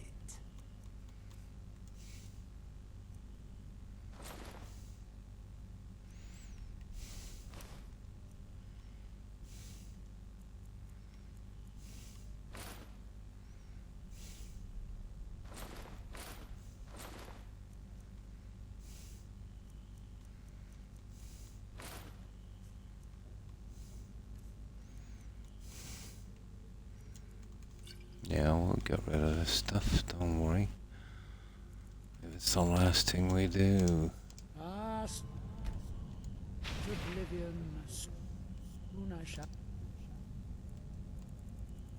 That's worth for 5 minutes, you know. Same, so far anyway, yeah. Time doesn't register. Yeah, that's how you can tell a game you're really immersed in. Absolutely.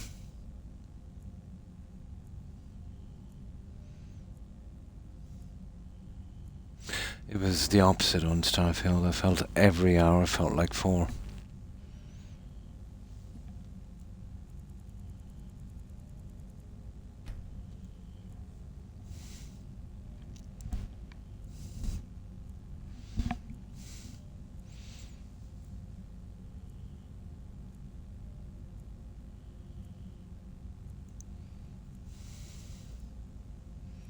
Now, even after spending so much time on this game.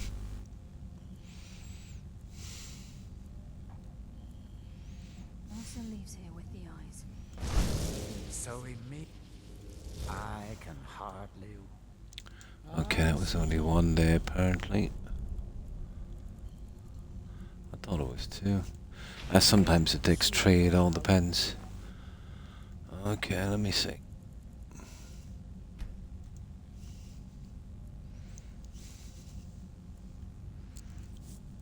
I really need to get rid of this. I still say 2 grand is ridiculous. You know, in a dungeon like this. At least 5. At least 5. Okay.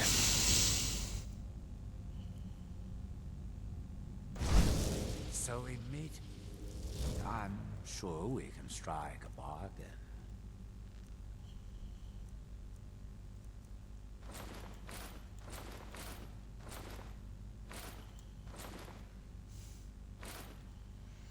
$75.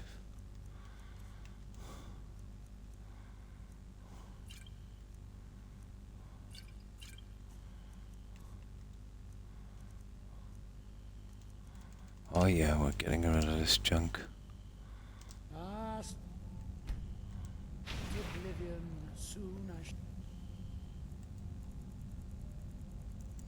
Oh, as bad as this is, imagine having no vendor. But once I went for the black book, let's say for enchanting, I made it my business to pick up this one.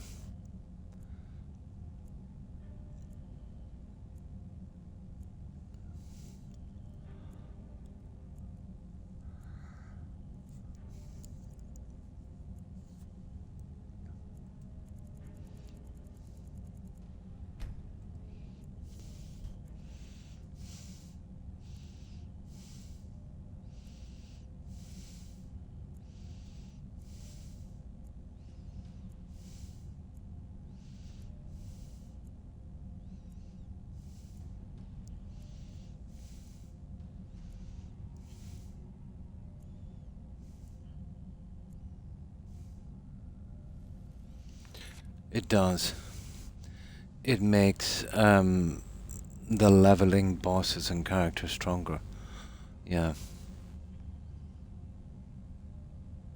Oh no, it doesn't do anything for your skills. No. Once you've maxed out a skill. Yeah, let's say I get to the 252 I want to be at, right? So that means I've got all the skills done with all of the perks. So I'm level 252. So there's no point going any higher than that. And there's some of the bosses and some of the enemies in the game that would kind of level like you would. So if raising up your level is not making you stronger, but they're getting stronger, so you're just getting weaker. Yeah. Yeah, there's not many of them that do that. But some of them would kind of level up pretty close to what you are, you know. So imagine you're level 252. Then leveling up to 500 would be madness. I've done it on several. You'll still take them out easy enough, but not as easy as before. So why put in all that much work when, you know, you're not getting any stronger, but you're making sure your enemies are. So once you get to 252, that's it, you know. Yeah, the leveling system on some of the areas and some of the bosses. Yeah. You'll still take them out, even with that, but you know, why make them stronger? It would take longer and, you know, not as easy. Let's make it. Okay. I thought I waited for 2 days. Maybe not. Yeah, the leveling system. You see it in Fallout 4 as well. But in some areas, you know, they just reach a maximum level pretty low. So you just tank through them guys pretty quick. But there is a few that would be, you know, leveling as you do. Yeah, they do. Most of them. Especially in the early stages, you know.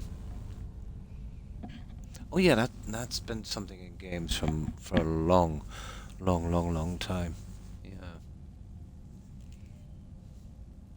That's exactly what it is. Because you can imagine if everything was level 20, and now you're level 100, so everywhere you go, you're just tanking through everyone. So regions would have top levels. You know, let's say in one region it might be 20, another it might be 40, etc., etc., etc. Some of them would cap out at a certain level, and some individuals and bosses would, you know, be on par with you as you're leveling up. Keep it interesting, yeah. You have many things. Haggling with you can be so entertaining. The weapons. Okay, there. Potions. Right.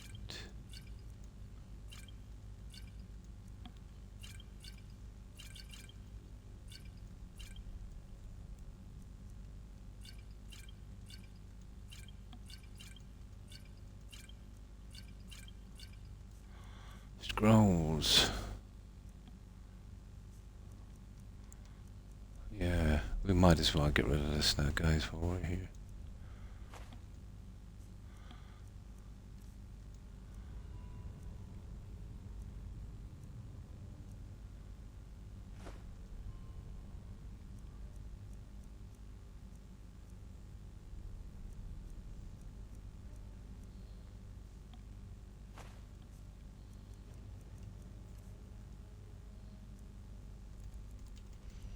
Now is the time to clear our menu. Ah, sweet oblivion.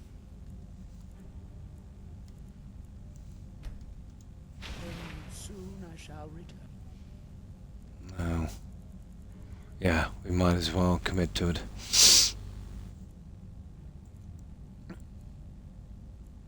I just found it. You can use it, but I never do. It's one of the goals I've set for myself in this game for a long time. You won't you need it, to be honest. You know, once you max out your restoration, you know, you don't want to be going into your inventory every 5 seconds. Not much good.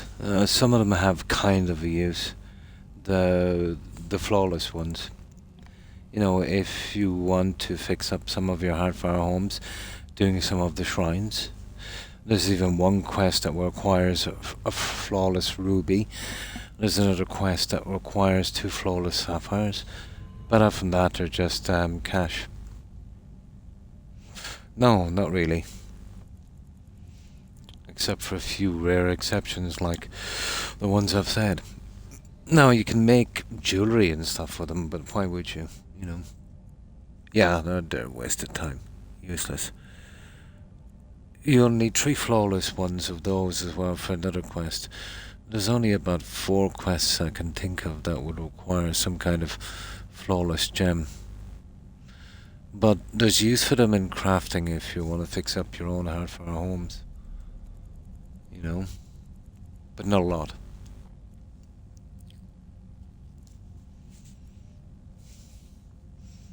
But it's always nice to keep maybe 10 of each flawless, in case you might need it for a quest, you know. And from that, just sell them all.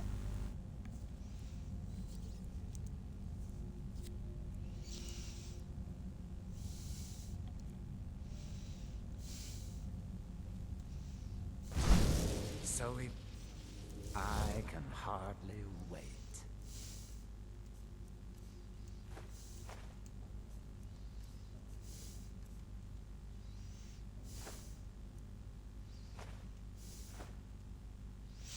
These ones are very expensive. We'll just get the heavier ones out.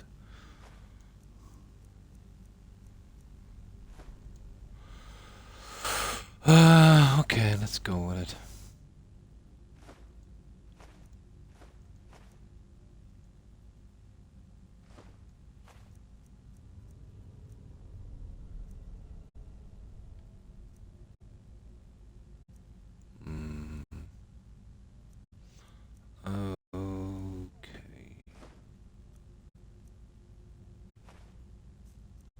That's enough, guys. We'll go from here now.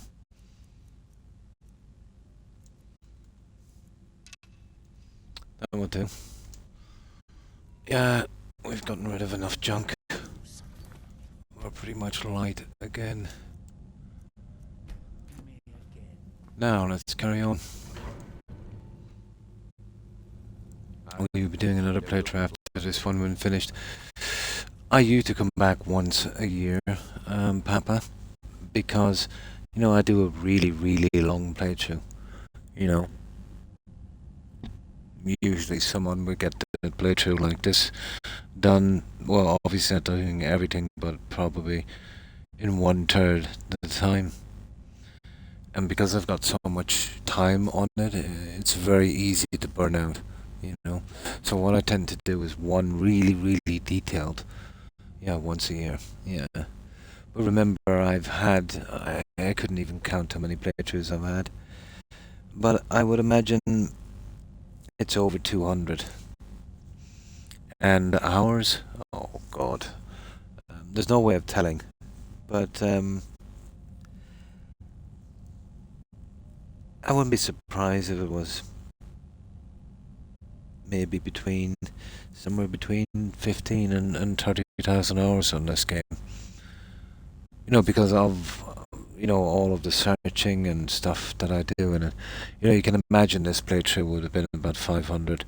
I suppose if you average out my playthroughs, and let's say the ones that I abandoned because of bugs, it would probably average out maybe 350. And it's got to be at least more than 100 playthroughs, you know. So you're talking about a lot of time. This game has been out a long time, and I've played it a lot.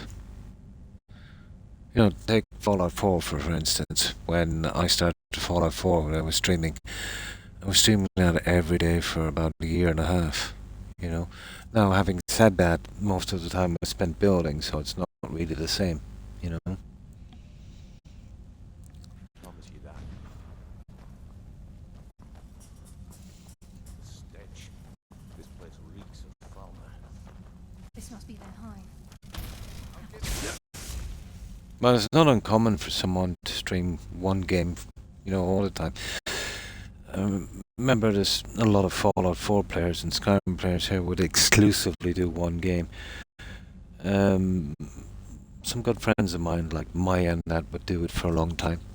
I think they've been streaming Skyrim for solid for about, well, Fallout 4, I think, for about 4 years. But what tends to happen is you get really turned off the game. And then, you know, before you know it, you won't be playing it again for another 4 or 5 years, and maybe one playthrough. You don't have the same kind of time for it. So you have to be careful. So with me, you know, coming back in every year, doing one really kind of detailed playthrough and changing it up a little bit, trying to do it a little bit differently, yeah, kind of keeps me kind of fresh at it, you know.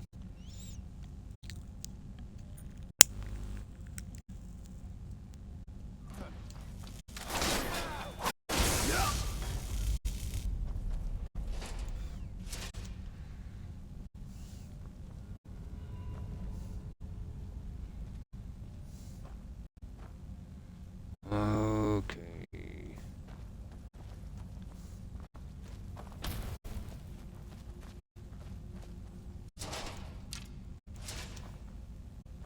Okay.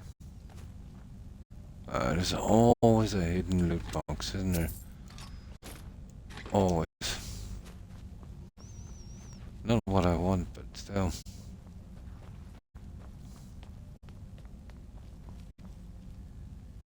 Huh.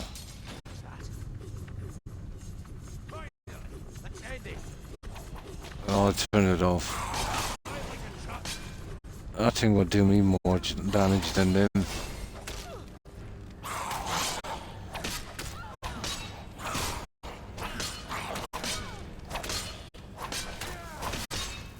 Look at that.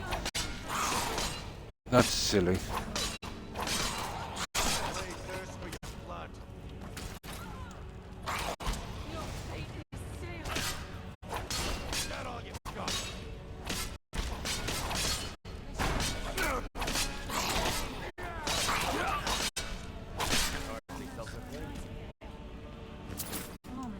There we go. Right. Oh yeah, there's some interesting stuff here. There's a guy with a note. Yeah, we'll grab that one. On a torture rack, I think. I think I remember this dungeon. There's a couple of interesting things to pick up. Yeah, there he is. Yeah, Thief's last words.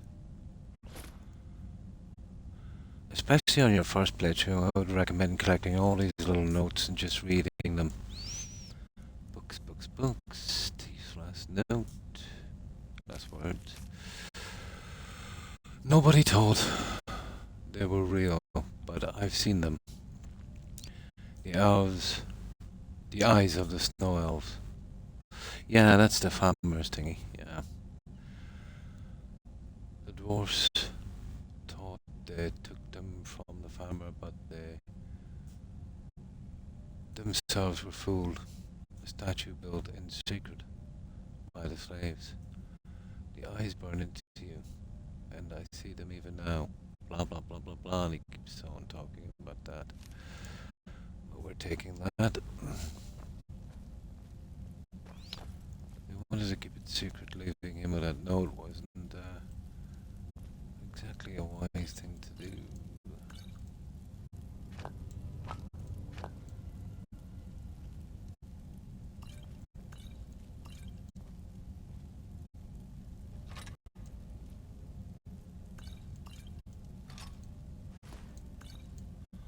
There.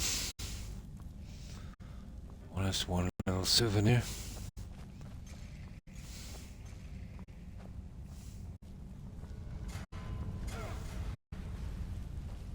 Yeah, we're getting closer. Ooh. Okay. Oh.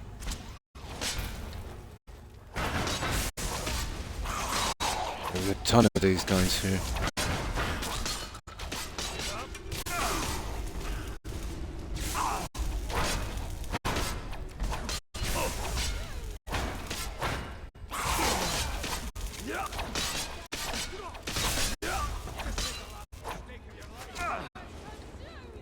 Okay, that archer is absolutely deadly.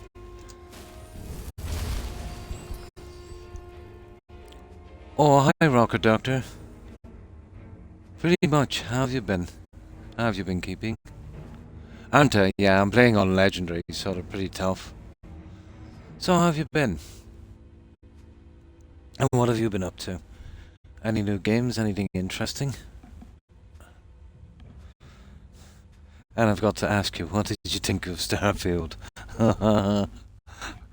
Unbelievable, wasn't it? But yeah, we're doing an Argonian Thief playthrough. We're playing on Legendary. We can only use stolen weapons and armor, and we can't buy anything. It's been interesting, actually. Oh, that's good to hear. Join the Rocket League. Oh, that game thing. Nice.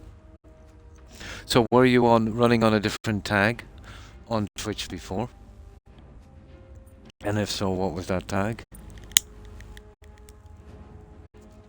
Because usually, you know, you get people coming back after a while and they sometimes change their tags. And then it's kind of hard for me to place them.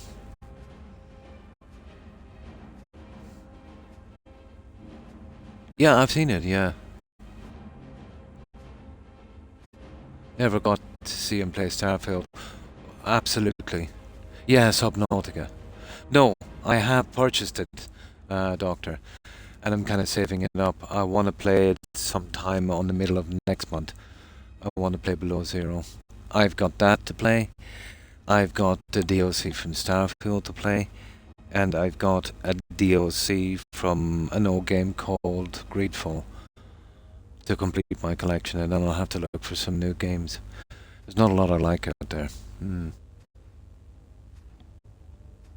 No problem. No problem. Yeah, I'm looking forward to that. I heard it wasn't as good as the first one, but I'd say it will be reasonably good. I want to, in the near future, you know, switch to PC for a better selection of games. Xbox, you know, doesn't really have the games I like, and you know, there's only so much. There's only, you know, so much you can play the games you like all the time. I want to expand out into something different. Would love to play the likes of Fallout London and Endraw, you know, games like that. But hopefully when I get things organized, make some room, you know. It's good, it just doesn't have the magic that the first one has. Yeah. But like in the first was 100 below zero. Enemy is an easy, so it's a little easier.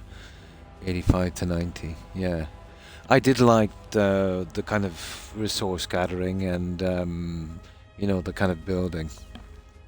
So I've developed a bit of a taste for those kind of games like Valheim, Subnautica, that kind of stuff.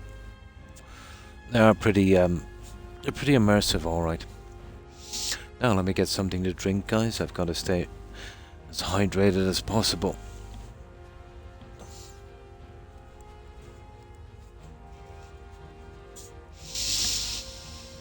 But yeah, they're working on another one, aren't they? Subnautica 2, I heard.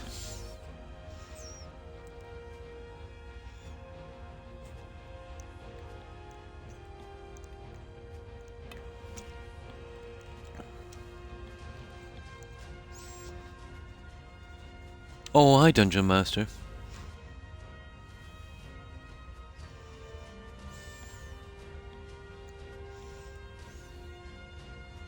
the makers for the work. I've heard rumors, Dungeon Master, that those guys did approach and BGS if they wanted to add it, and it's only rumors, bear in mind, and I heard they refused.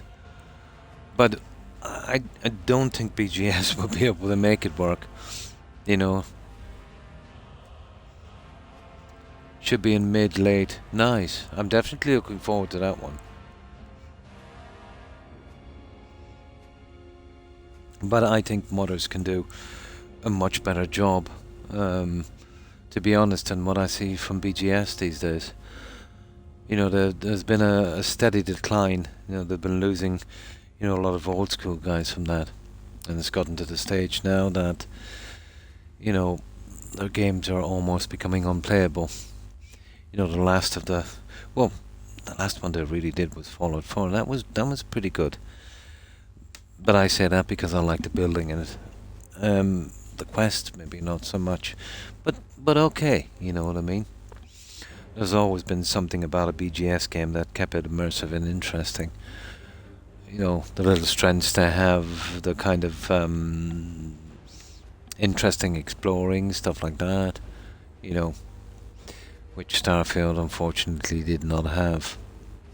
It's like in Starfield that they play to none of their strengths and they double down on their weaknesses, you know.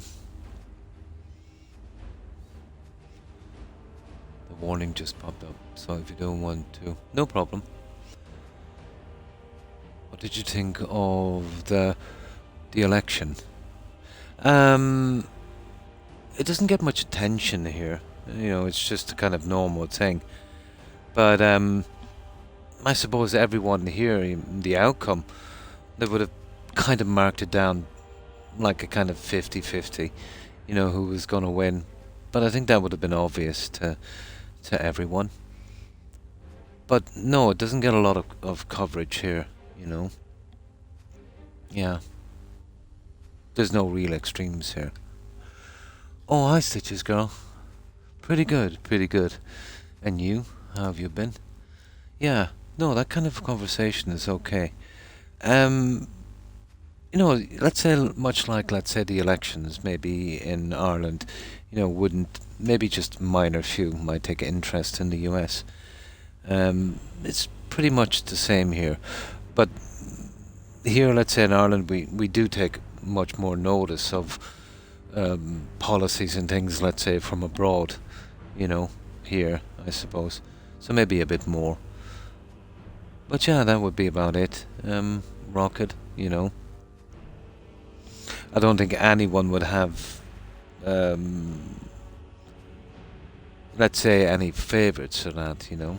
Obviously not knowing the stuff behind it.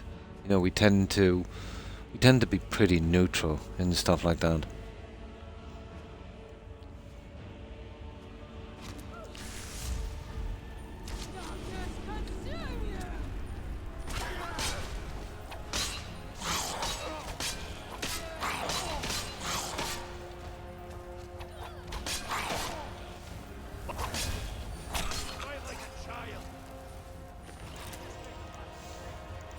Oh, where's the other guys? Okay.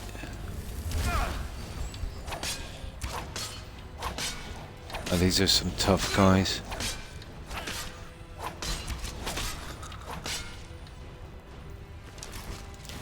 I've got 500 health and a maxed out Daedra armor.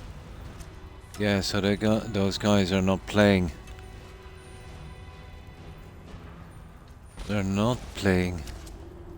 Oh, sugar. There. Okay, so far so good. I think we're holding our own. Just waking up. Nice. I hate that it becomes a reality show. Well, politics can be like that. In any country, it can be pretty primal or pretty tribal. Yeah. I'm glad I don't live there. Oh. in the States.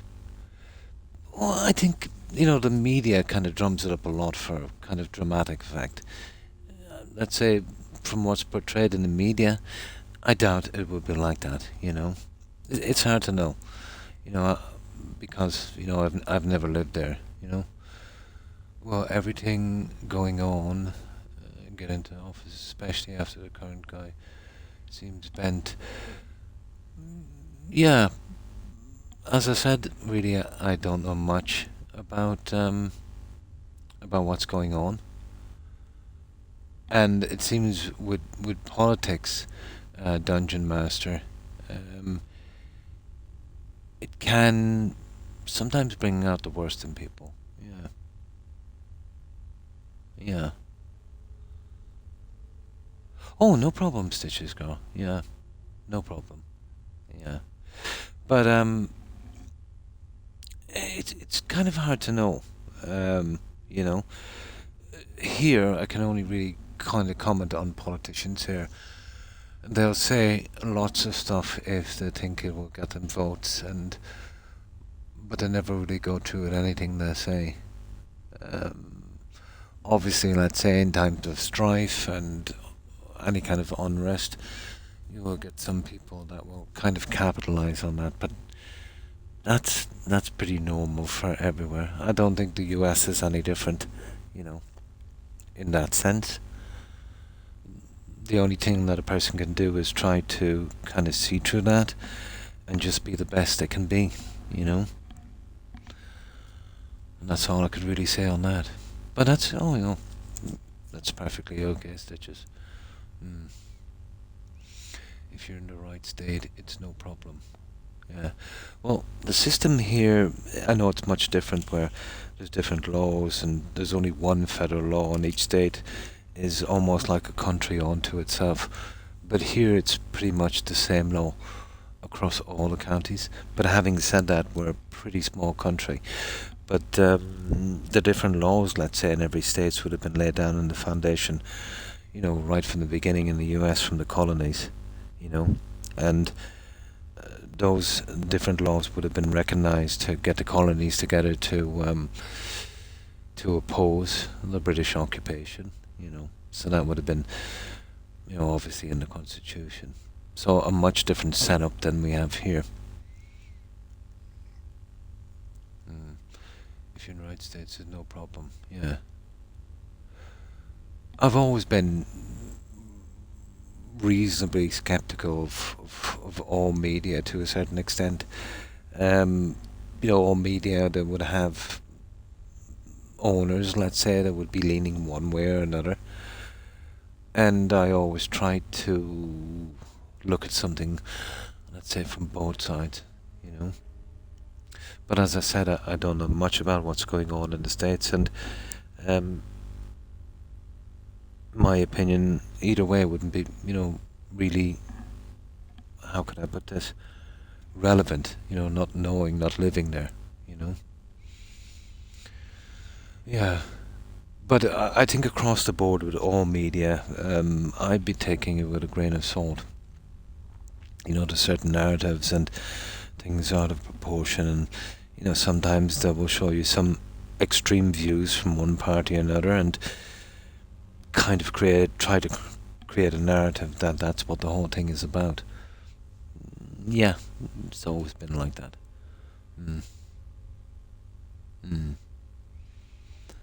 I've seen friendships and families be destroyed. It's terrible. It is terrible. Family should always come first, you know, and then your fellow citizen, and then your country, I suppose. You know, it's nice, obviously, to be patriotic. You know, that's a good thing.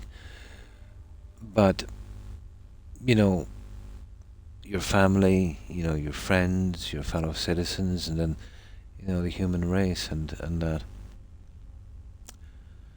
But we all go through phases in life, and the way I see politics going here, it tends to foster people more into division, which has always been a pretty good tactic to keep control, you know, keep everyone, you know, against each other and they can't gang up on you.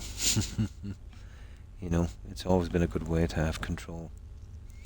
But all I can say to anyone living in the States is, you know, try and see through it all.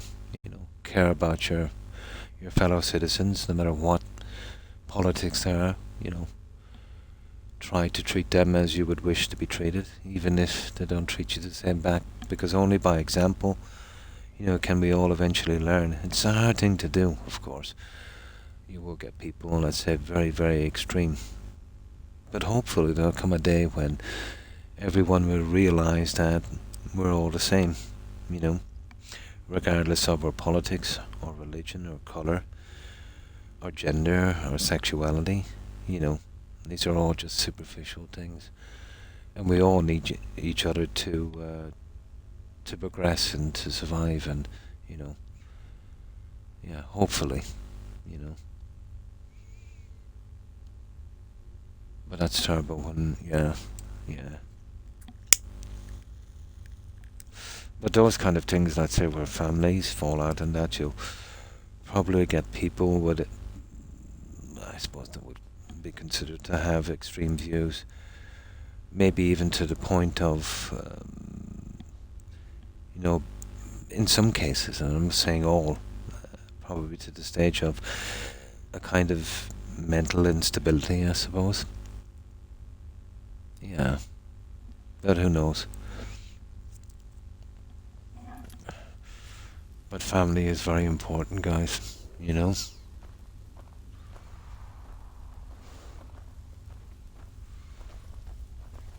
Very, very important.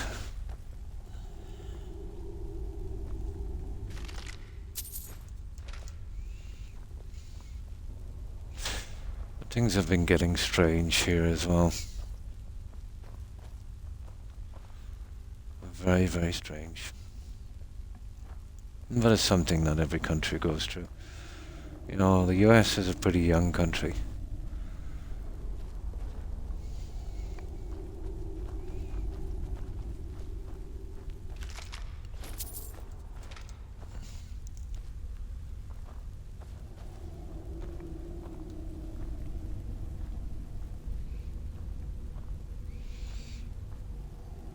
Wildlife harder. Yeah, exactly. We're all good, yeah. Yeah. Yeah, exactly, yeah.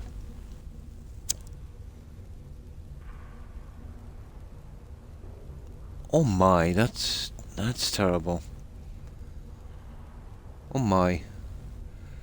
It's common here, let's say, to have families, let's say, all the time, you know, with different parties, and in other countries in Europe, even let's say different religions, and it never seems to be a problem. Yeah, obviously there would be exceptions, you know. Oh, that's, yeah. Sorry, that's happened, all right. But hopefully, you know, eventually people will see the light, you know. And that, but that's unbelievable. Yeah, but I mean a young country in the sense that it hasn't gone through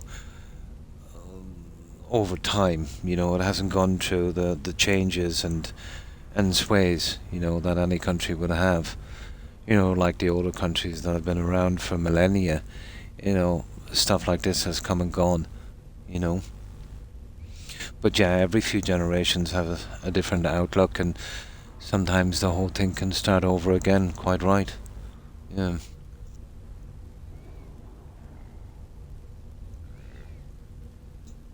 Well, in theory, that's the way it goes.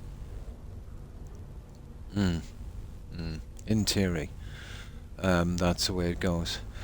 But we see politics here a lot differently. We've always been pretty skeptical of politicians. We believe that at the end of the day, let's say, regardless of what they promise or what party they belong to, they take care of number one, themselves first, and then serving their community is is a distant second, you know. But we've got two parties that preach different stuff, but their actions are pretty much the same, you know. But there has been changes, but you know, maybe not for the greater good. You see, the problem in a situation like that here is, you know, voting out from the main parties.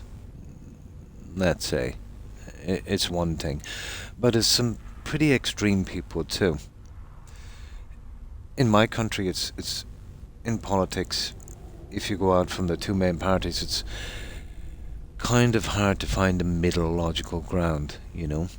Let's say if I'm looking at politics from another country, let's say take the US for instance. There's some policies that the Democrats would have that I think is pretty decent. And then there's also some policies that the Republicans would have that I think is pretty decent. And then let's say, you know, the Conservatives and that, again, I think is pretty decent, you know. And some maybe not so much. Would be my personal opinion, you know. So it's the middle ground, you know. It can be. Yeah, it can be anywhere. Yeah. A middle ground is always a good place to be, where you'd make certain concessions, you know, for the greater good of the population. But the way I see politics going, it's one party trying to be maybe more dominant than another. And I'm not referring to the US, but I'm referring to politics in general, you know, when it should be about the people. You know, what's best for the people, you know. After all, that's why they were elected, wasn't it? Oh yeah, yeah, I know what you mean, yeah. It's been the same here. We've never really had a strong third party. They've always been a kind of second fiddle, let's say, to maybe one of the main parties in a coalition. Yeah. And they're pretty much used as a scapegoat, let's say, when things go wrong. That's the way we see it here. Yeah. And hi Marcus the Gamer, thanks for following. Appreciate it, and welcome. But I wouldn't worry too much, guys. I know for some people, seeing this might be stressful. But it will pass. You know, just wait it out. It always happens every few generations. I've been around long enough to see this. Eventually everything will get back to normal. People will start working together. You know, once it all dies down. And nice to meet you too. And what have you been up to, Marcus?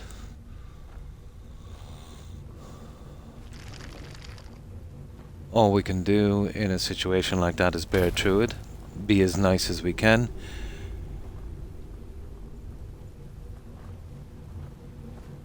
And if enough people do that, you know, eventually things will get back on track, where the focus will again be set on, you know, what's best for your country.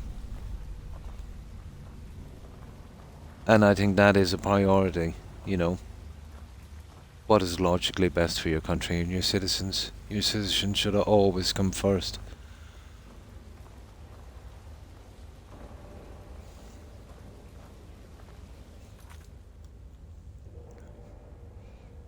Just gaming and going to college. Cool, cool. So you obviously like the Elder Scrolls. Skyrim has been my favorite game since its release. Still waiting for something from them, but it's looking bad, isn't it?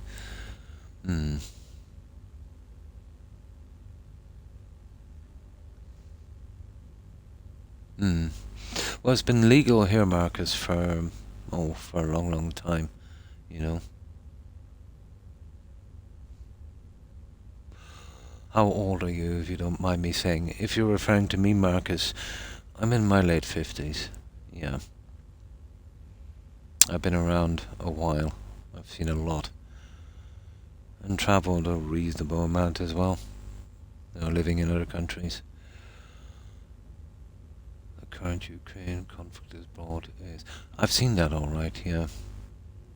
Yeah, I've seen that. Yeah.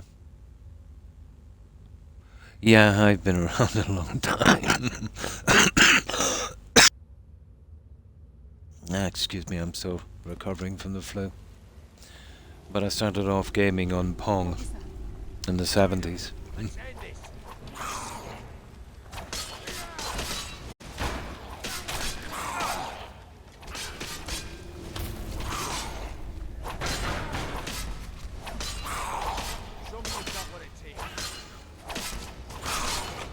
There we go. Oops. I'm a bit of a loot goblin, I'm afraid, so I tend to take everything.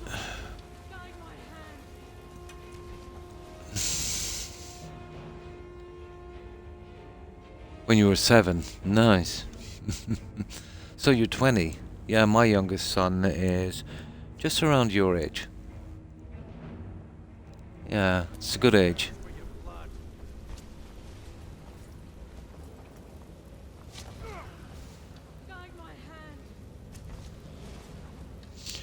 Okay, we have a problem here. I wonder if this guy is ready now. I'm sure. Oh, sugar. Okay, I won't be able to wait until I get rid of this guy. So let's get him out of the way. Then we'll have to sell this junk off again. Oh, obviously so, yeah. As a birthday present, nice. I used to play a lot of Oblivion back in the day, and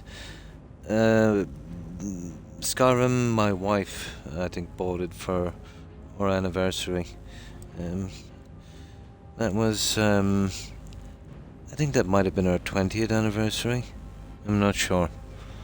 Yeah. No, I'm on Xbox, Marcus. Yeah, I'm really old school, I'm afraid, but over the past few years I've become, how could I put this, not happy with Xbox, you know, the games and the system and the setup, so I've been thinking in the very near future of moving to PC. Oh, I'm on the X series, yeah, I'm on the X series. You know, there's a better range of games than that, yeah. You know, I like these kind of games and all stuff like that, and you know, there's some good games on Xbox, but you know, really more so for, you know, maybe a younger generation. I quit Xbox. Yeah, yeah. Well, Xbox, let's say for mods and Skyrim and that is pretty good, if you like that. But really, the best way to play would be PC, of course. Yeah.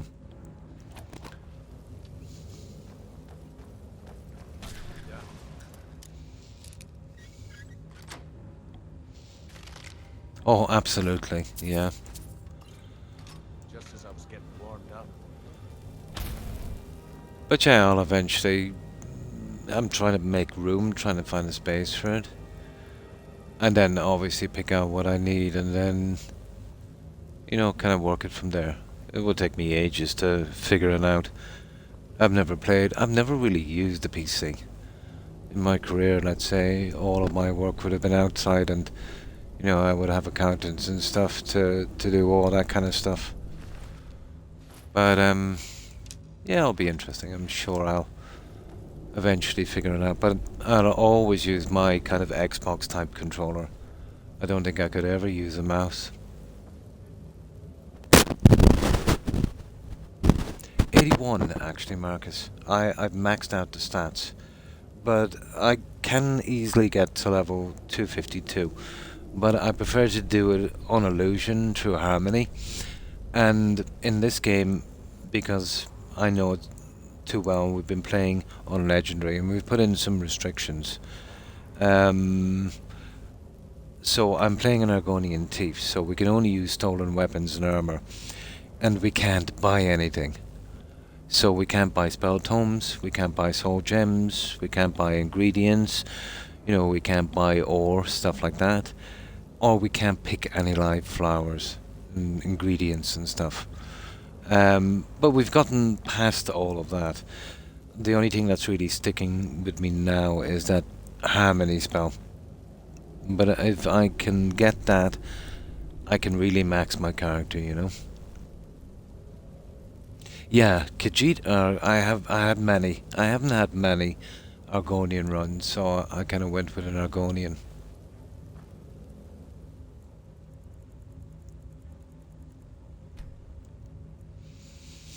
But yeah, Khajiit is pretty good, especially for the Night Eye.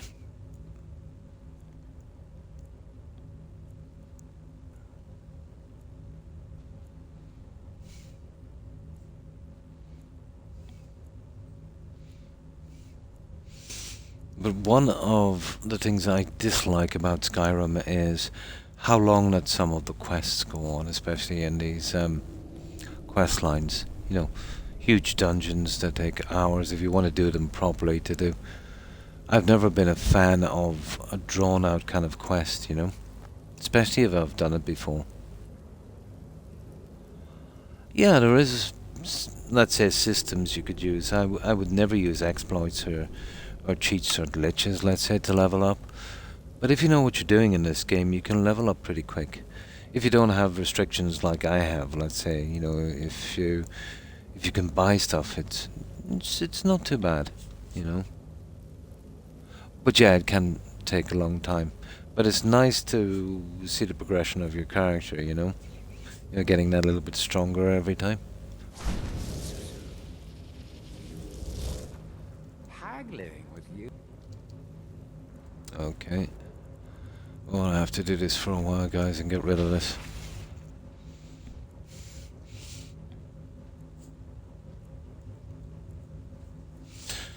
It's always been a problem in every single game that BGS has done. Their vendors don't have enough cash. It's ridiculous. Starfield was absolutely ridiculous. You see vendors with 5 and 7 grand, but they'll have an inventory of nearly 500,000 credits, you know, in weapons and stuff. Doesn't make sense. It just puts too much time onto the game trying to get rid of this junk. Let's make a deal. Ah, come on, for goodness sake.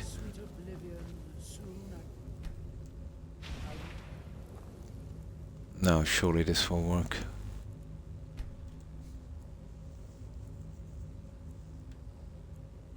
Yeah. Now, I can sell all of this stuff, you know, that's not a problem. As long as I don't buy it. I can use it for ornamental display, I've done a lot of that.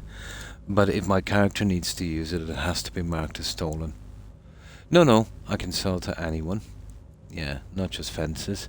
Well, obviously you go to fences if you've got stolen stuff you want to get rid of.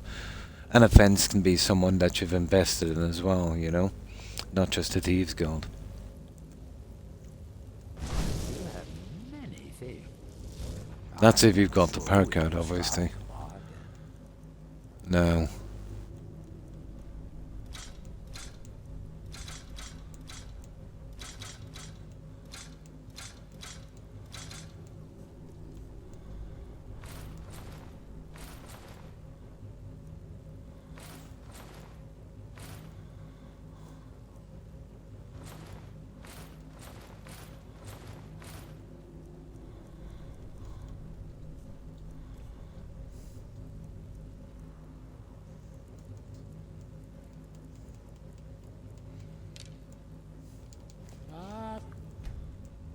Now, I'll just be a minute doing this and we get rid of the heavy stuff.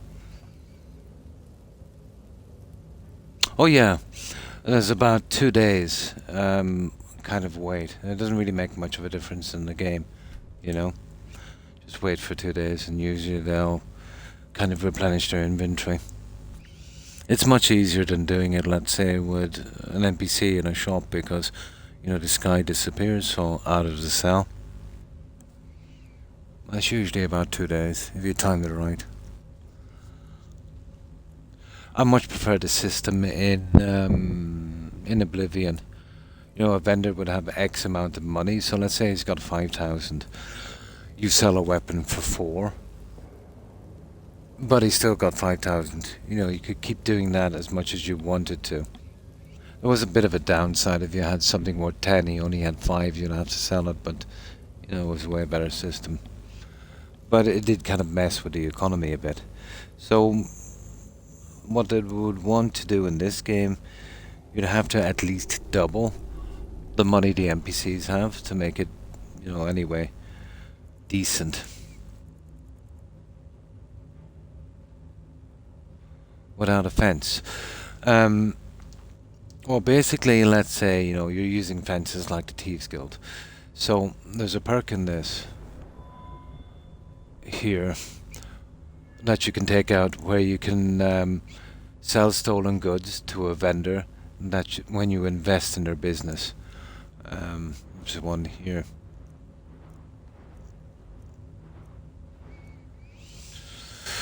Okay, where is it?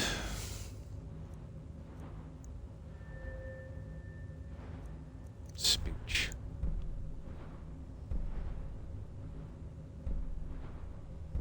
Fence, there it is. Can barter stolen goods with any merchant you've invested in. So, most of the vendors you can invest with cost 500 and they have 500 more gold, which is nice. So if you've invested with someone, they will buy your stolen goods, so they're pretty much a fence. Yeah. So in, let's say in the likes of Whiterun, you know, well, the inns, some of the inns you can. But I found that once you take out that perk, it will kind of work on the military camps as well. You know, without investing.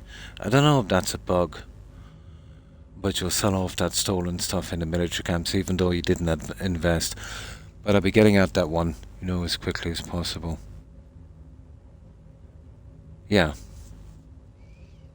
So they'll buy stolen stuff as well, so very easy to get rid of. Just as easy as the other stuff.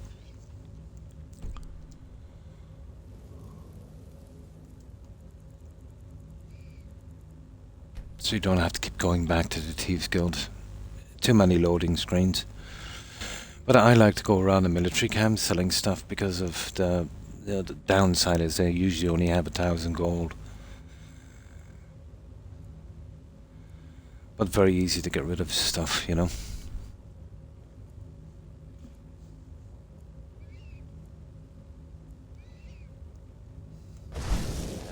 Many things I wish so soon.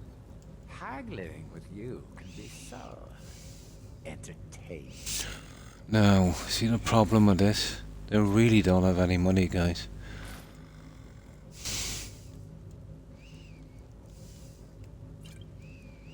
Yeah, we might just carry on from here. That's a pity. Okay, we'll give him another shot. I could do with getting rid of this junk. Now, obviously you don't really have to do this. You can just leave junk behind, but I want to do a pretty decent playthrough on this. Guildmaster just finished today. It is very grueling, isn't it? Yeah, once you got to do the Restoring the Thieves Guild quest where you bring in those 4 stores. You can minimize that to 3 or 4 quests per city and then get your main quest, you know, with some strategic saving, you know. But if you do it kind of randomly, you could do a lot of quests, you know, before getting it out. But I think it's like, let's say do 3 or 4 different jobs in one of the cities where you do the main quests. Would be Whiterun, Markart, let me see, Windhelm, and I think another one, yeah. But the first time I played this, I must have doing about 60 quests to get that out, when it could be done in about a dozen.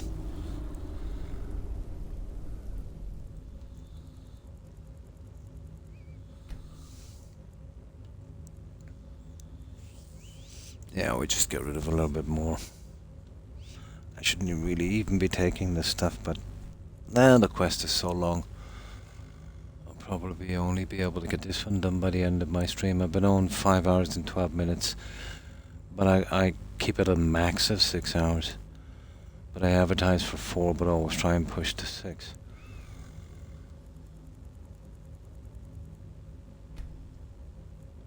My health hasn't been the greatest this past year, so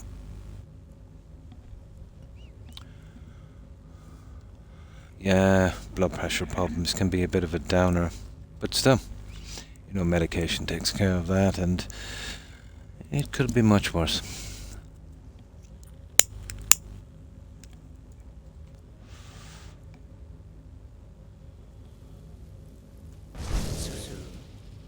Let's make a deal. No.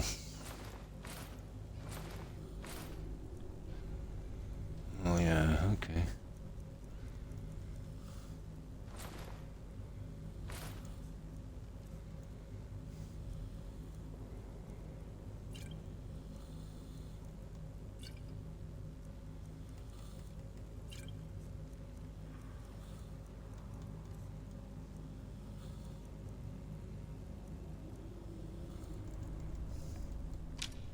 There, let's go, guys. Enough. Let's do our thing. We've created enough space for a while. Yeah, high blood pressure, unfortunately, yeah. I was diagnosed about... How long now is it, guys? About 6 months ago. It caught me by surprise. Usually it would take about another decade for that to kick in. But extremely high blood pressure. There's a kind of chemical count, let's say they do, and I think when it reaches 100, it's, you know, heart attack, and mine was actually 50. So they held me for a few days, doing some tests and that, about 3-4 days, I think. So they eventually sorted out the medication. So yeah, I seem to be back on track. But I've been very, very tired, you know. High blood pressure, yeah. My dad had high blood pressure as well, but, you know, he didn't get that till his mid-60s. So I was thinking maybe the same, but, you know. Oh, thank you. No, it's not too bad. I'm old. It was going to happen sometime, you know. But these days, with the medication and stuff that I have, yeah, it's not too bad. There's always a risk, obviously. But I've known people on blood pressure medication for decades, you know. Yeah. But it was pretty scary because it felt like I was having a heart attack. Yeah, for a while there I thought, yeah, that was it. What can you do? When it comes, you know. 65, pretty healthy, nice. But you can't have too much salt. I'm the same, yeah. Yeah, I'm the same. Can't have too much salt. But blood pressure, an ulcer, and a bulged disc in my neck. That's my biggest problem, the bulged disc. That almost paralyzed me.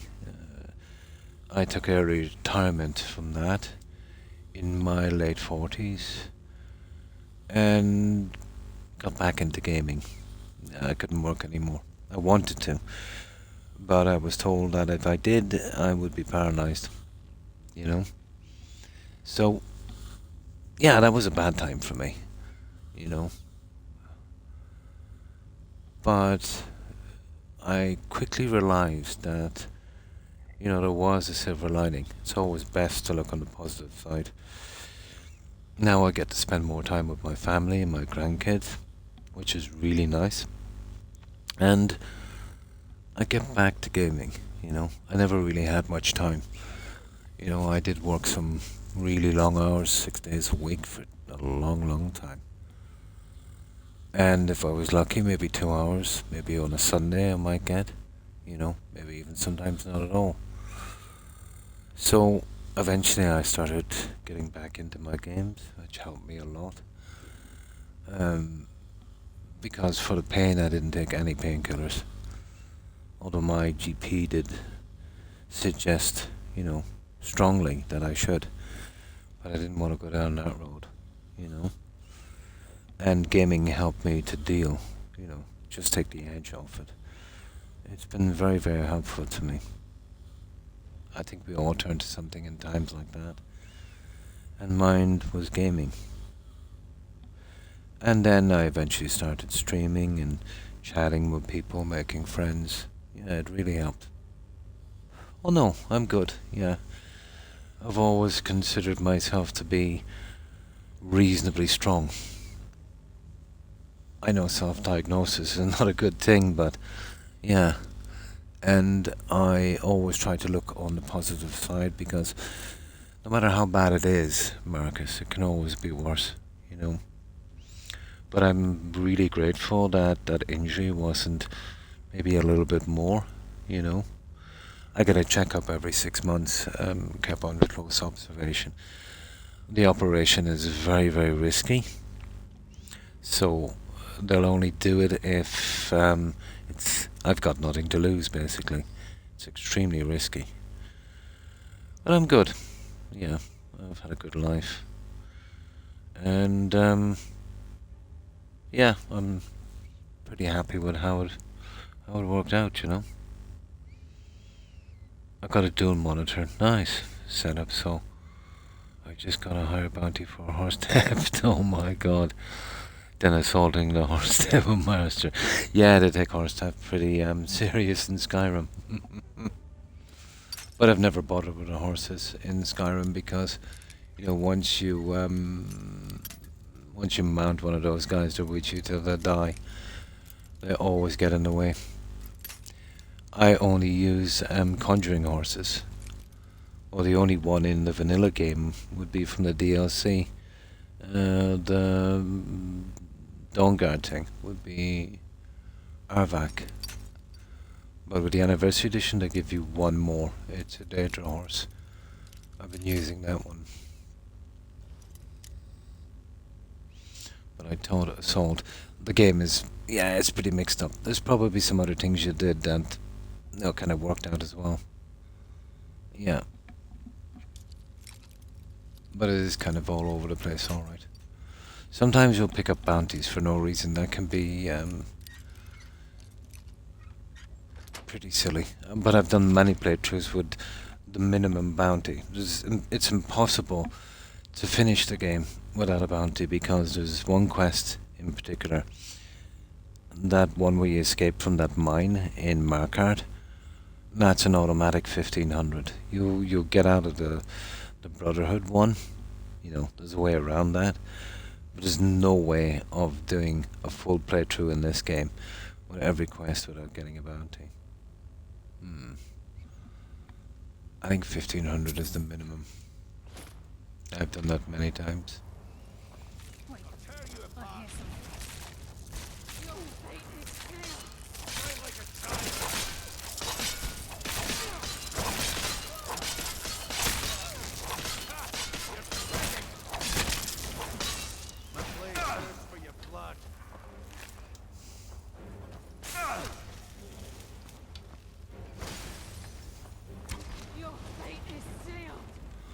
Oh, come on, Karaya. Where's that guy? Mages are not a problem. Okay.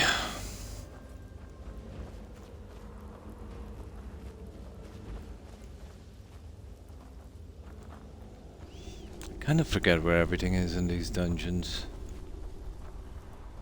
I'm not surprised it's been a while and there's so many dungeons. The one with, what's it called? Oh, the Forsworn, the Reach around Markard, is it? Yeah. Oh, it was that stable. Oh, I see. Yeah. There's an achievement in this game, I think. I've got all the achievements about a month after the last DLC. I think one of them is to have a 1500 bounty in every hole. That's easy enough. You Just do a main save, go around, kill a few people in every city, and you'll pop that achievement really quick.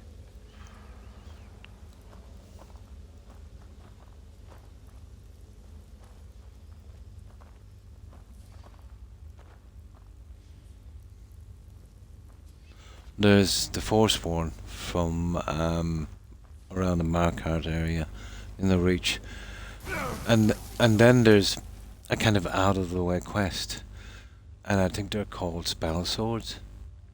Yeah, but they're pretty kind of low. Oh yeah, they're nasty. Yeah. Yeah, I used to do that as well. I hear something.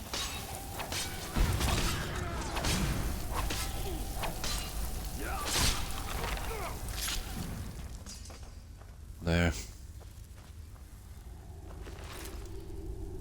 Well, I'm not a big fan of these large, long quests and these ridiculously large dungeons. Breaking this quest into 3 pieces with 3 smaller dungeons would be much better.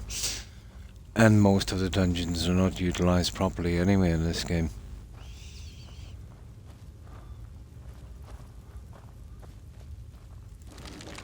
Ah, here we go, we're getting there now. Now, before we go, we'll bring that vendor back one last time so it's not so boring. Yes, I'll tell you how that usually happens. It usually goes by the first person you pickpocket, usually. You know, you take something from their inventory, and then eventually some hired mercenaries will call, usually 3. The main guy will have the note and the name of the guy that that hired them. Yeah. And then you'll get the random assaults for no reason. You know, maybe a Red Guard or an Imperial, you know, that kind of stuff. Then for no reason you'll get the Brotherhood after you. Strangely enough, even when you're the leader of the Brotherhood, it doesn't really matter much. So you've got those guys. Well, what else is there? You get the random vampire attacks. Doesn't make a difference if, you know, you go with the vampires or, you know, take over the whole thing. Yeah, it's kind of silly.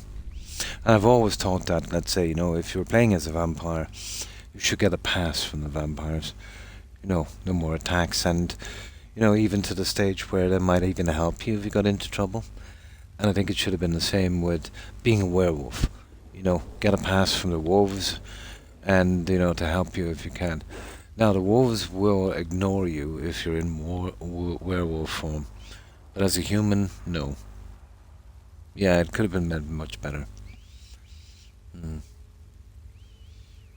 You didn't even steal, but I looked up the guy from the general goods store in Whiterun. Hired thugs shouting in his store. In Whiterun. Oh, that guy. Yeah, the guy about the dragons. Yeah. Yeah, the game can be kind of glitchy. The whole engine is. I've seen similar stuff in Starfield. You can do that for shouting. Oh yeah, you did a dragon shout. Yeah, that's an assault. Yeah. Yeah, that is an assault actually. Yeah. Because it's kind of used in as a weapon in the game, just like magic.